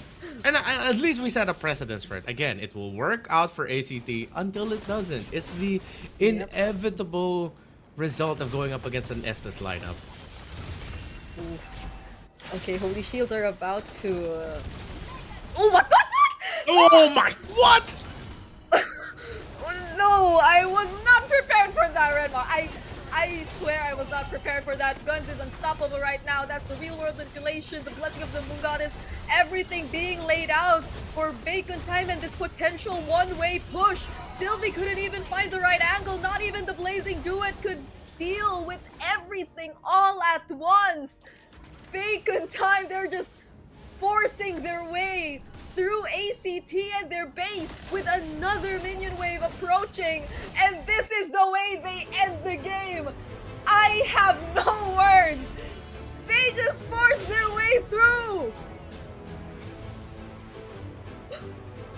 It's been way too long. Oh my goodness, bacon time. That was rough. ACT meet Filipino Ube. It's back. It's a Wow. throwback. What? Cause you know what? I don't think they even used their purify during that entire push. Just let Yeah, them. no, doesn't look like it. What do you do? What do you do with that marching against you? Like, you go next? Oh, wow. First the floor and now the Estes. You know, it's warranted now as to why every time I'm playing ranked games with Team League Pit, Okay. with Wolf, with Burrito and everyone, that we always just want to ban out Estes and Florin. I get it. I get it. How devastating would it be for you to be greeted that way in your first game of this best of 5? Like ACT, they got it together, but now they have to go through this. And they took now you out have the to Florin think- and Chip. Yeah. You now have to consider an Estes showing up. How do you take it? You are gonna have to. If I'm the coach, once that Estes comes up, or if I'm like the analyst, I'm hopping onto my laptop and going back to like M3, MPLPH season 11, MPLPH season 10. How did they ban against this? Imagine. That's They probably prepared for like everything else except the Estes.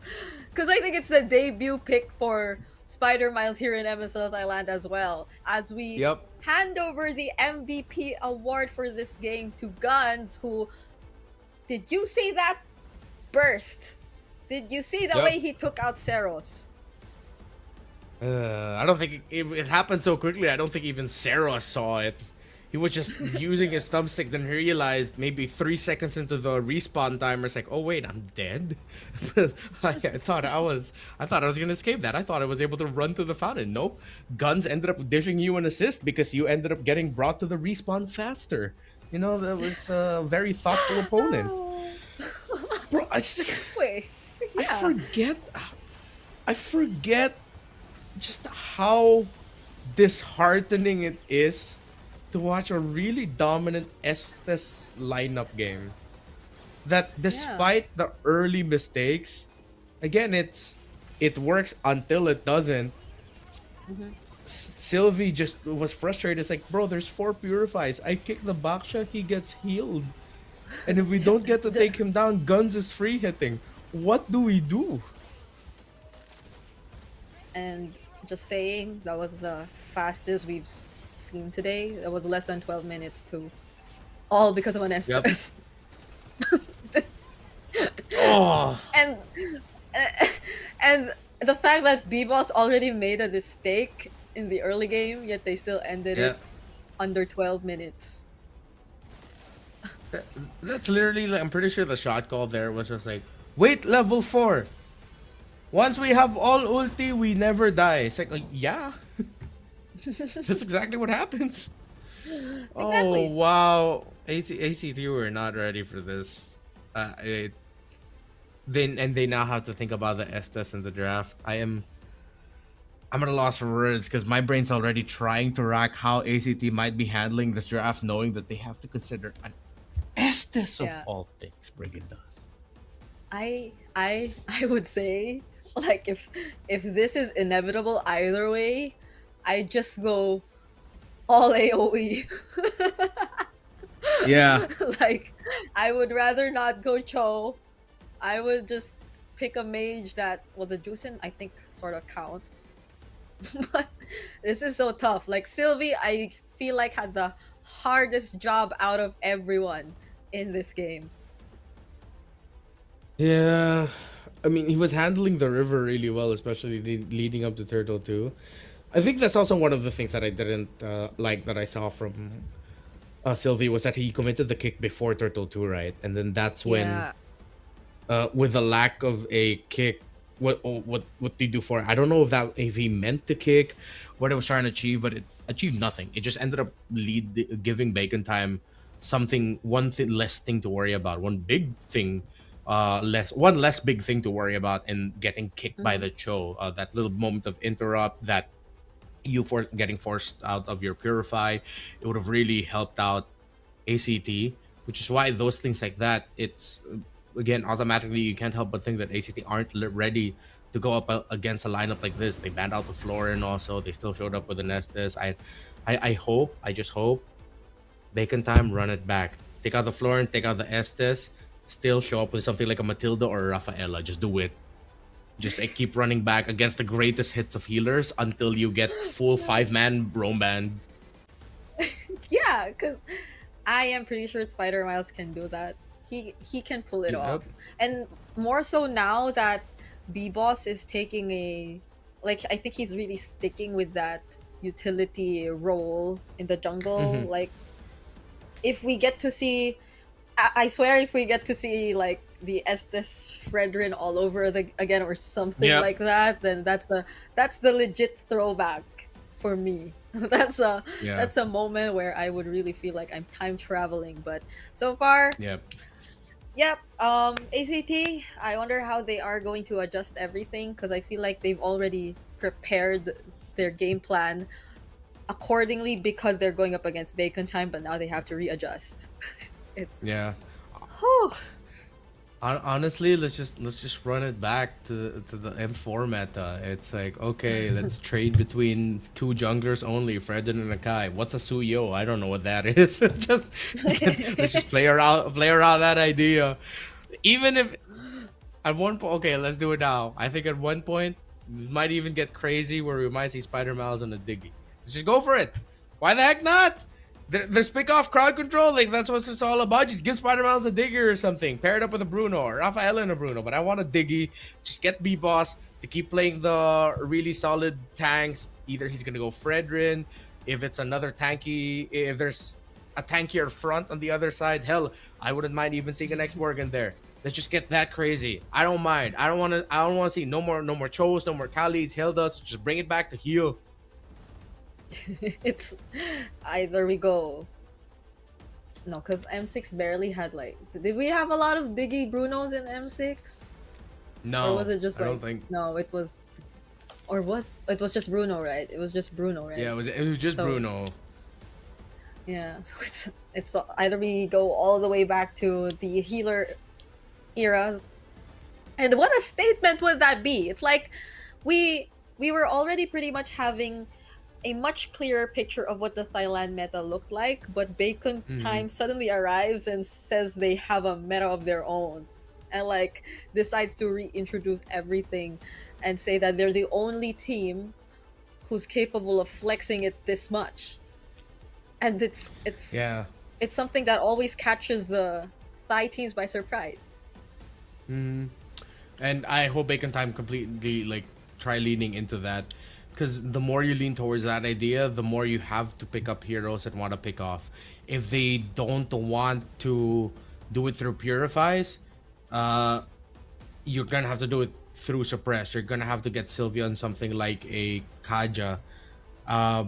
Bacon Time look like they're gonna be hellbent on taking out the Khalid and the Marcel. That's a good start. I think a lot of the drafts moving forward for Bacon Time need to revolve around getting those heroes removed. If they can pick it up for themselves, sure. But if Freya's an option, then you get the Freya, because it allows you to think about those type of lineups that are revolving around the healing type roamers. Yeah, it's the Freya, it's a tanky mid, and as long as you end up getting the Eve, because to be fair, if this was Bacon Time crazy enough to play this into an Eve, then it might have been a completely different story. But since it was paired up with an Eve, it was very good. Yeah.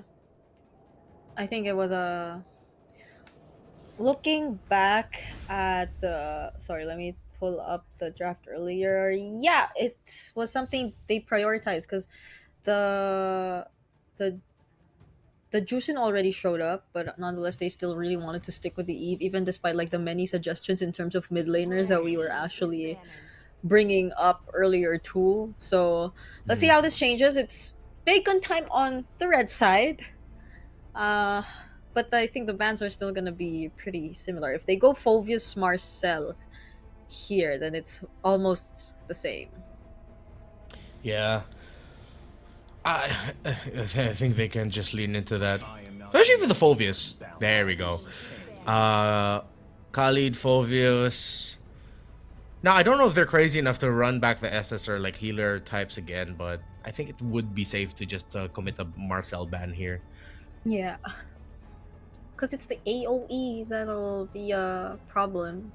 Unless it's again the Florine, which you don't really, have to group up together. That just to it to work. No Baksha now though for bacon time. That's gonna open. Oh, the Harley and Harith is open actually, just because of this change in draft.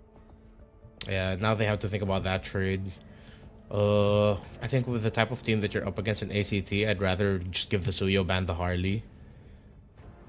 Let's see with the Marcel also an option. Oh wow, whoa! What are they thinking? Are they cooking what are they cooking up this time? I don't know. I think bacon time even got into my head. What are they cooking? Why? You remember that Jennifer Lawrence memes? Like, what do you mean? What do you mean? We are not sure anymore. Like if I only had a choice to just like watch this, but okay, at least for the Juicin, it's sort of still like okay, something we sort of expect still. But without the Baksha, it's not like you really get to show the Wait, the Freya's still open? What? Yeah, they gave the Freya, right? It's like, whoa. Out of all the picks, really? You're willing to give the Freya? Hell, you could just pick up Freya Harley now and it wouldn't be overly greedy. With the Khalid gone, just expect that Hilda's gonna show up on the other side, but they weren't even greedier. They went Freya Harith. Oh, man. They get two strong side laners. What do you mean, Flex? We're not doing that. We're revealing everything. It's Harith and Freya immediately in the first two picks of the red side. Folks, if you're wondering why Brian and I are reacting like this, I'm sure you all know that we cast MPL Philippines on the regular.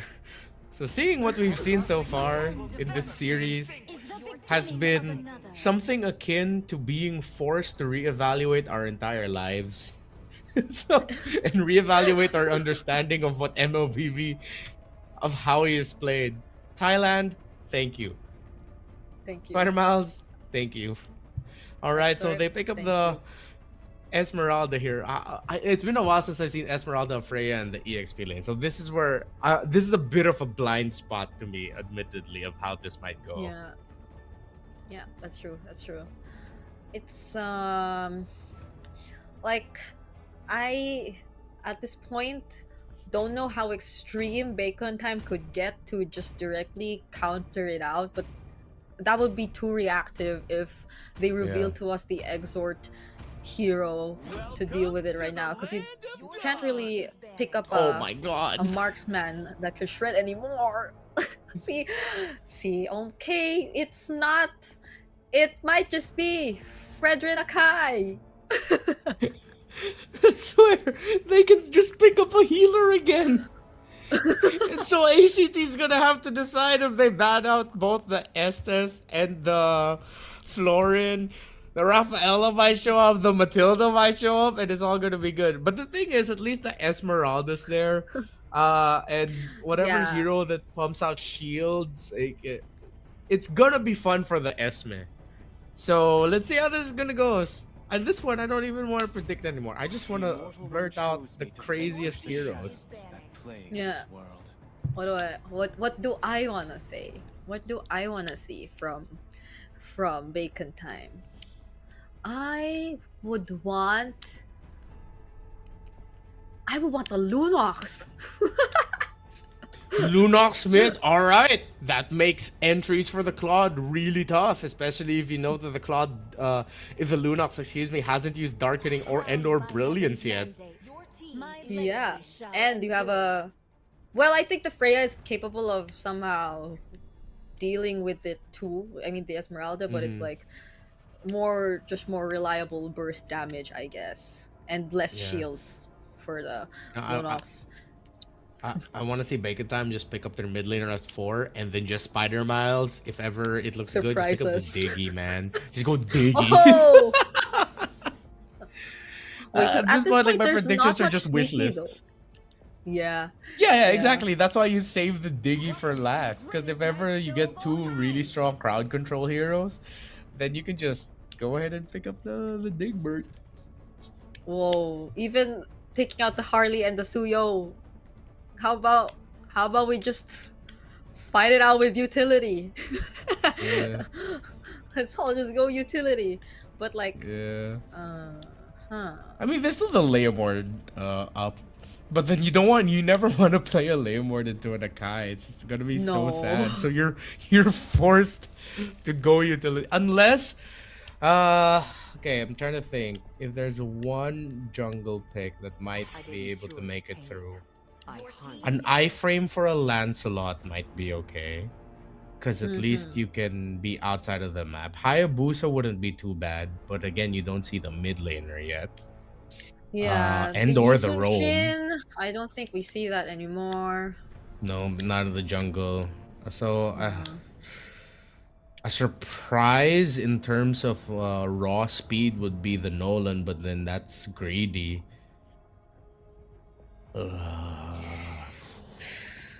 It's tough. Okay. Just please say Spider-Man for last. Yeah. Okay. Yeah, see, they have to pick the Lilia too. Oh, man. Oh, come on, Bacon Time. Just surprise us again. One more time. Please. Please. Imagine the early game of a Lilia Diggy. Right? You see, I like how you're falling into this like pit of madness with me. Join me. Don't get baited into picking up a crowd control roamer. Yeah. Or you can. They might just go all purify anyway. Yeah. Plus the Diggy. Or maybe you don't need to. You have a Diggy. But like all other Spider Miles heroes are open, so it doesn't matter. Yeah. And it doesn't even need to be a crazy Spider Miles pick. It just, with how it looks like with the first 3 picks, they still end up getting YSS. Oh, and they get the Grok. Okay, I'm okay with the Grok. I like the Grok. I appreciate it. But trading against the Lilia might be sort of tough. It's gonna be a Grok taking a lot of damage and then Juicing carrying, like literally. Yeah. Ooh. Okay, it's a Claudius and Shin though.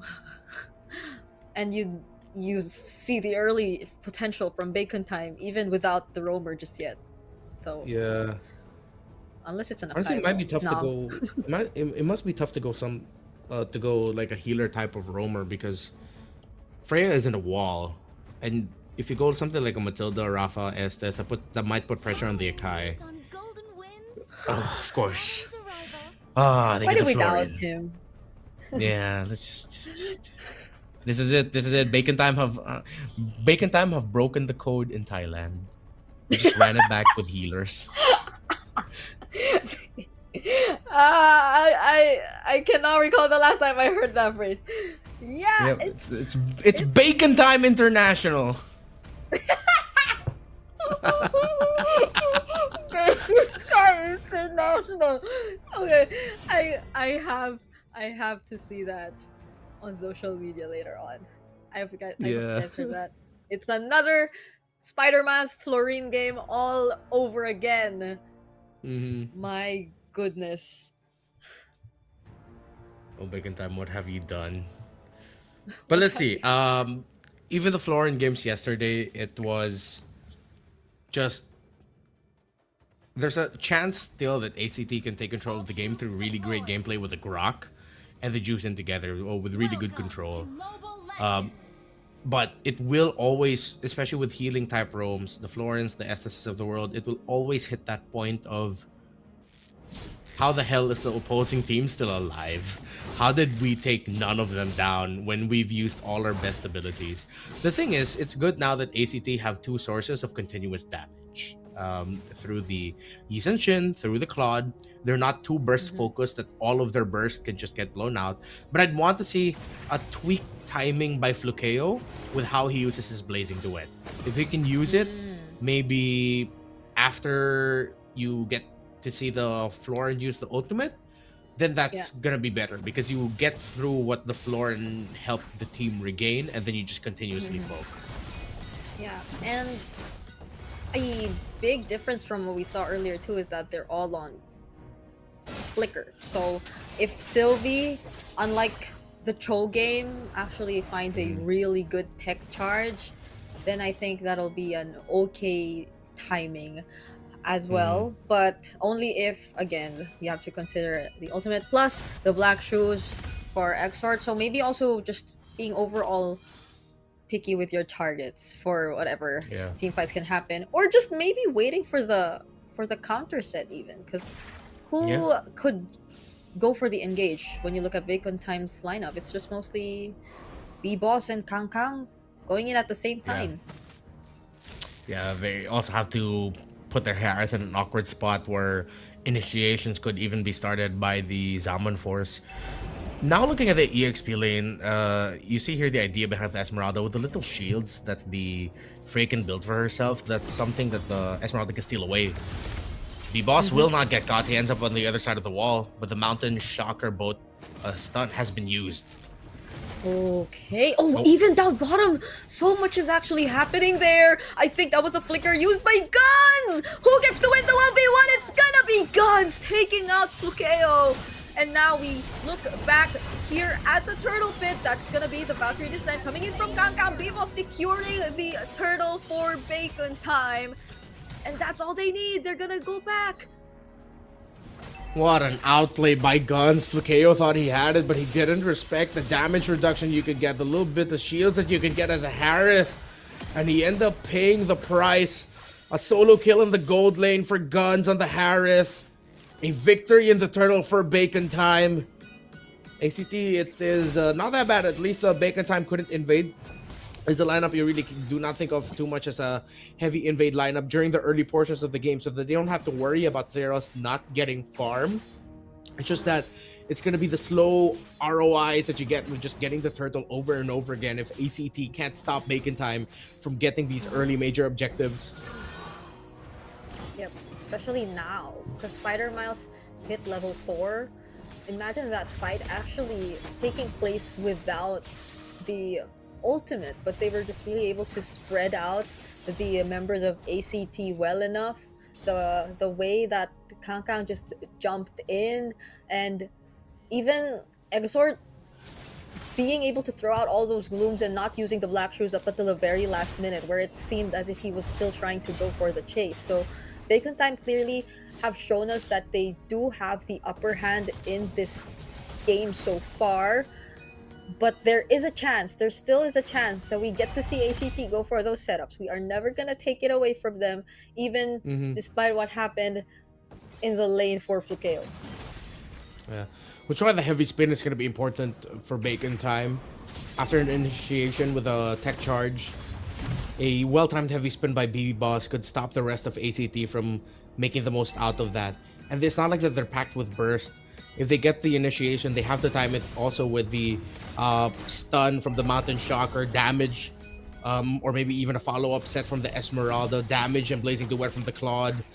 So there's a lot of things to consider even after a good tech charge. How do you follow up with it? And taking note of this heavy spin that could ruin the follow-up. Oh, Guns! Guns is so brave, using the Salmon Force! But could Flukeo actually outplay him this time? It's not gonna happen. Spider Miles actually popped the bloom to save and help him there, because they didn't really need to be careful about using it. They got the turtle either way. Yeah. And now topside, Bacon Time look to proxy a wave as Cairo now under pressure. Oh, they're actually going to focus down on Cairo before even, or not even taking the turret. They just really wanted that kill. Okay, I wanted the turret. But Bacon Time is different. Yeah. No, I mean, Cairo was able to clear out the minion wave. Now they'll be able to get the turret because now they have a minion wave to work with. Oh no, Kang plays it safe. Yeah, okay. So they have the information that it could be risky and there could be members of ACT rotating top side, so they take the safer route. I think for ACT they have to really. I'm already thinking about the draft for game number 3. They just have to take this Freya away from Kang. Yeah. But the thing is, even if you take away the Freya, you can still slot in a Benedetta in this lineup, and weirdly enough, it still works. Yeah. It's not like they're forced to go for a really tanky XP lane, even despite the presence of a utility roamer in the hands of Spider Yeah. Miles. It's like B-Boss has all the responsibility to himself, and they're able to still pull it off. So that's a really interesting point. They can afford to go damage EXP, and it doesn't matter. Oh, Black Shoe's already forced out of Exort there. Not gonna risk it. There's still a tech charge for Sylvie. Yeah. Oh, now they rotate gold side to see if they can stop guns, and he's close to a 1,000 gold lead. Oh, it even extended even more now. Earlier, which is around 700 or 800 a minute ago, but now it's almost double to that. 1.2k lead for this Harith. Not a good news, and ACT still cannot contest any of the major objectives. I mean, okay, so clearly there will be a plan to somewhat rotate, but it's just that they're really not able to find any trades across the map just yet. The type of jungler that ACT currently has is not the type to also just go for the solo invades. Not at this point where Bacon Time is much ahead and is capable of just spreading themselves out, because they have like global ults to manage certain scenarios either way too. So Seros is, even despite that slight EXP advantage, not able to convert much of this Season Shin potential. Yeah. Look, wow, as early as 8 minutes in, they're already giving the Harith a purple buff. Very old school stuff here. B-Boss knows that he doesn't need it. If I'm not mistaken, he might have got it. No, Zeros has his own purple buff. So they're literally just, they don't care about the purple buff not going to that guy. They just give it straight up to the Harith. Yeah, it's B-Boss really taking just that utility jungler roamer frontline robot Kangkang 1v2 under the turret, might just find the outplay, and he does.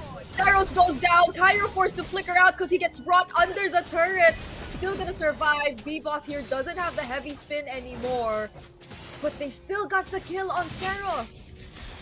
ACT need to take the Freya, man. Why did they pick up the Juicing instead of that? Okay, they get to defend this mid lane turret. Bacon Time are not able to take it down just yet. But that's all of their efforts of making sure Zeros is just well farmed and not delayed, going to some sort of a waste because of that pickoff we got to see up there. It was a 1v2, but against the Freya of Kangkang, they've been using this in EXP 2 games in a row. They still have no answers, even with the Esmeralda. Yeah, they thought it would be the Esme, but in the long run, considering that the Freya builds damage, it will not be good. Still, this could be a turnaround moment for ACT. Let's see if they find an angle to finally take a major objective. Okay, Zeros and Karns might just come in from the sides. That's a Mountain Shocker already used. The ship doesn't land on anyone. That's a flicker from Sylvie, finding 3, but they still go for the team fight. They just re-engage. Heavy spin from B-Boss, trying to focus on the objective. He finally secures it yet again. And Cairo is starting to become a problem. He's able to out-sustain so many players from Bacon Time and force them to run back. Karns too with the knock-up, and Zeros taking out B-Boss. The Lord goes to Bacon Time, but ACT have finally gotten a big win for themselves. They got some kills on the board, will get some towers. They will not be able to break down the tower in mid unless Seros has a different plan here, but guns! on the Harith that wasn't respected yesterday is disrespecting ACT in their faces, but he needs to get away from this as Cairo will commit the chase alongside Sylvie. The rampart goes up and he gets punished. Flakeo with a blazing duet forces Kangkang to go in, but this is bad for Bacon Time as ACT are back in this. Okay, the Esmeralda now might just be an answer, but not necessarily towards Kangkang, maybe more so on Guns. Once we got to see Cairo really close in and not let Guns out of sight, not even the Bloom ultimate from Spider Miles was able to help him in that scenario, because it might have even helped Cairo get to finish his job faster rather than it helped the Guns escape. So, Guns, I get it, you were talking about him just now, like they were not really able to respect this guy, the Harith that he has in his hands, but during that exact same moment, I think he got a bit too aggressive, just going for the chase, when in fact he could have probably survived that by just walking back, because you already see multiple members of ACT ready to take you on at that moment. Yeah, he got way too greedy trying to get that kill. And now it's a different story this time. It's Bacon Time, who have seemingly been shouldered and bodied out of their own time zone, out of their own comforts, as ACT now control the river and have priority in the center of the map. They break the mid tower first.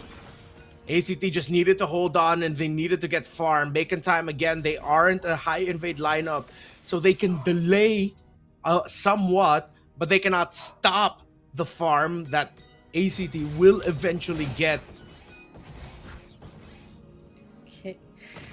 This is something that sort of reminds me of what happened yesterday. Those Florine games, which took a while. The first two games for Bacon Time yesterday took a while. There were 20 plus minutes and of back and forth, and again, just utilizing the sustain to prolong things a bit more, and I guess that's also what they're aiming to go for at this point. But ACT, there's no stopping them from getting the better control of the map as of the moment. Now there's a Lord spawning up top. Bacon Time, they gotta be careful with the way they approach this. Yeah, it's going to be one of those games where Guns has to really end up being the bailout for the team, alongside a well-timed Bloom from the Florina Spider Miles. So let's see if they can get to that point. Definitely it's going to be an easier time around for ACT, because they already have the resources to take down the Freya long enough. And one of the important parts of the lineup of Bacon Time is the Freya survives. And with the Freya going down much quicker, that means you can get to access Guns a little bit quicker also. And Guns can only target on one. As long as Seros is watching their positioning, the Guns won't be able to take down the YSS and the Claude one after the other or together. That's how difficult it is with these basic attack type heroes going up against the Harith. And now with Flakeo even building up the Winter Crown, oh, we could be seeing ACT taking this game number 2 maybe after Lord 2, Lord 3. Yeah. The way things are going, I mean, just look at where Seros and Flakeo decided to really focus on, even stealing away that purple buff that Bacon Time have been handing over to Gun. So this is such a huge win for them. Oh, heavy spin already committed. Tech charge as a response to Bloom already dished out. Kangkang is yet to join this fight, but Cairo's already here, zoning out Exort, making sure Bacon Time have no other choice but to run away.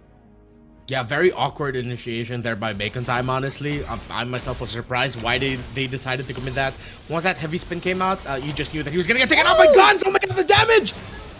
Oh, I don't think that was how you wanted to use your winner crown, but it was still a 1-for-1 trade. Kangkang also had to go down in that sequence, and without B-Boss, how does Bacon Time actually approach this? They're still going to try and get into the Lord Pit. There is no ultimate for Sylvie right here, but they do find it just in time to get that knock-up. Exort will go down. Zeros is getting really brought down low by the Lord. They're trying to get the Lord and the Zeros. He's going to be able to dodge the damage, but Zeros gets there. B-Boss was there, but he didn't use the retribution. Bacon time. An unfortunate result of that. Seros held on and still secured the Lord. We saw one Akai actually make it to steal away the objective, but in this case, it did not happen. B-Boss wasn't even able to press his retribution. And even though it seemed like such a dangerous situation for Seros, they still got to finish the job. Now it is gonna be Bacon time once again on the defense.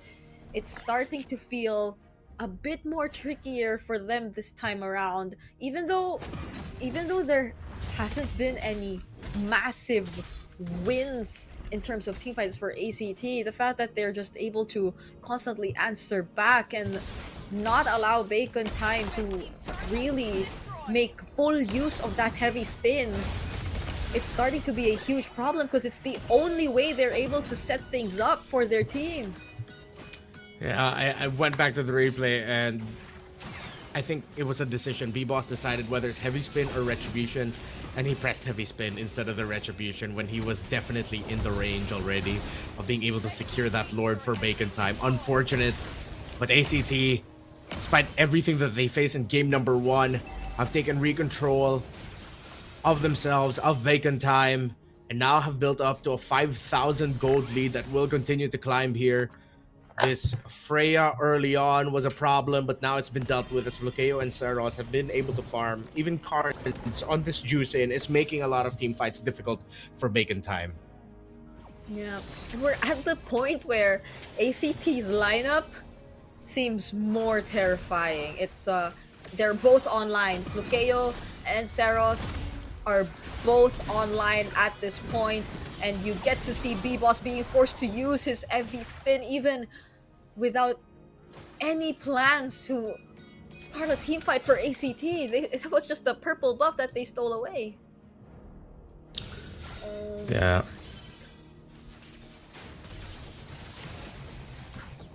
Okay. Now we are going to take a look at how Bacon time will actually try and go recover from the situation. Especially because ACT have full control over their map right now! An unfortunate pickoff on gun! Spider Miles forced to flicker out as well just to survive that engage that we got to see from ACT, but very untimely. You lost guns yet again at this point of the game, 18 minutes in. Definitely not where you want to be. Kang goes in, but ACT will just take these turrets for themselves. Bacon time, the comeback for this is going to be really tough, honestly. When you already have the 2 carries of the opposing team carried up, they have their items. Cairo can do this and just dance in front. It's tough even for XR to deal consistent damage onto Karns. The risk of getting hit by the tech charge. Earlier, there was a question of, can you layer the tech charge entry really well? With there not being any other really solid frontliner, and with the Florin working very differently from an Estes, it puts so much pressure onto Guns to blast everyone down before B-Boss can get taken out, or if ACT have misused their resources, won't have enough to get away from Guns and his Zaman Force and his Harith combos. Still, it looks like we are going to see ACT take this game number 2. All according to plan, at least for ACT. As Bacon time, just even the single wave down bottom, it seems like they're taking too much time and they have to use up so much resources just to get that job done. They will get to or have to focus on this incoming Lord for now, but it depends if Sylvie actually wants to go for the setup as well. Mountain Shocker already committed. They find a way to clear out the Lord, and that's the heavy spin already forced out of B-Boss as he just tries to get back to the base to regain the HP that he's lost. Minions already inside. They can't go for the tower just yet. Bacon time are trying their best to clear out these minions, and they successfully work their way through this defense. Exor2 barely surviving, but they still keep themselves in the game. I think ACT were a little bit too overcautious there. I know they're respecting the Harith, but none of the members of Bacon Time have Purify, mind you. And they already got the heavy spin out. I was just waiting for Sylvie to get really crafty with getting a good tech charge, at least push Bacon Time back and just allow Seros and Flakeo to lock into the tower. I think they over-hesitated there. Still, they have the lead, but remember, it's 20 minutes in, this 9k gold lead, it's just you getting potions or having gold to be able to buy and sell. Bacon Time have majority, if not all of the items that they need. Imagine if because of that one play wherein they hesitated. Imagine if they actually, or Bacon Time actually turns this around. Well, the way that it's looking so far is not really suggesting that that will be the case. Yeah. But now they're slowly able to get themselves out of the map a bit more. And I guess the really tricky part is just really how B-Boss will decide to time and use that heavy spin, because it's as if there's just so many layers to the way that they use it. So far, it's been either for securing objectives, for pushing away opponents, setting up those kills. But now that it's ACT being all aggressive, I feel like the option's been mostly limited to using it defensively. But Bacon Time, could they be switching it up this time? Could the plan be different as they try and decide to burst on this Lord? That's the knock-up on B-Boss. There goes another attempt from Cairo to just surprise them from the backlines, and he does! Falling Starboard at the knock-up from the tech charge once again. Exort is the first to fall. B-Boss is trying to escape to the best of his capability, but they will probably lose guns in the process, and it's gonna be 2 members down. Mistimed, misplayed by Bacon Time, and ACT, they are now definitely going to win this game number 2. It's going to take an insane amount of wave clear, maybe a little bit of luck, but time has run out for Bacon Time.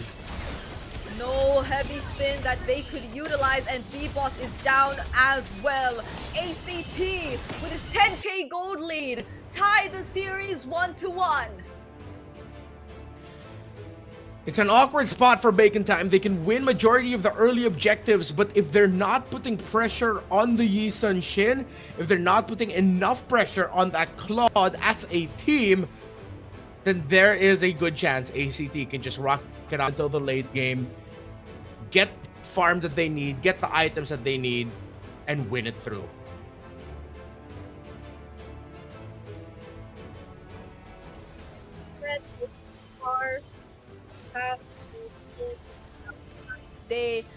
We get to equalize the series, but the difference is right now a majority of today's talents have predicted this to go all the way, and the way it's looking right now, we get to see some, I guess, weaknesses or opportunities that can be really maximized by opposing teams when going up against Bacon Time. It's how they just really, I think, doubled down on Bacon Time's main condition whenever there is going to be a team fight. B-Boss did not have that much of a... I feel like his attention got split so much in terms of what he had to do for the team as the Akai, as the utility jungler. And that's apart from how they were just able to address the entire Kang Freya issue on its own. Yeah, it's a really tough situation for Bacon Time. Clearly, if this was an Estes, maybe it could have gone a little bit better because that heal extends the team fights a little bit longer. But still, I don't think it would have changed the result that greatly. It's just, again, a very awkward spot. So now we have to take into consideration the power of the lineup of Bacon Time in terms of if it can invade and stop the opposing jungler from getting farmed. Carnes, despite our question, at least able to get to the point where he ended up becoming the MVP here. It was really tough for Bacon Time to operate around the Juicin. At one point, it felt like he was just doing an insane amount of damage, and that is with more utility-focused items more than anything. So if they're gonna prioritize the Juicin, you know what? I'm gonna look at it a little bit more closer and see the bigger picture. I think we got lost in the sauce a little bit, and same goes for Bacon Time. They got lost in their own sauce, not realizing that this is good as a solid unit, but if they cannot do much to delay ACT from getting to the point where that they need to get to the point in terms of their items, in terms of their farm, then it's just gonna end up falling on their heads eventually, which is what happened in that game. Yeah. You know what? You're actually I I actually agree with how cuz I think like Bacon Time and the way we describe them to be very unpredictable, it was a bit contradicting to see them play a lineup that yes, kind of worked for them, but it was a bit too obvious, like in terms of what you were going to expect for them and how they would start out the team fights that would happen in the game. It was a bit more predictable for ACT in a sense, and it's not to say that we demand them to go for like a high invade type of composition or a roamer that will just constantly go for the invades, because that'll change so much of their identity as a team, and it's not like we're asking them to do that. But I guess similar to what we saw in game number 1, even though it was an Estes, you know what they really were trying to go for the most part. It's not always like a singular template whenever they go for the place in game.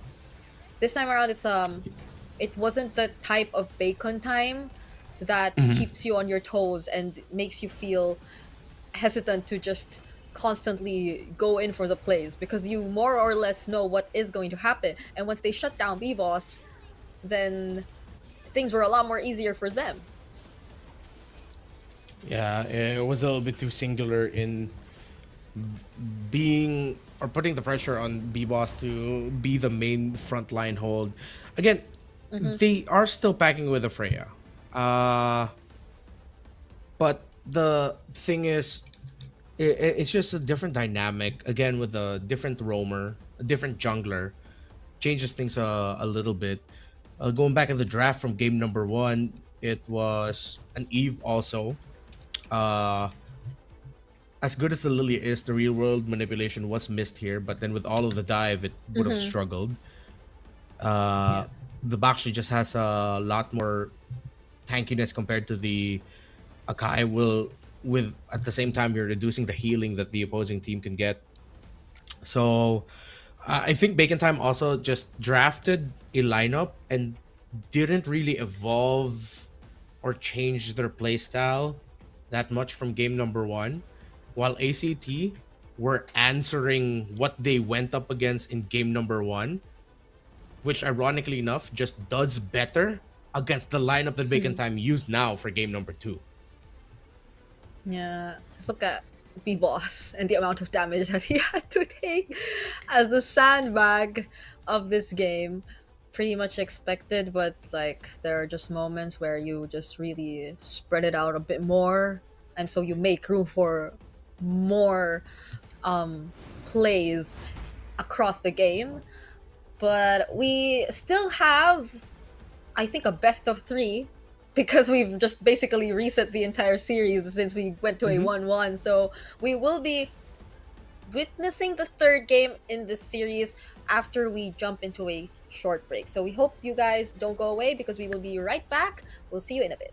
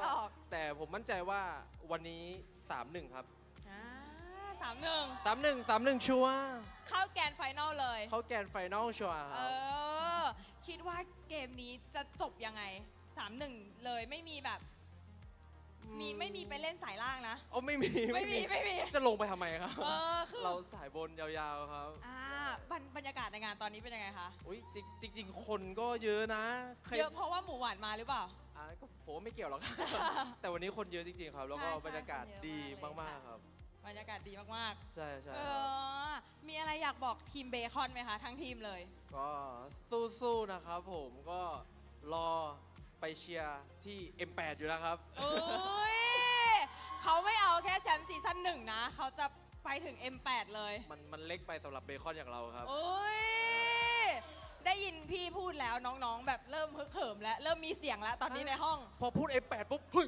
มาเลย มันมีกำลังใจแล้ว มันเริ่มมีแรงฮึดแล้ว เอ้ย พร้อมแล้ว เอ้ย ก่อนจะไปนะคะ ขอเสียงแฟนคลับเบคอนไทม์หน่อยได้ไหมคะ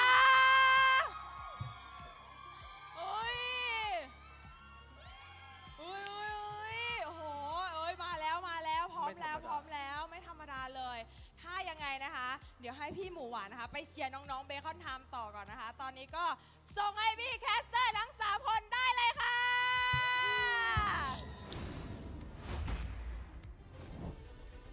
Loving the hype we have at the arena from the Philippines. At least they are 1 hour behind, so I think it's about 6:00 p.m. currently in Thailand. So shout outs to everyone in the arena. Hopefully they've been able to grab dinner during that quick break we also had earlier, because we never know. We never know what to expect here in this series, especially now that we're at a 1-1. Yeah. Hopefully we get to see a recovery from the side of Bacon Time this time, because ACT clearly recovered from whatever they went through in game number 1. In game number 2 now, it's let's see if Bacon Time can balance the sauce a little bit.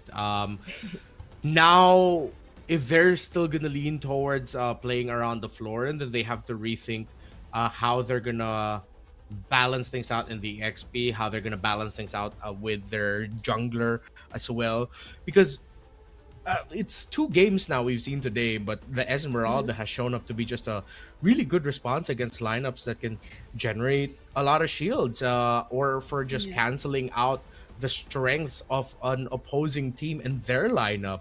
Still, we did get to see that it was a tough climb for ACT, wherein they had to give up a lot of the early major objectives or couldn't win them. But again, it got to the point where they just got their farm. They know that their power spike is until Claude gets Eternity, until even the YSS is comfortable in the farm. Once it gets to that point, as this game goes on, then it gets way too tough for Bacon Time, because they're all on the Harith basket. Even the Freya basket at that point won't be online anymore. It just gets taken down way too quick, because even though you have high damage, you can regen just from sheer brute force, you don't have someone else with you that can share those responsibilities. Akai falls down way too quick. Yeah, it's been very tricky for both sides, but it's interesting in the sense that they're able to pull off their unique strategies. Each game we saw it happen. Like for game number 1, that Estes lineup, and in game number 2, although we did not really encourage the Yi Sun Shin as an option for the jungle, they were also still able to make it happen. But of course, it was also hand in hand with them again punishing a lot of what we saw as, I think, the lapses that Bacon Time had in terms of their lineup. It still reminds me of what we saw earlier today between King of Gamers and Tenacity, when they were just constantly able to punish each other's XP laners and the picks that they decided to go for in the EXP lane. This time it's seemingly more evident, yes, in the EXP, but also in the jungle, just because of how specific these two were. Because I don't really want to like take into account the Spider Miles pick anymore, because it's been a signature for Bacon Time. They've always stuck with that kind of play style, so it's more on like how they complement it with especially the kind of jungler that they go for. Yeah, good complementary pieces for one another would be a great. And I still think that there could have been a window where Bacon Time could have afforded to be a little bit more aggressive, maybe gone into the jungle a little bit more to get some resources out, delay that Yi Sun Shin. But then, because of the MVP performance that we saw earlier from Cards, if I'm not mistaken, of that Juicin, it also stopped a lot of the aggressive moves that potentially Bacon Time wanted to have done. So, as much as it was a great draft result, you could also definitely say that execution wise, ACT really just locked in. It's it's been ACT locking in since day one of the playoffs. After that 2-0 against Buriram, and after that 3-1 against our top seed in the regular season, ACT has been on fire. And now that they've unlocked their potential yet again after that second game, Bacon Time might not afford to show us another draft that really doesn't go well together like that. I think it does. I still think it does. But again, there were pieces from ACT's lineup, mainly the Esmeralda, that just made it highly unlikely for them to do it a second time around. Yeah. Well, even I'm more excited now to see the draft. I think we can temper down a little bit our excitement towards the crazy picks of Bacon Time, or they're just gonna lean in and go even crazier. Ooh, how crazy is Which I highly crazy? doubt it. I highly doubt it. They can slow it down a little bit. They can reel Yeah. it back. Nothing wrong with that. We wouldn't mind. We, I think, had enough of a moment in game number one. I would love to see another one, but maybe again, keyword of the day, I guess, balance. Balancing it out a bit more. Yeah. Now that we got to see or expose a bit of their weaknesses in terms of that. So, yep, whoever. Wait, let me see who do they consider as the captain here for Bacon Time? It's Spider Miles, right? Yeah, it's Spider Miles. Yeah. Yeah, I think it's like shared duties between like Spider Miles and Exort, with them controlling the center. They're the ones much more vocal. Yeah. Sir Spider Miles. Let's see if what the call is gonna be. Okay, it's another head to head between our junglers this time. Very similar. Another shared hero pool, I guess. It's I'm I think these are already the most unique junglers in terms of hero pool that we have in MSL Thailand. There was just one earlier today, I think Water, who used the Aulus. So we're down to the last few teams being the more flexible jungler players Yeah. overall. Yeah. I don't think in terms of the jungle we are gonna see any more like crazy surprises. They're just gonna be like, Yeah. all right, cool, type of picks.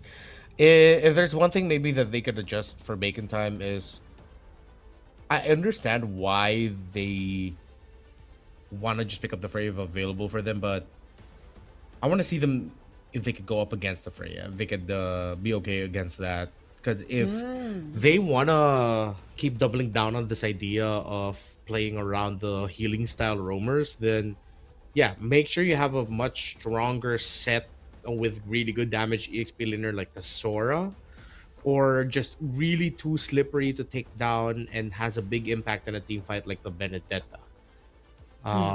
If you want to go with those kinds of picks, still it's a wide pool. You can still definitely slot in something like a Terizla, but just as we said, balance is the key word now for the rest of the series. Yeah. I love how every time we just pan the camera towards the audience, they're playing MLBB while watching MLBB. Yeah. That's how dedicated our viewers are, especially now that we're just awaiting the draft. So yeah, it's again something we mentioned time and time. Hopefully we do see it right now. I would love for again these two teams to bring out their fullest potential and not just us constantly like pointing on a certain decision that they made or something lacking that they weren't able to accomplish. So they're so then we actually feel that they were able to give it their all during this series, because it's not the stakes aren't the same as what we saw for the previous series. It's not like the loser gets eliminated, but I don't think you want to go up against the top seed again in the lower bracket finals. I love that side. Look at that. It's simple. It's something anyone can copy. Anyone can write ACT on a piece of paper, and that is just the beauty of it. You know what? I think Bacon Time can learn something from her. There's a beauty What? in simplicity. Simplicity. Yeah. uh, okay. Okay. I I hope so. I hope they do learn a thing or two now that they're back in blue side. This is exactly where they were in game number 1, only lacking the Marcel ban.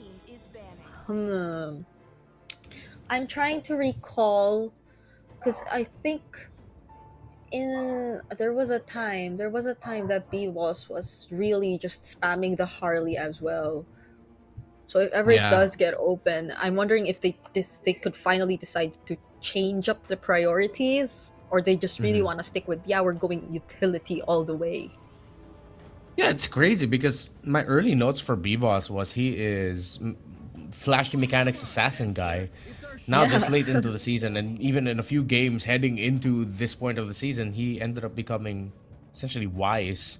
So now I was like, oh, did Bacon Time just like completely like, I wouldn't say brainwash, but like transform B-Boss? I was like, hey B-Boss, you're such a king in assassins. All right, show us how you can Akai. If you can do it on a Suyo, you can do it on a Kai. And then B-Boss is just like, I got no way to say no to that. I guess I'm forced to play a Kai now. I am so not over Bacon Time International if that were to be the case. And now it's open. It's open, okay? So this is where we find the answer. Is it really B-Boss sticking with the plan of just using utility all throughout, or do they have room here, for they take the juice Harley? in. Oh, They take juice in. I think just steal it away from Karns, worthy enough to steal away. That's true. That too. Oh, there are just so many things to consider. But since the Harley's open, then that means Oh, none of the never above. mind. How about that? I thought they'd be willing to give it, but I guess they're just gonna try to adjust. And ACT knew they were ready for it. They rush pick that juice in the Baksha. And now there's no Baksha that you can play with. If he wants to go Fredrin, he has to go Fredrin now. If he wants to go damage, I think better the Harley at this point. But then you get invaded a lot, so you have to consider the Leomord. It's tough. I think Bacon just needs to lean in towards one very specific idea and live and die by it. Yeah. And you can't even deny the Esmeralda because, there's a Baksha on the other side too. It's like everything just being so tough for There we Bacon go. Time. Okay, they changed the script. Yeah. Get the Suyo and the Glue. Glue very flexible still. Can show up in the EXP lane, put the Frey in the gold. Lots of avenues Bacon Time can work with.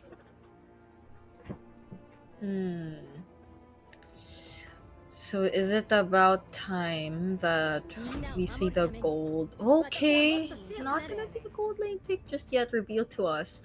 Kalea Jusin. If that's the case, then they might be eyeing out the carry for later with the Claude and Harith gone. As long as it's with any burst, really. Carry, Beatrix is okay too.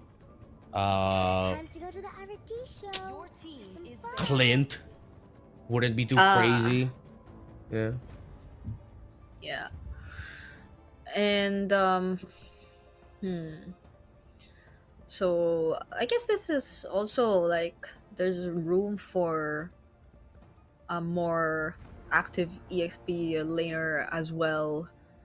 Yep. It's something you really have to be careful about, since again you don't know where the glue is going just yet, but either way you could just secure yourself the upper hand, because I think that's going to help a lot if it's after or they're after like a fast rotating lineup overall, considering the way they built it. Oh, Bacon Time senses the carry. Now it Yeah. gets denied as well. Yeah, makes a lot of sense really to just take it out. It's one of the last best options here. Hell, ACT, if you have it in you, just show up the Beatrix. I've already seen one of my favorite picks. Show me another one, please. What else actually are Yeah. marksmen out there? If it's not, well, the Bruno is gonna take time. Yeah, and the Bruno's more like matchup specific. Yep. They take out the Zetian. Granger would still be okay for ACT if they want the burst type. They don't have a Sky Piercer holder. If they can't decide between is it gonna go into the Juicin or is it gonna go into the Granger, so the Granger's still gonna be okay for them if ever. ACT. Okay, if they're capable. They were capable enough of playing the Yi Sun-shin in the jungle, I wonder. But yeah, I guess a Sky Piercer hero that has more range rather than that, because it's more on the juice in the Kalea that they have as of the moment. Last ban for Bacon Time, though, it's the Moskov, so majority of the suggestions you brought up are actually still up for grabs. But if they because I might rather go gold and see where the glue goes. Yeah, I think they took out the Moskov because Bacon Time realized that if ever ACT went Moskov, then they really don't have a lineup that takes care of the map really well. With a Claude gone, they already show their jungler, so they can't play something like the Fanny to help take care of the map. They're not playing through a Hayabusa. So they needed to take away the best option in terms of macro. As Bacon Time, they might have just folded and have already shown to ACT that they're going to be thinking more about the team fights. They will live and die by that. Oh, the Obsidia. Picked 3 times so far this season, but doesn't have a win just yet. Ooh, well, they need the burst to take this down. Honestly, if it's time for them to bring it back, you can bring back the Kadita or just play it safe and pick something like the Farsa. They just need that long range burst. Right. Yeah, actually. And you don't want to really get close enough. So, okay, let's see what the mid lane option is gonna be for Exort, and where the glue is actually gonna go for Bacon Time, because it still can be flexed either in the Roam or EXP. So, that's who's that good? Oh, solid. Very solid lineup here for Bacon Time. They don't have a traditional marksman, but this is one of those lineups that can take control of the game fast before the Obsidian can get farm. So they need an EXP laner that can dive. Honestly, if you want to temper this, you go either Yuzhong or Lapu Lapu. Sora, I don't know. I don't know why I'm kind of iffy on the Sora. I would rather see the Yuzhong or Lapu in this scenario. Although the Sora has risen up early, especially early on, it was the answer to the Gourd with the static nature of it. Very easy set and you get to interrupt, but I think a longer, more engaged team fight would be good. More uptime perhaps. Okay. They're still gonna go for the more common response, the way to deal with the Gourd. I guess I think it's mostly just really what the role of the Sora is gonna be anyway. It applies for any kind of mid laner that really has to stay behind, such as I've seen it a couple times even against the likes of the Eve and stuff like that. So all right, at least I think it's a much more well-rounded draft that we're seeing from both teams this time, especially Bacon Time switching it up a bit. Spider Miles on a glue instead of Florine to pair up with the aggression. B-Boss doesn't have that big of a responsibility on his shoulders that he has to do alone this time around. Exactly. And that's what they needed to change the most. At least now, instead of putting a lot of pressure onto B-Boss, you play around B-Boss in the sense where you just want to make sure that you're handling the map so that he can farm. Instead of him playing the more utility, I'm the main frontliner role, you allow him to be the carry, and this might turn out better for them. Could be a similar result, similar to game number 1, honestly, like a quick one, maybe around 12 to 14, 15 minutes. But it all boils down to how they handle Lord 1 or Lord Turtle 3 specifically. Turtle 1 and 2 can go either way. It's with Lord 3 and Turtle 1 where the window for Bacon Time to take a considerable lead actually lies. Yeah, more so because I feel you gotta be careful of the twins, like with both Sylvie and Flukeo later on, especially if you're B-Boss, because what are the chances that they just really focus down on using their combo towards Oh, you mean Saros? Isn't it Sylvie and Saros? Oh yeah, oh yeah, it was Sylvie and Saros. So I mean, it's Sylvie and Flukeo and the combo that they could potentially do, because it's either they just really focus down on B-Boss, you don't really get to dash out once you get caught by the Obsidia, either way, but same can go for Exort. So either of these two, there's a threat, there's a combo that you could expect from ACT. Yeah, after the craziness that we've seen so far, it's good to see things finally tempered down into something a little bit more familiar. Of course, ACT are going to want to play for time here for their Obsidia. Or if they can speed up the Obsidia's farming process, that would be even better. So they see they threaten a little bit of pokes topside, just to show that Guns isn't going to have that easy of a time trying to win lane. Spider-Miles is going to be level 3. Sylvie just past level 3. No Roamer's going to be hitting level 4 before this first turtle. Yeah, not really a failed attempt to rotate. They didn't really spend anything for that. It was just a threat and a reaction out of Guns, who, by the way, is also going to be joining this upcoming fight here. This is a 5-man Bacon Time turtle take we're seeing, and as early as Turtle 1, what can Sylvie actually do to find a way back into this? Nothing. ACT will not contest that and might just go for a kill here in mid, finding Carnes as first blood. All lockdown, and it's good that ACT respected that they could not fight into that. It would have been a very big loss that would speed up the farm process, especially for this Freya. So they just needed to give that up. Them losing Carnes in the mid was just a result of great play by Exort. Honestly, that Mr. Projectile landed perfectly. Spider-Miles was right beside him too, to add a bit more to the control, and it was an easy pick by Bacon Time. Yeah, not what we expected for...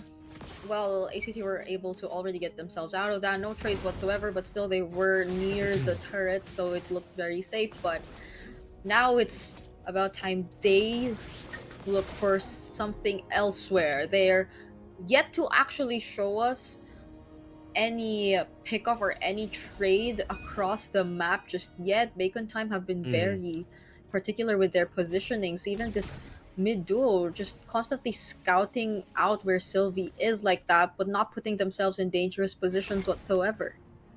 Yeah, which is the right call. Play a slower game. You force ACT to get impatient and make moves outside of their own timing, not respecting your own. You just make sure B-Boss gets his farm, and that's exactly what we were pointing out. This shift in philosophy in the draft is to allow B-Boss to be the carry instead of being a substitute roamer that he's been for the past 2 games. Okay, now it's just Sylvie really watching for B-Boss and his rotation so far. They've been not really camping, but mostly rotating towards the top lane, but it's a great job that we're seeing from Guns, that he's always able to stay safe. Saros though, does he get to find someone here? Uses the shield unity on Spider-Miles, but that's gonna be Spider-Miles. The Tsunami Slam gets committed as well, but Sylvie gets taken out first. That's a Thunder Form coming in from Cairo. Kang gets traded out even before they get to follow up. But Exort, he finds a double kill. That's an early 3-0. Yeah, 2 flickers. Bacon Time know that they are in control here. Again, the strength of their lineup with the glue, with the gourd together. The fact that they're playing a fast-scaling fighter gold, it is expected that the early game is going to be tough here for ACT. It's just, how do they temper that so that Flukeo gets farmed? That's it. They're going to be playing for 15-plus minute game here. The first 15 minutes should be, realistically, all bacon time. If at any point they slip up, that window of ACT to be competitive gets smaller here. Pick off, get started. Exord is still there with the ultimate, though. B-Boss finally getting taken out. Well, that's a trade. A jungler for a roamer. Bacon time just trying to see what window they could get. But with the mount onto Seros, they could be able to get the jungler too. And they do. Seros falls. Baksha down. 2-for-1 trade in favor of Bacon time. While Flukeo will get progress on the tower up top. Not just progress, he breaks it down too. I would have worried if that could be considered as a slip-up, but Bacon Time still got more in terms of kills. So maybe the deal breaker really would be Flukeo taking this turret up top, but Bacon Time just the same will respond with an immediate turret takedown as well. So they've literally evened out what just happened in the mid part of the map. Despite losing B-Boss in that sequence, they took 2 kills and the turret for themselves as well. So the lead hasn't really changed that much. Still, Bacon Time have found themselves in control, and this is what we again are expecting to see from them, at least for the first 15 minutes of this game.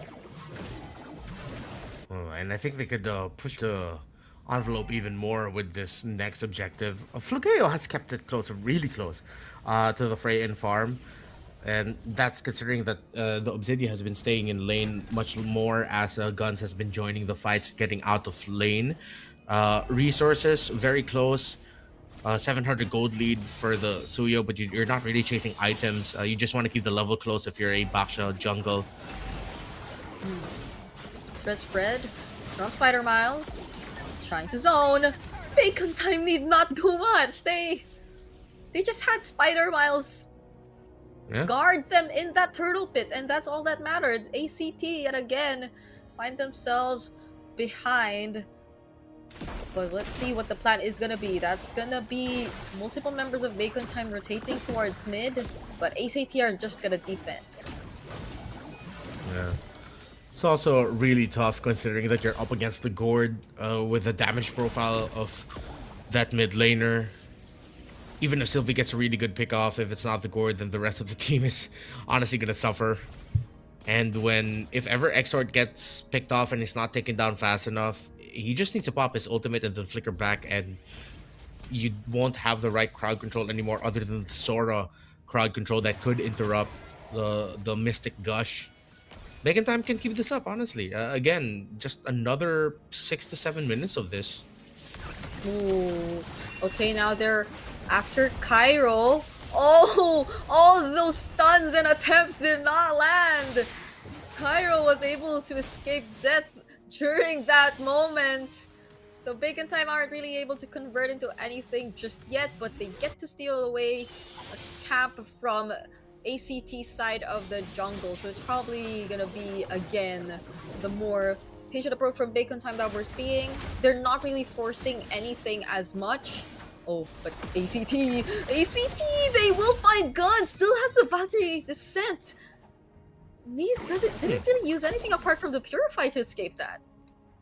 Yeah, just the moment I think Flukeo was able to latch onto him with a Hunt of Bone, he just... Oh! Two-man penalty zone that we got to see from Kangkang, and this is the moment that Bacon Time wanted to finally get a hold of that tier 1 in mid, but ACT want much more. In exchange of that turret that they lost, they find the mid duo. They find Exort and Spider Miles. They still have to play for this. Bacon Time cannot easily give up this Lord. That is the slip up that we were considering. And they give it up. They want to play the map instead. Try to get the purple buff away. Bacon Time have completely slipped up. They didn't respect the counter engage from the shifting skies of the Sora.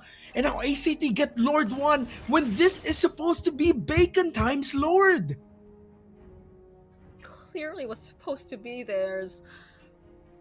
And with this lore that ACT were able to secure, that 2k gold lead that has been in the hands of Bacon Time for the longest time, as now less than 1,000, no longer matters at this point. Karms gets brought down to half HP, but there's a lore that Bacon Time still has to manage, and they are just about to lose more of their outer turrets, specifically that one turret down bottom. Multiple flickers used aggressively just to go in for the dive. Maybe Exort also shouldn't have been part of that play. Yeah, They found themselves in a very tight spot. Yeah, that was just a disrespect coming in from Bacon Time. And now they've lost their lead. One slip up like that. Again, this is supposed to be their game all the way up until 15 minutes. Maybe even at least Lord 2 if... But Lord 1, that was supposed to be theirs. But then they all committed flickers aggressively. That has to be a sign for Bacon Time that now, especially since with ACT has been fully caught up, there wasn't even that big of a lead anyways. You're really gonna have to utilize those flickers to escape counter sets. Get away from the Sora, use the Purify if your guns to cleanse out the ultimate of the Obsidia. Get away from the Crimson Beacon forward, coming in from the Juicin. And they've lost control. They can't be aggressive anymore. They have to be more calculated. Yeah, it's not like it was a guaranteed win in the T fight or anything, because the turret was still up, ACT were still full HP. As promising as the two-man penalty zone did look like, there were a lot more things to consider more than just that. So, Bacon Time, now that they have all their battle skills back, hopefully learned a thing or two from what just happened in that previous sequence, because they clearly lost a lot. They lost the majority of control in this game. They lost turrets. Now they're slowly getting back as they're taking down this tier 2 down bottom as well. But look at the way Kairo's also just pushing up that wave. Up top, no one's there to really pay attention to it. So it seems as if ACT were also able to deal with it in their own way, even without putting in too much resources themselves. Yeah. If they play the map a little bit more, but ACT are protecting it, they're doing a good job of taking care of the macro. Topside minion wave is also leaning in favor of them. Guns tries to clean it up, but he risks getting picked off.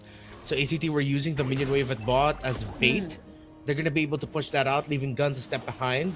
Kairo's going to be getting to the Lord Pit first to position alongside Karns. Great use of the minion waves by ACT. Yeah, that was a Purify that they got out of Guns as well. So, huge for ACT, especially as we approach this upcoming Lord fight that's about to take place. They spot out Kairo. Karm's just using those lantern flares, but it's Seros who secures the objective, and now just look at how Kairo's zoning out Exor all by himself in exchange of Spider Miles on the other side of the map. The Winter Crown keeps him safe, penalty zone gets cancelled, and Flukeo with a double kill taking out Kang Kang. B-Boss, I don't know if Bacon Time just decided that their Lord is not gonna go towards their side as Guns were left to the bot. I think it was one of those rare scenarios that maybe Bacon Time overthought the macro too much. ACT might go match point. Oh, could this be revenge? A one-way push just the same from ACT this time. They have a single minion left. Bacon Time might just get to clear this anyway. But the Lord is approaching down bottom, and that's another opportunity ACT could capitalize on. That's the jump coming in from Sylvie to Nami Slam onto B-Boss. They lose their jungler, but the counter penalty zone from Bacon Time keeping them alive. Kang might just find Pyro here, gets to regen some of his HP back, but Smiter Smiles is still going for it. Flicker forced out, but he is all alone up against 4. Can he get the kill? The damage is not enough. Now Spider Miles will likely fall in the hands of ACT just the same. Buys enough time for Bacon Time to at least defend the base. But how much time has it bought? ACT still has 4 members. They don't have Flukeo. The minion waves are only in the top side and in the bot. So yes, it buys a lot of time, as we're probably going to be waiting for Lord 3 to see the final result of this game. And this is just devastating for Bacon Time with the lead that they had, the game that they were playing, that it was their own greed, their own... I would like to think it was a little bit of pride committing flickers that aggressively, not man-marking the Sora first, ACT making it look easy, honestly, with that counter set, and then from then on to control the map really well. They made Bacon Time overthink about taking care of the minion wave push down bot, when them, ACT, seeing the Freya down bottom was their sign to just go ahead and full send the Lord. B-Boss looked lost and didn't know if he wanted to go and try and contest, or if they wanted to somehow manage the middle minion wave, because it would have risked them losing their tower. But at that point, the Lord was more important. ACT got into Bacon Time's heads, and maybe, just maybe, Bacon Time got in their own heads. Yeah, it was a huge win for them though, that they really found Flukeo, because if Flukeo just stayed alive in that moment, then things could have also been a bit more different, considering that he's the highest gold player here in this entire game. He's just so reliable in terms of damage. Once he latches onto you with a Hunt of Bone, whoever he finds might just not be safe.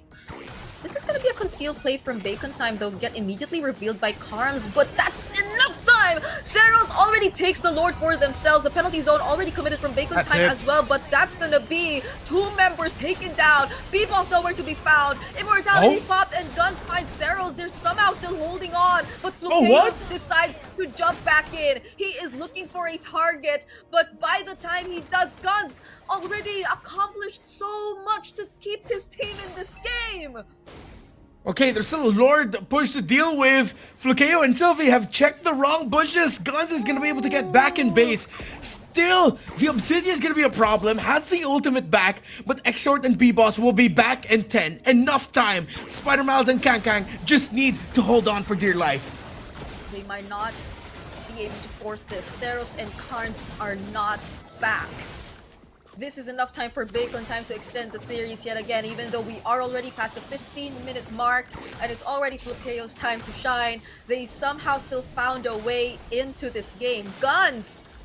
ACT probably did not expect that kind of play coming in from Guns. Guns was just so independent. He locked onto the right targets and there was no one there to deal with him. Yeah.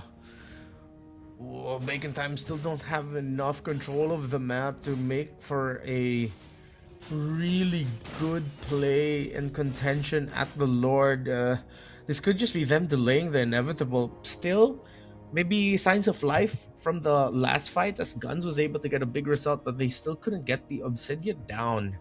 So it has to start with the minion waves first, ironically enough, but there's barely any room to work with. With the Tsunami Slam used onto Spider Miles, they feel confident enough to actually take down the Roamer, but Spider Miles is still gonna get away with this. Has the Immortality, has the Flicker, didn't really have to use anything, so he's gonna be okay. Bacon Time is gonna be okay. I wonder if they will be confident enough to find another play or conceal attempt this time around as we're approaching the next and evolved Lord of this game. Yeah, I don't see any other chance here from ACT for a Bacon Time other than them miraculously winning a fight. ACT getting wiped out and at least one minion wave looking good for them, but look at the spread of where ACT are positioning themselves. They know they don't have to worry about the Obsidia getting found out, so it's a free orange buff for them. I think they're gonna go for a full buff on the Obsidia. Let's see. Nope, they're still gonna give the purple buff to the Baxia. They're also still threatening the orange buff. This next Lord, wouldn't be surprised if it ends up becoming another really quick rush and easy take for ACT. Oh, hold on, that's the concealed play though. Valkyrie Descent coming in from Sylvie. No way. And the Tsunami Slam finally committed. Flukeo popping his Immortality. It's actually Bacon Time going all in. They're going for the full commit and they have enough resources to actually get the job done. Cairo has to dash away. B-Boss going for the chase. That's the knockout from Guns and the shutdown from Bacon Time and a 1-4-2 trade. They found the miracle! They found the members of ACT all clumped up together. They get a concealed play in, they get Flukeo down, they force cards out early. Bacon time, what a play! You can't help but appreciate it, but Seros is back to contest this. Sylvie's conceal of his own, but Bacon time have the numbers advantage, but the fray isn't here. Okay. There are waves in mid as well. Bacon time have to take care of that. Sylvie and Carms have enough information. Can they delay this a bit more? Seros finally able to make it! They're gonna focus on the heroes! B-Boss had to escape from that. The Lord is still up. They haven't been able to reset it just yet. But can Seros contest? There's the stun coming in from Spider Miles. Seros still gets the Lord! A Winter Crown pickup from Pyro, but how is this gonna help? Because Flukeo is just going in for the free hits. Guns has his eyes on cards, but there goes Flukeo with the shutdown and a double! A triple for Flukeo at that! Making it a maniac! It's just Exort all alone for this upcoming defense! That is it! Seros gets the stun on Exort. They know they want to try and get it for Flukeo, but he gets shut down! Still though, the Lord and the numbers and the minions are with ACT match point for the team that went #1 in the open qualifiers. They look poised to be the first team to make it to the first ever season Grand Finals of MSL. Such a highlight play we got to see from Exort right there before we put an end to this game, but it was not enough. He still got to find the kill on Flukeo, but they had what was necessary to put an end to this game. Now match point for ACT as we take a quick look at the highlights for that 21-minute game, the longest we've had in the series so far. And admittedly, there were slip-ups, but there were also really good recoveries that we got to see from Bacon Time, because we had so much expectations in terms of how the way things would go for Bacon Time. It should have been theirs, but it didn't. And then when it shouldn't have been theirs, they found a way to get back in it with that 1-4-2 trade that we got to saw towards the end. But AZT, I think there were no answers to Flukeo specifically in that moment, or for a majority of the game. The fights were breaking out, but it wasn't really Flukeo that was prioritized. Yeah, he really locked in here. I'm trying to go back to that last Lord fight. I know it got extended because they decided to turn and lock on the heroes, but that retry battle still looks somewhat good for B-Boss. I'm just really heading back to the replay here of how they missed it. Yeah. Did B-Boss not press retry? No way. Or was it early? Wait, I'm looking at it right now. Yeah, okay, wait, no, this is the one from very early on in the fight. Yeah. MVP of the game, though, as we try to scour through, it's Seros. Yeah. He did press it, but it was a bit too early. It was a bit too early. Which I think is something that you see commonly happen nowadays. They just fight for the last hit, but in this scenario, it was a bit too risky, I guess. And Seros had the much better timed retribution in that sequence, and overall such great movement, because we were just keeping an eye out on whether or not he would be in position by the time the Lord was already within retribution range. But the way he just prioritized to use the shield unity on who was that they actually tried to go for the sandwich play against. I think it was Kangkang. Yeah, he decided to go for Kangkang first, and then everything else just followed after that. Where there was really great prioritization that we got to see from Seros throughout this game. A whole second too early. Yeah. When B-Boss used the retribution on the Lord, there was still 1,486 health left. Seros was airborne, so he couldn't use his retribution. So he was airborne for a second, and still was the one who got the retry on the Lord. That frustrating. It is. And incredibly unfortunate. So Zeros getting the MVP here with everything that's happened in this game. Yeah, he deserves to get the MVP. 94% team fight participation, a lot of the rotations and sequences pulled by ACT revolved around the presence of this Baksha. Again, bacon time. That's such an unfortunate moment. It's painful, Brigida. It's painful. It is, and a maniac happens right after that. So, how painful could it get? You leave Exert all alone to defend a Lord and 4 members of ACT. So it was a near impossible task for him, though he did still get a kill, pick up on immortality too.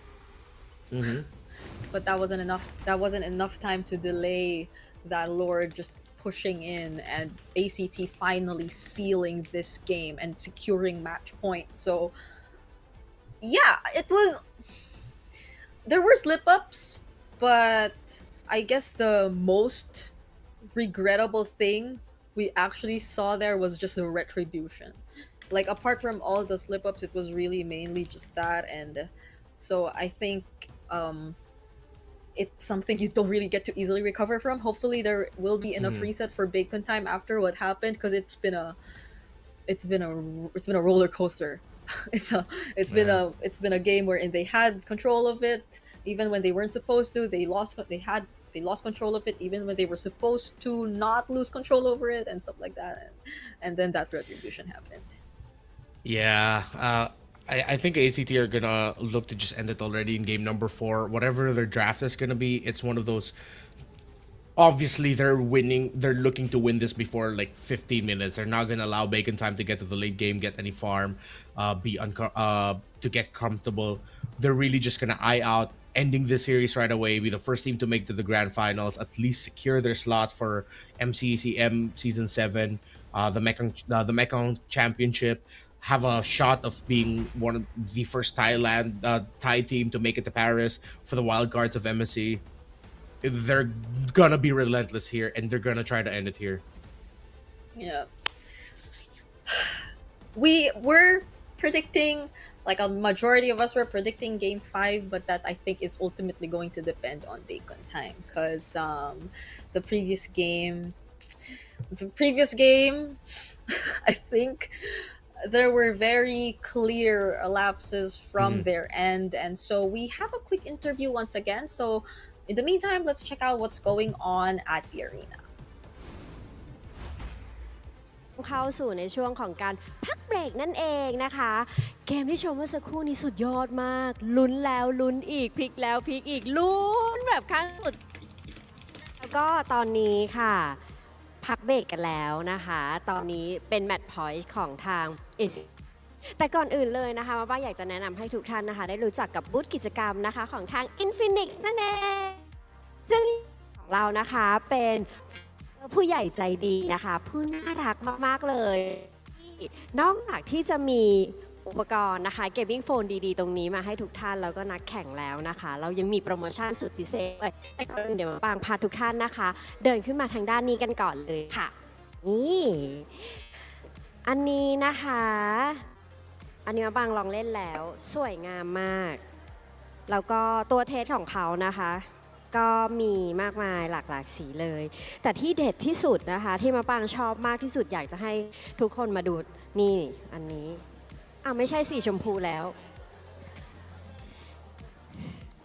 ตอนแรกแอบเห็นว่ามีสีชมพูด้วยแต่ว่าตอนนี้เขาเปลี่ยนสีแล้วนะคะทุกท่านก็สามารถที่จะมาทดลองประสิทธิภาพกันได้นะคะเพราะว่าจอเนี่ยจะเป็นแบบ144 เฮิร์ตซ์ด้วยนะคะใครที่ชอบความลื่นไหลนะคะความสมูทก็สามารถที่จะซื้อเจ้าตัว Infinix ตัวนี้นะคะ GT 50 Pro นั่นเองนะคะเร็วแรงแล้วเขาก็บอกว่าด้านหลังเนี่ยจะเป็นเหมือนคูลิ่งด้วยเป็นเจ้าตัวระบายความร้อนนะคะเพราะว่าบางทีเวลาเล่นไปมันก็จะเกิดความร้อนนะคะ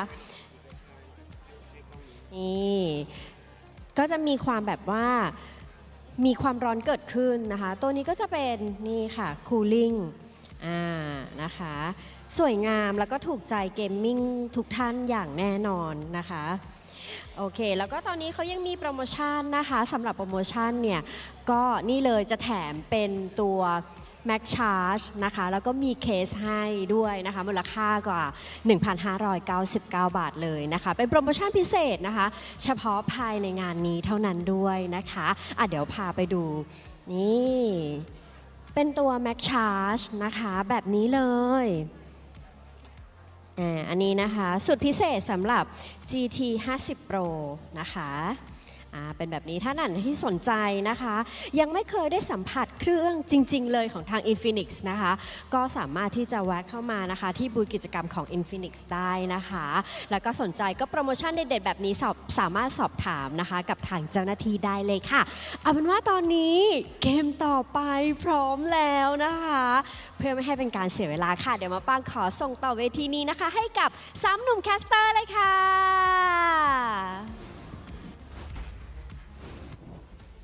And we're back to potentially witness, not potentially, we will definitely witness the next upcoming game here in the series, which is again match point already. And it depends on whether or not Bacon Time are able to find a way back in this series after what's been happening to them for the past 2 games. ACT though, after figuring out whatever they had to figure out yesterday, they've been on a streak, they've been on a roll. Yeah, really, it really feels like we're just seeing the birth of what it could mean to be a professional MLBB team in Thailand. It feels like their story is the best. I wouldn't even say that they're underdogs, but in a way, compared to like the Giants and KOG and Bacon Time, if they go all the way, if they end up getting the grand finals first, and maybe even if they end up becoming the first champions, remember, this is a team that went through open qualifiers. They weren't invited. They had to grit and grind for it to get to that point. Still, we can't get ahead of ourselves. We cannot take out the possibility that maybe Bacon Time will be able to force this game number 5, will be able to rediscover their sauce, temper their own aggression, not be too lost in their own leads, and just play the type of game that you need to play, stick to the fundamentals, your checklist of what you need to do first before you commit to play, and then they go for it. Still though, it's just tough, you know. Maybe it's because of the nature of how we see like underdog stories as Filipinos, but I just can't help but think that we may be seeing ACT just take it here in this game number 4. Yeah, well, honestly, I might just be with you when it comes to that one, because I can't also help but feel excited to see like them really make it all the way through. Like if they go further from here and who knows actually makes it to the international debut, that's something I would be so hyped to see. Like the twins making it to that stage, this all Thai team really making it that far. It's just such a great story overall. But I'm also still gonna keep an eye out for Bacon Time, because just the same, like Bacon Time and their reputation in their region is definitely also something else. And the way that Spider Miles and Exor 2 as players have made it this far as a mid duo, and again taking that shared captain role or leadership role for Bacon Time to make it all the way here, and also being like a statement team themselves, because they're not the typical team when it comes to the playstyles.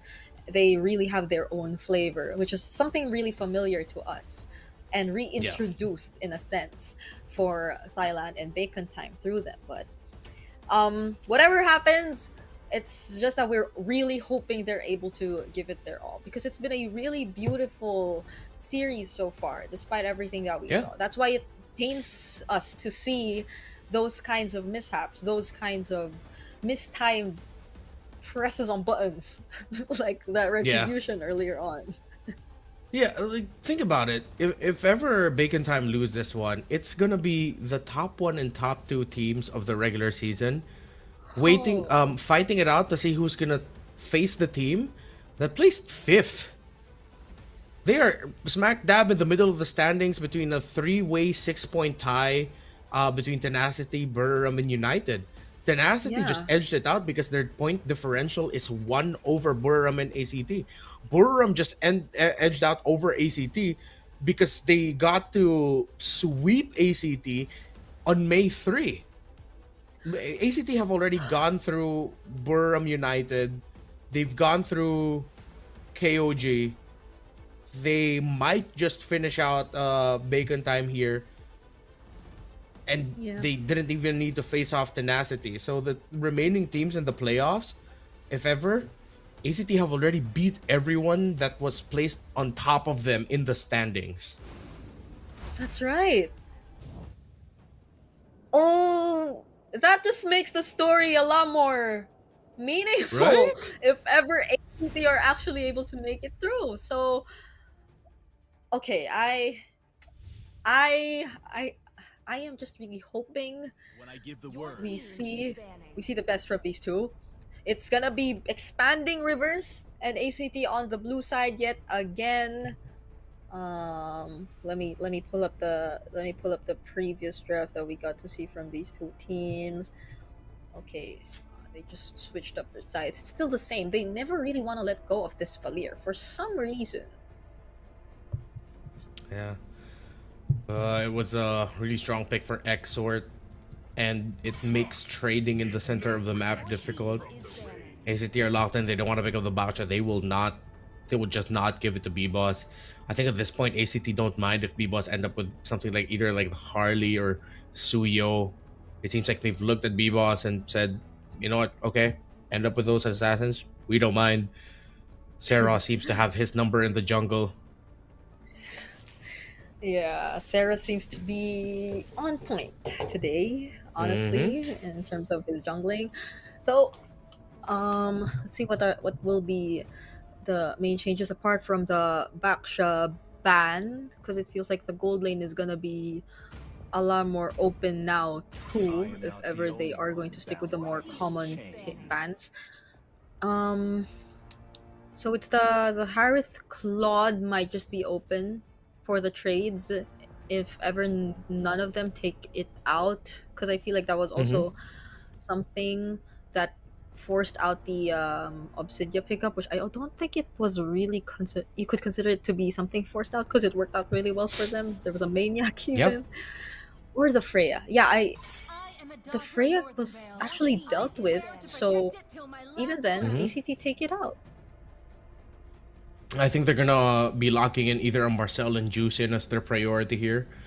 With the Phoebus also gone. Honestly, it's whatever ACT decides here, it's for domination. They want to take control. They don't want this to be a long game. They want to come out of the gate fast, hard, and just shocking Bacon Time, not allowing them to get into position whatsoever. And if they really want to do that, only two heroes can help you do that at the center of the map. That's the Marcel, that's the Juicin. Okay, so with the Freya already out, the last man could be Kalea. Okay, a lot of the more common roam picks taken out. Oh, that was the other one I had in mind, but I didn't think that they'd actually be crazy enough to go for it. They respect the Harith from guns, and they just put it in the hands of Lukeo. Again, another hero that he shined with yesterday. This is the most ego of all ego picks in this scenario, where you are one game away from just making it to the grand finals. And you know what? I respect it. Yeah, I mean the matchup is gonna be there either way. The Claude option is still gonna be up for grabs for guns later on, but at this point, considering the amount of picks that are open, like the Juicin is actually still out there.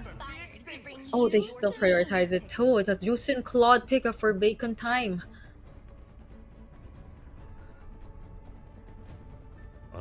They're going to be playing the longer game here. Still get the Juicin. At least they take that away. With the Khalid gone, honestly, just pack the Marcel or the Hilda. Either of those two would be great. You get your jungler now also. If you're Seros, the Harley Suyo trade is still active. At this point, it's tough for me to really decide what to go for. If they want to be absolutely sure with it without the Baksha, they can just pick up the Harley. Yeah, it's just that I already have the Harith, so it's gonna be mostly magic if ever you do lock in the Harley here. So there you go for the Sora Prio and the Harley. So there we... Oh, Oxford's smiling, even with the juice in. Okay. Could be the option here for Bacon time before we... Do they also lock in their jungler? For B-Boss. Suyo's still active. Yeah, they might just have to. It's always tough to lay more when there's a Sora around. Or maybe save their jungle for later and then... I don't know if B-Boss has it in him to play the Lancelot. Oh, they go back to the Akai. Are they gonna try to run it back with an Estes or something despite it being in a Harith or Sora lineup? Let's see. An Estes Akai. That seems quite hard to manage though, but like if it's a bit too far from everything. Plus it's a Claude, so you would expect the BMI to also put him out of range if ever things get really messy. So maybe the other support roamers would be more of an option for Bacon time. It's funny though. It's funny how ACT no longer just care about the roam picks. They just decide to completely snub banning out Spider Miles heroes ever since game 2. Probably accepting how he's never gonna run out of options anyway. So it's just really XP picks that they're taking out at this point. I think the Florin won't even cut it. They also need more damage sustainability in EXP, so either the Yuzhong Lapu is fine, you don't need to worry about the Valentina. Some extra bits of lockdown. Arlot would have been quite awkward for me, so kind of surprising to me that they decided to ban it out, but well, we know how devastating a really good Arlot game could be, honestly, so maybe that's what they're thinking. Yeah, I may, or even the combo between the Arlot Akai, maybe it's like it's so way back, but it was once a thing. So Spider Miles still has all his options laid out for him. If ever he does want to go up for a utility roamer type of plan still. But you already know what your XP matchup is gonna be, so let's see if they prioritize that. Okay. There you go. Yuzhong. Yeah, this balances it out a little bit better. As long as they time it really well, then could be a lot of space for the Akai. I think the room for ACT just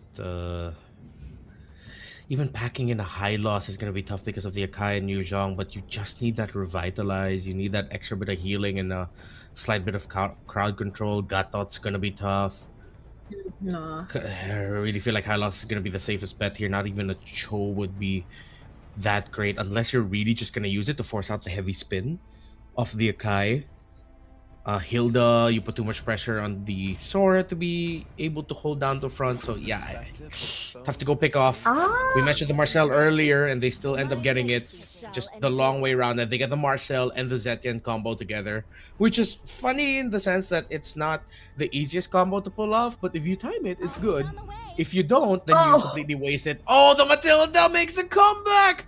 One of the picks that we thought would show up earlier shows up now! Okay. This is one of the most interesting games draft-wise that we will probably see. Matilda Akai. Okay, maybe you know what? Like whoever they decide to pair up the Matilda with, I will just watch and wait for whatever the plan is gonna be for Spider Miles here. At least they have a lot of ways to just help each other.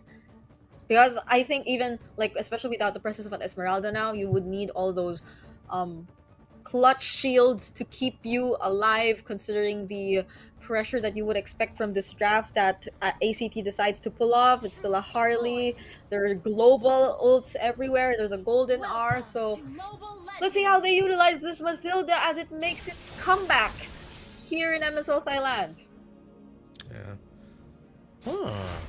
Did they force out the passive already from the Zetian? Interesting. Or does she not get that until later? I know she has that early. Yeah, they just forced it out much earlier. I think Exor just Spider-Man just flew into the Zetian and took it out immediately. So that's gonna be an opening. Orange start for B-Boss. We'll play around for the Little Wanderer. So will Seros, who started with purple. So it's a mirror start. And it will go to the side of B-Boss. We'll be able to go back into this jungler rotation. I think he has to go Golem here, then go for purple into Lizard so that he'll hit level 4. Yeah. Never imagined I'd be seeing like two of the historically most annoying roamers go head to head, because it's a Marcel just constantly doing that. But the Mathilda before also used to be very similar to the Marcel in terms of what it gets to accomplish in the early stages of the game. But I guess it's also just really Bacon time taking the more careful route. Cannot afford to really find or get an early slip up considering the kind of lineup that they're pulling off. It's gonna be waiting for guns all over again for this lineup. Okay, Sylvie's been holding into the Spectral Brush for a long time, but I think they now both have the info where they are at. They get to check the Marcel. B-Boss will miss the dash. The headbutt onto Sylvie. We'll be able to clear out the middle minion wave. Both junglers level 4. Karn's also level 4. They have to time it with the Yuzhong, who's still clearing wave. There he is, level 4 for the Yuzhong. Okay, that's the Black Dragon form already committed, but Cairo goes in first! He finds Spider Miles. How unfortunate for Bacon time, as ACT also secures the turtle. Seros will get traded out though, but then Cairo finding a double. Lukeo also joining in the fight, but won't have enough damage to take out B-Boss. 2 for 1. Yeah, first turtle goes to ACT. They got a kill here and there, but Seros ended up becoming a trade piece as he gets taken out. Early aggressive rotations from the two gold laners. So appreciate that Guns is matching the exit out of the gold lane that you know that Harith is going to do also. So they're both double laning. Guns was also able to provide some additional firepower to make sure that they get those kills, get some trades, and stop ACT from just taking control very quickly, very early on. Goes back to a more static position, but now I think, yeah, they have to see if they can help Spider Miles a little bit better with Cairo around, because that was just an easy jump and Thunder's Wrath on the Matilda. Spider Miles got melted down by the Sora.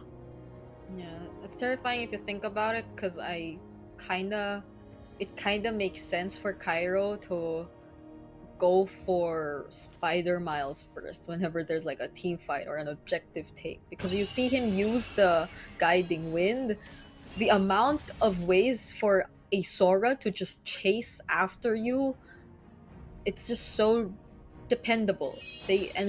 Considering how a Mathilda could be an easier target too, it's been very rewarding for them to go for that choice, because Exort I think was also a really decent option, but the fact that there still could be like those Crimson Beacon plays also, it's basically the same. It's just depending on who you see more fitting to be a priority target, I guess, for ACT. But nonetheless, Cairo is a huge threat, especially as we saw Kang right now forced to use that Black Dragon form yet again. There will be a bit of a help now from Spider Miles, and they find Seros in exchange of Kang. I think that will be pretty decent, but a Cairo is on a roll. 4-0 early on the Sora.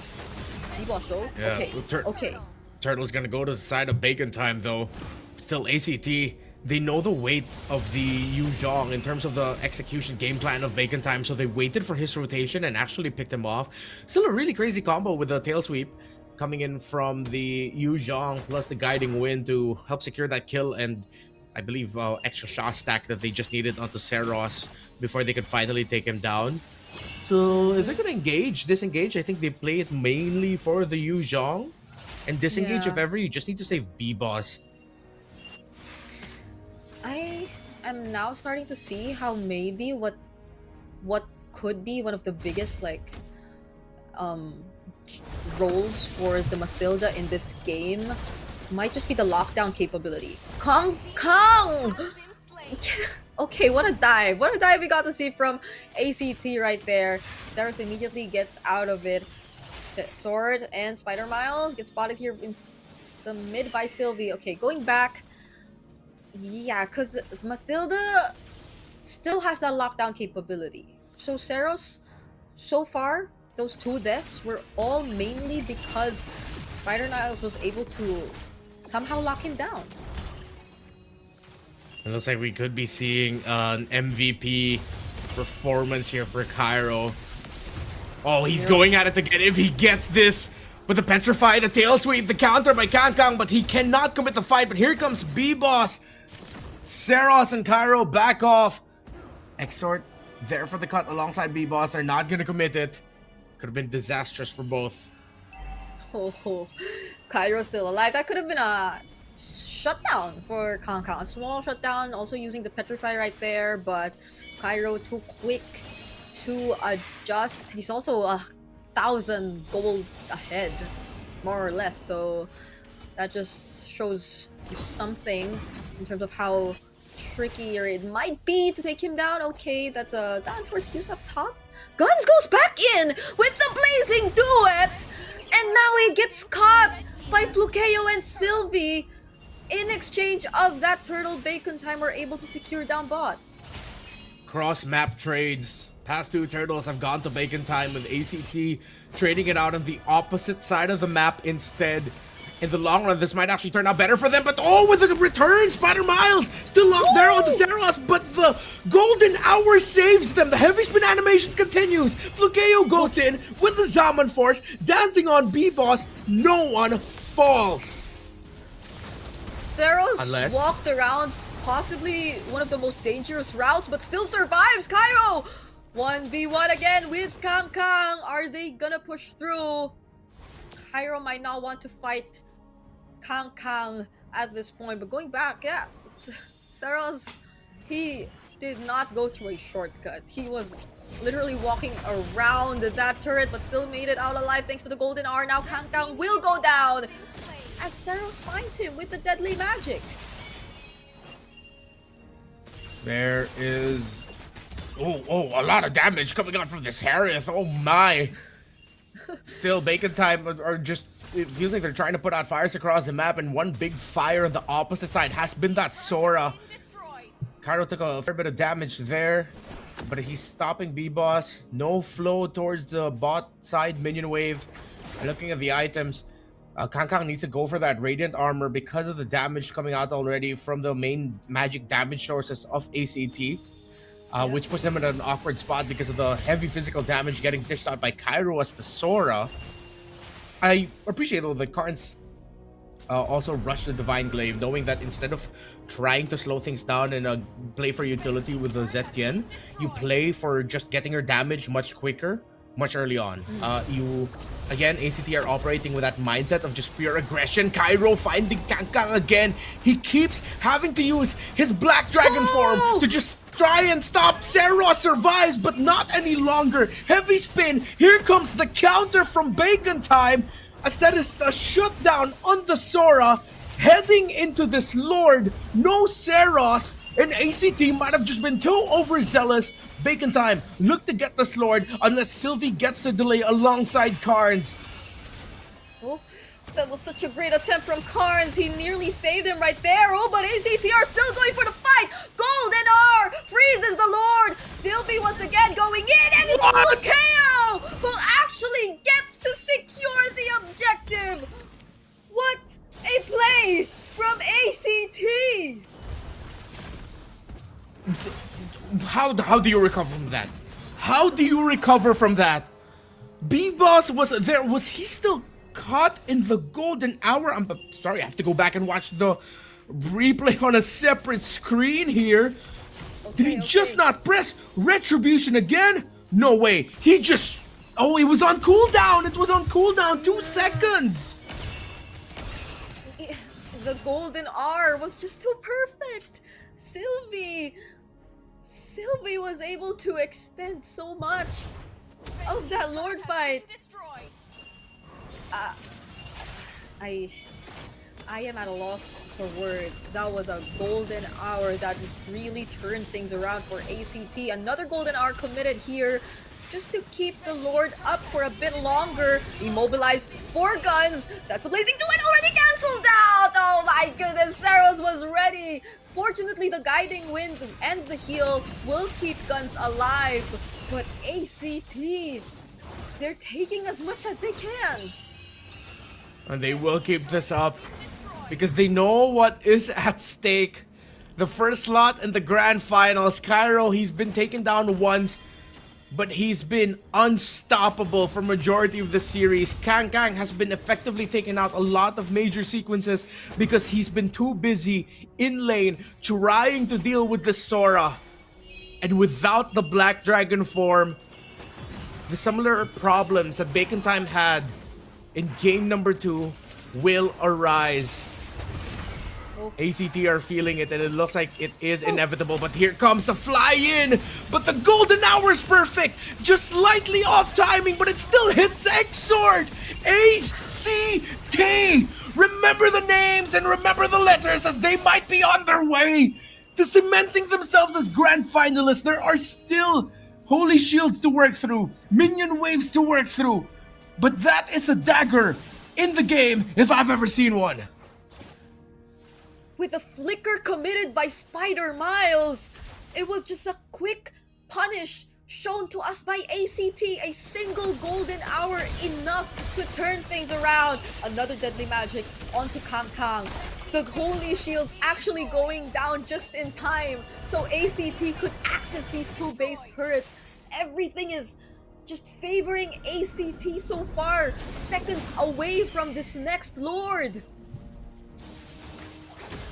If Bacon Time eke this out and is still miraculously able to secure the Lord, back off and minimize losses, then that would be one for the books. But they find Sora, they find Cairo, they force out an ultimate already. Guns with the free hits, but Guns gets saved. But the Fury of the Phoenix just stuns him just enough in time. The golden hour, a snapshot to be immortalized in Thailand as Kang falls. But Guns with a blazing to it gets blasted by ACT. B-Boss, he tried his best to at least clear out a bit more of the minion waves in mid, but he has to recall, he has to provide help, but with no heavy spin, what can they do? Spider Miles trying his best, circling Eagle already committed, but ACT are just moments away. They take down B-Boss and they take the win on towards the grand finals for the first ever MSL Thailand. Sylvie, Carnes, Piper, Sheros, and Flukeo etch their name in the history books. The first team to make it to the grand finals in the first ever season of MSL Thailand. Number 1 from the open qualifiers.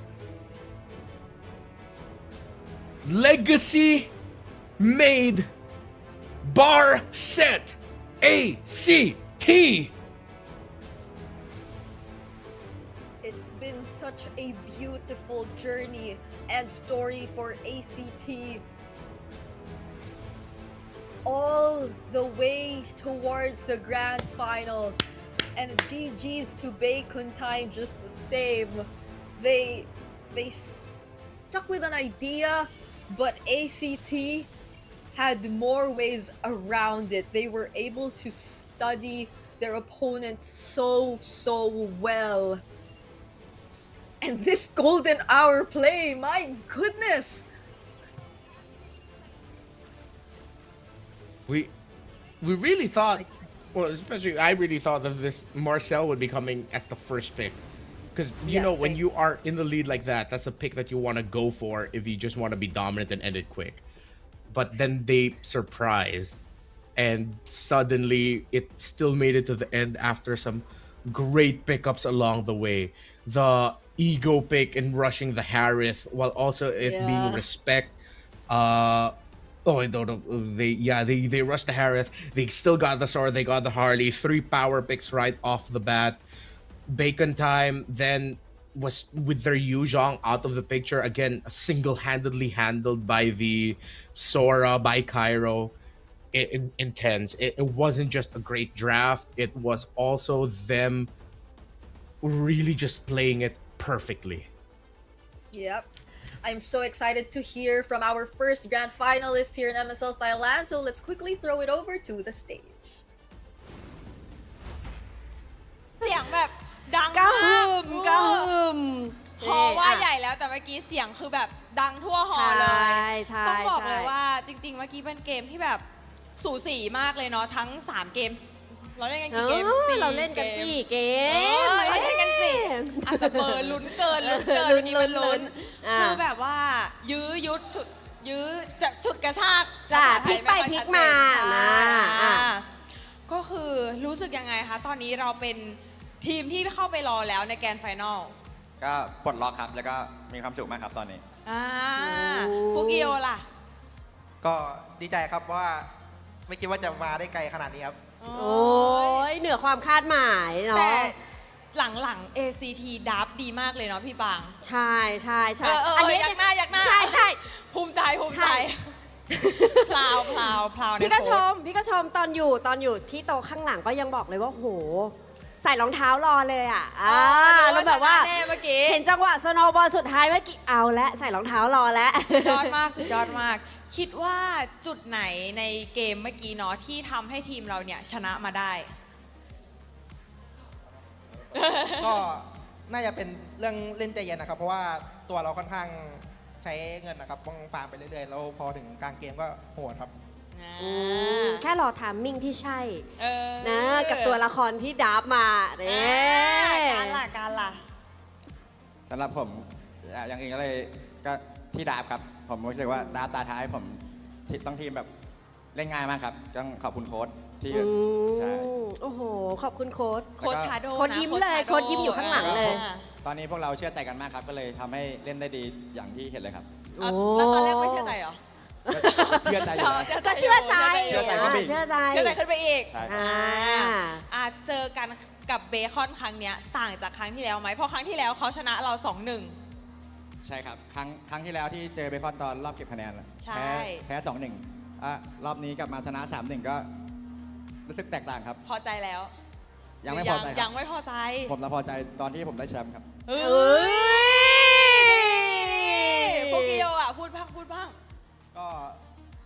ก็เบคอนก็มีแผนเซอร์ไพรส์ครับก็แต่พวกเราก็รับมือได้ครับนี่เตรียมดับแก้สติและความเชื่อใจมาเป็นอันดับ1นี่สุดท้ายคิดว่าทีมของเราเนี่ยจะได้ไปเจอใครในรอบแกรนด์ไฟนอลในวันพรุ่งนี้สำหรับผมคิดว่าตอนเบคอนเจอ KLG ผมคิดว่าเบคอนชนะครับ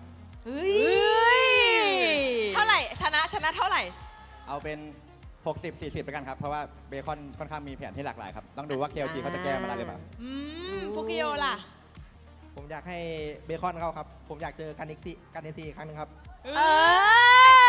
NC เจอ NC คือยอมจริงๆนะเด็กมันชอบขิงกันจริงๆเลยเด็กเราก็ยังเด็กนะเราก็ยังเด็กโอเคฝากอะไรนิดนึงเนาะกับแฟนๆเนาะโหเนี่ยวันนี้มาเชียร์เราแบบดังมากจริงๆเป็นกำลังใจสำคัญเลยนะแบบมีอะไรฝากบอกแฟนๆนะทั้งหน้างานแล้วก็ออนไลน์นิดนึงก็ขอบคุณแฟนๆทุกคนนะครับก็พวกเราก็จะทำให้เต็มที่นะครับเราจะเอาแชมป์มาได้นะครับ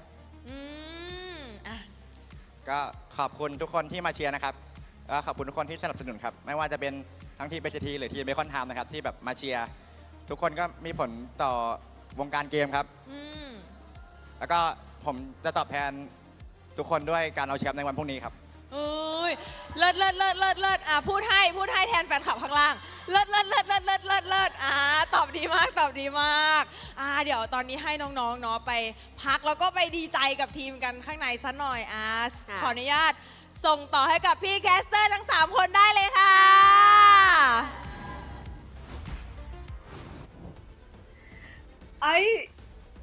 I know we've been saying so much about the stories of ACT and what they've been through, and now it's just so fulfilling to see them smile like that on stage during the winners interview. Yeah, again, their journey from the open qualifiers, being an uninvited team, going 6th in the standings at the end of the regular season, to now the first team to make it to the grand finals. Along the way, they took down top 1 and top 2. Top 1 was undefeated. Top 2 just barely made it to that spot. Congratulations to ACT. Well deserved. Insane gameplay.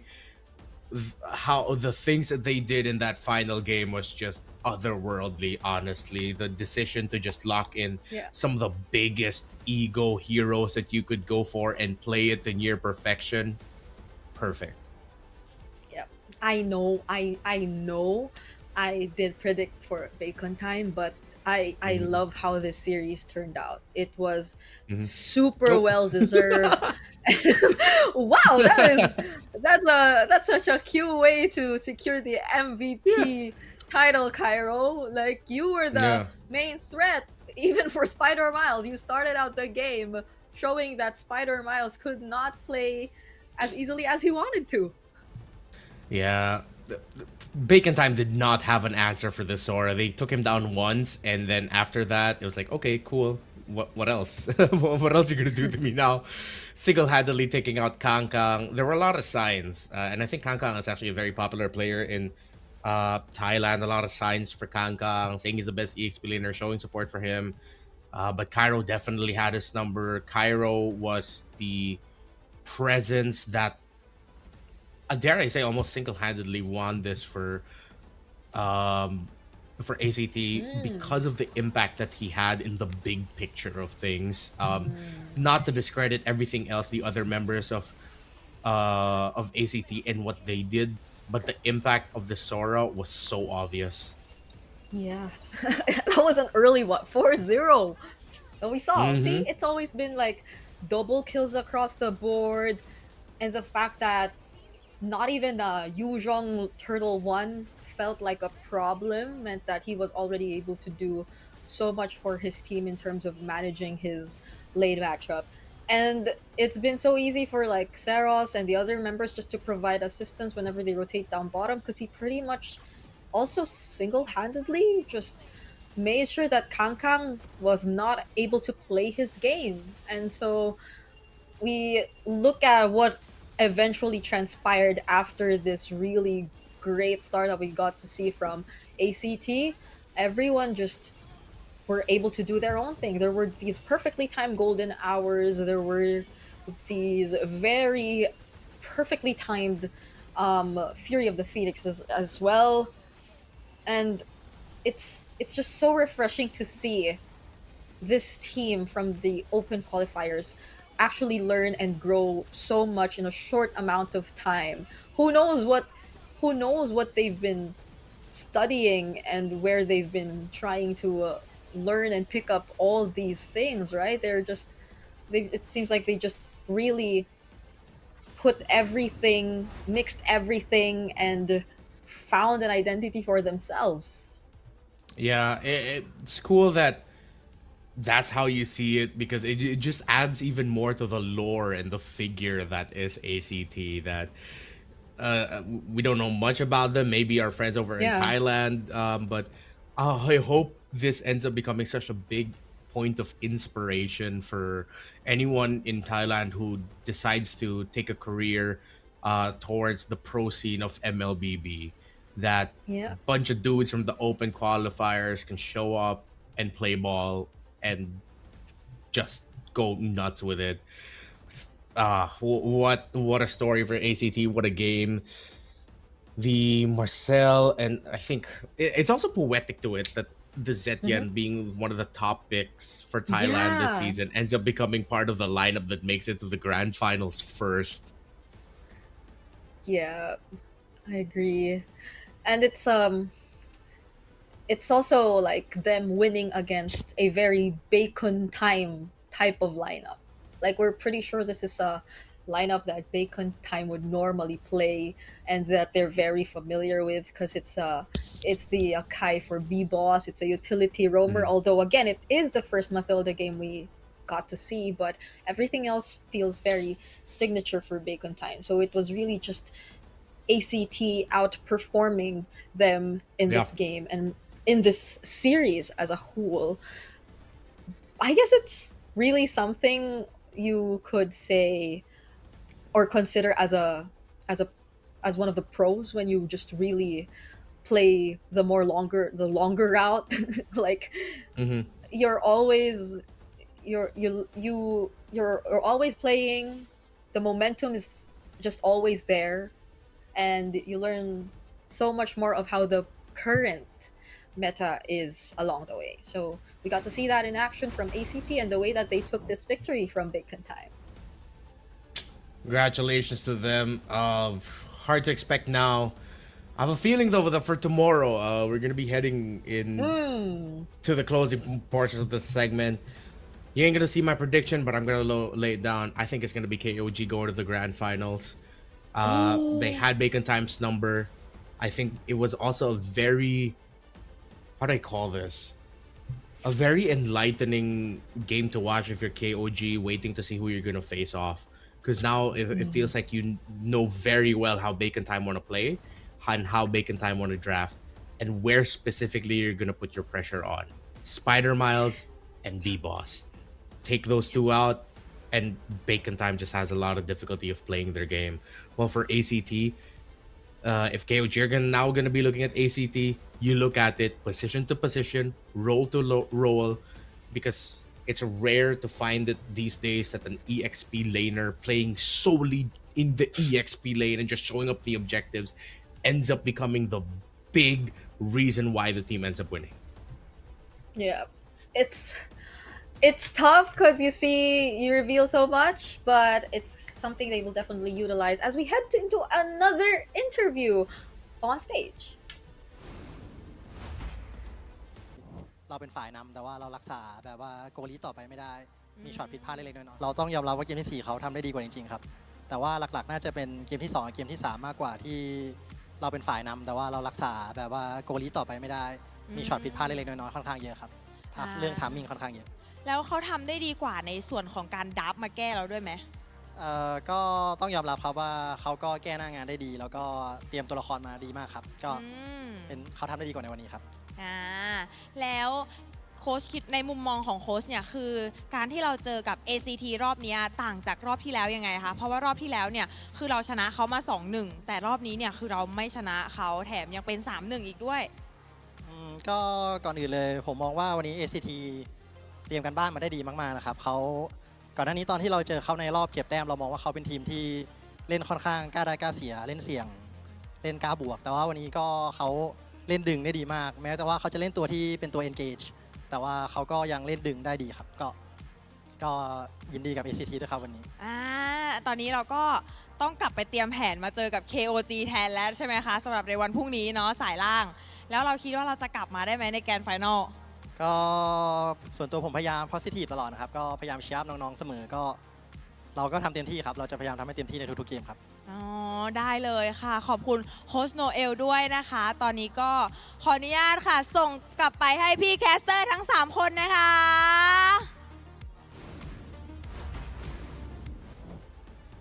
Thank you so much to Minimint. We still see how there are definitely a lot of active viewers who are eager to share their thoughts about what has recently happened and probably about what is about to happen for tomorrow, because we are all fast approaching the last day of the playoffs. As previously mentioned by Renmar, he already dropped down his own predictions that he thinks it's going to be KOG versus ACT. How interesting is that? You know, like, who would have thought the top seed will be going up against the 5th seed in the grand finals? Because I think, like, statistically speaking, even in our own MPL region, that doesn't happen a lot of times. Like, 5th seed. Yeah, it's almost always 1 to 3 that ends up facing each other. I think even 3 is in the really awkward spot because it's also quite rare to see the third place make it to the grand finals. We've seen it once where a 6th place team made it to the grand finals, and Omega, I believe it was in season 9. So yeah, hopefully we get to actually have that in our own playoffs. It's cool that they got to interview the coach there at the end. So I believe, if I'm not mistaken, that was Coach Noel from Bacon Time that they got to interview after the one that we just saw. So hey, they got some words from him after the loss, and hopefully we can do that in MPLPH. Maybe we should try to suggest it. That's really cool that Thailand has For that. playoffs. Yeah.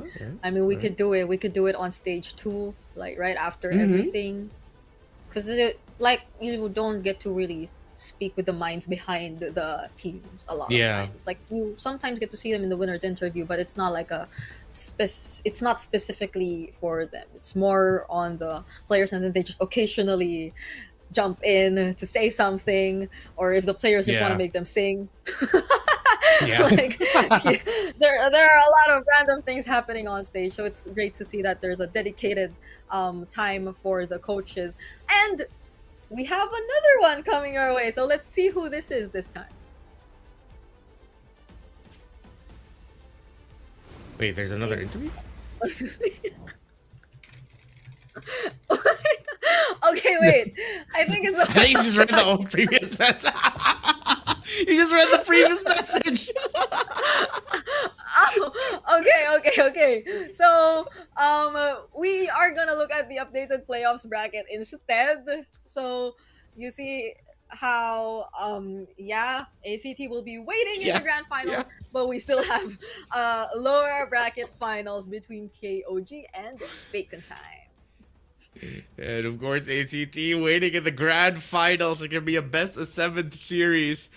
Oh, if I'm KOG and Bacon Time, I'm looking to end that series quick. They're gonna go into battle right afterwards, maximize the rest time that you could get, and good luck to everyone. It's been a great ride here for MSL. I've been lucky enough to, my schedule was free enough that I wasn't lucky enough to be able to also cast 3 games. So hey, if there's anyone from Thailand watching this or who gets to watch this, I hope that English talents in Thailand also come out. It took a few seasons, but Cambodia has their own English talents as well. Yeah. So, and I know we have some good friends in Thailand who are salivating at the opportunity to cast our home league, and I hope they get it. And you know what, Thailand, you guys are cool. It's been an honor. You guys rock.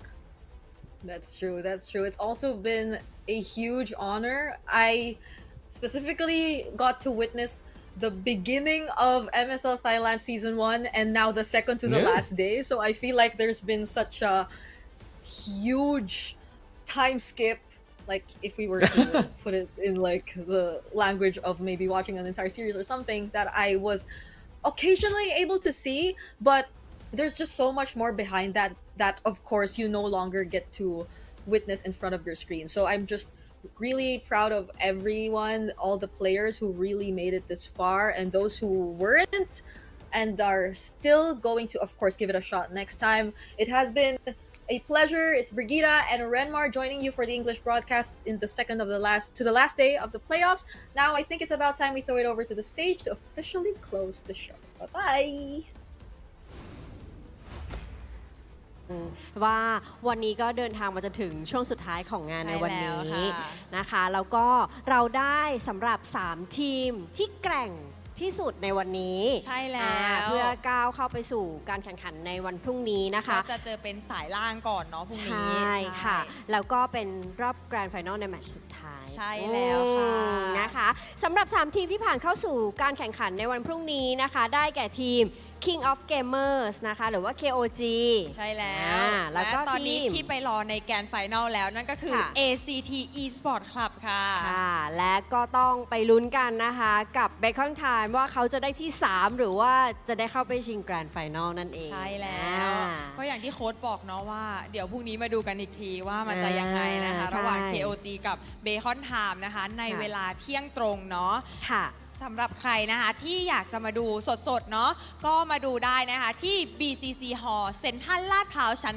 5 ค่ะ ใช่แล้ว เข้าชม ค่ะ ฟรีแล้วก็มีกิจกรรมนะคะจากบูธพาร์ทเนอร์ของเราเยอะแยะมากมายเลย ใช่ค่ะอยู่ด้านในฮอลล์นะคะแต่ว่าเมื่อทุกท่านมาแล้วนะคะ ก็อยากจะฝากกันเอาไว้นิดนึงว่าบริเวณด้านหน้านะคะ เรามีบูธกิจกรรมเยอะแยะมากมายเลย อย่างจะเป็นการ์ดให้กำลังใจ ใช่ เขียนจากทางด้านนอกแล้วก็ถือเข้ามาร่วม เชี เชี ย ย ร์ ร์ใน นัก ฮอล แข่ง ล์ได้ ใช่ แล้วก็ยังมีสแตนดี้นะคะที่เป็นสแตนดี้ไอดอลไม่ใช่ไอดอลที่ไหนก็คือเนี่ยแหละนักกีฬา นักแข่งของเรานั่นเอง ใช่เป็นนักแข่งของเรานะคะ สามารถถ่ายรูปคู่ได้แล้วก็โพสต์ลงโซเชียลมีเดียกันได้นะ ใช่ค่ะ และที่สำคัญค่ะเรายังมีบูธกิจกรรม 5v5 ด้วยนะคะ ให้ทุกท่านได้เล่นกับนักกีฬา ใช่ มีนักกีฬาแบบบางทีมเขาว่างๆก็ ใช่ มาจอยมาเล่น แล้วก็ ใช่ ชนะก็ได้โคดี้ด้วย ใช่อุ้ยอลังการการสร้างมากเลย แล้วก็ที่สำคัญนะคะ หน้างานของเรายังมีสำหรับ QR code นะคะ ให้ทุกท่านสแกนสำหรับใครที่มีคำแนะนำคำติชมต่างๆ อยากจะเสนอ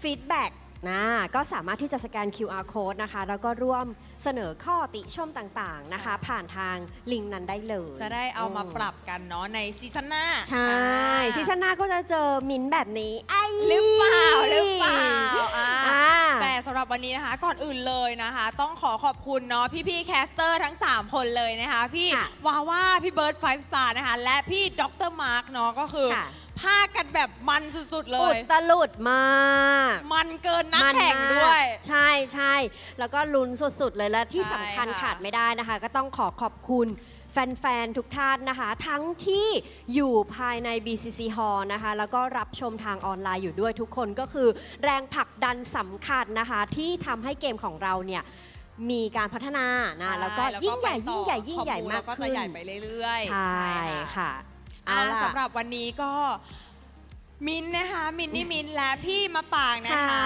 ค่ะ ก็ Baby ค่ะ ขอตัวลาไปก่อนนะคะ เจอกันใหม่ในวันพรุ่งนี้นะคะ สวัสดีค่ะ สวัสดี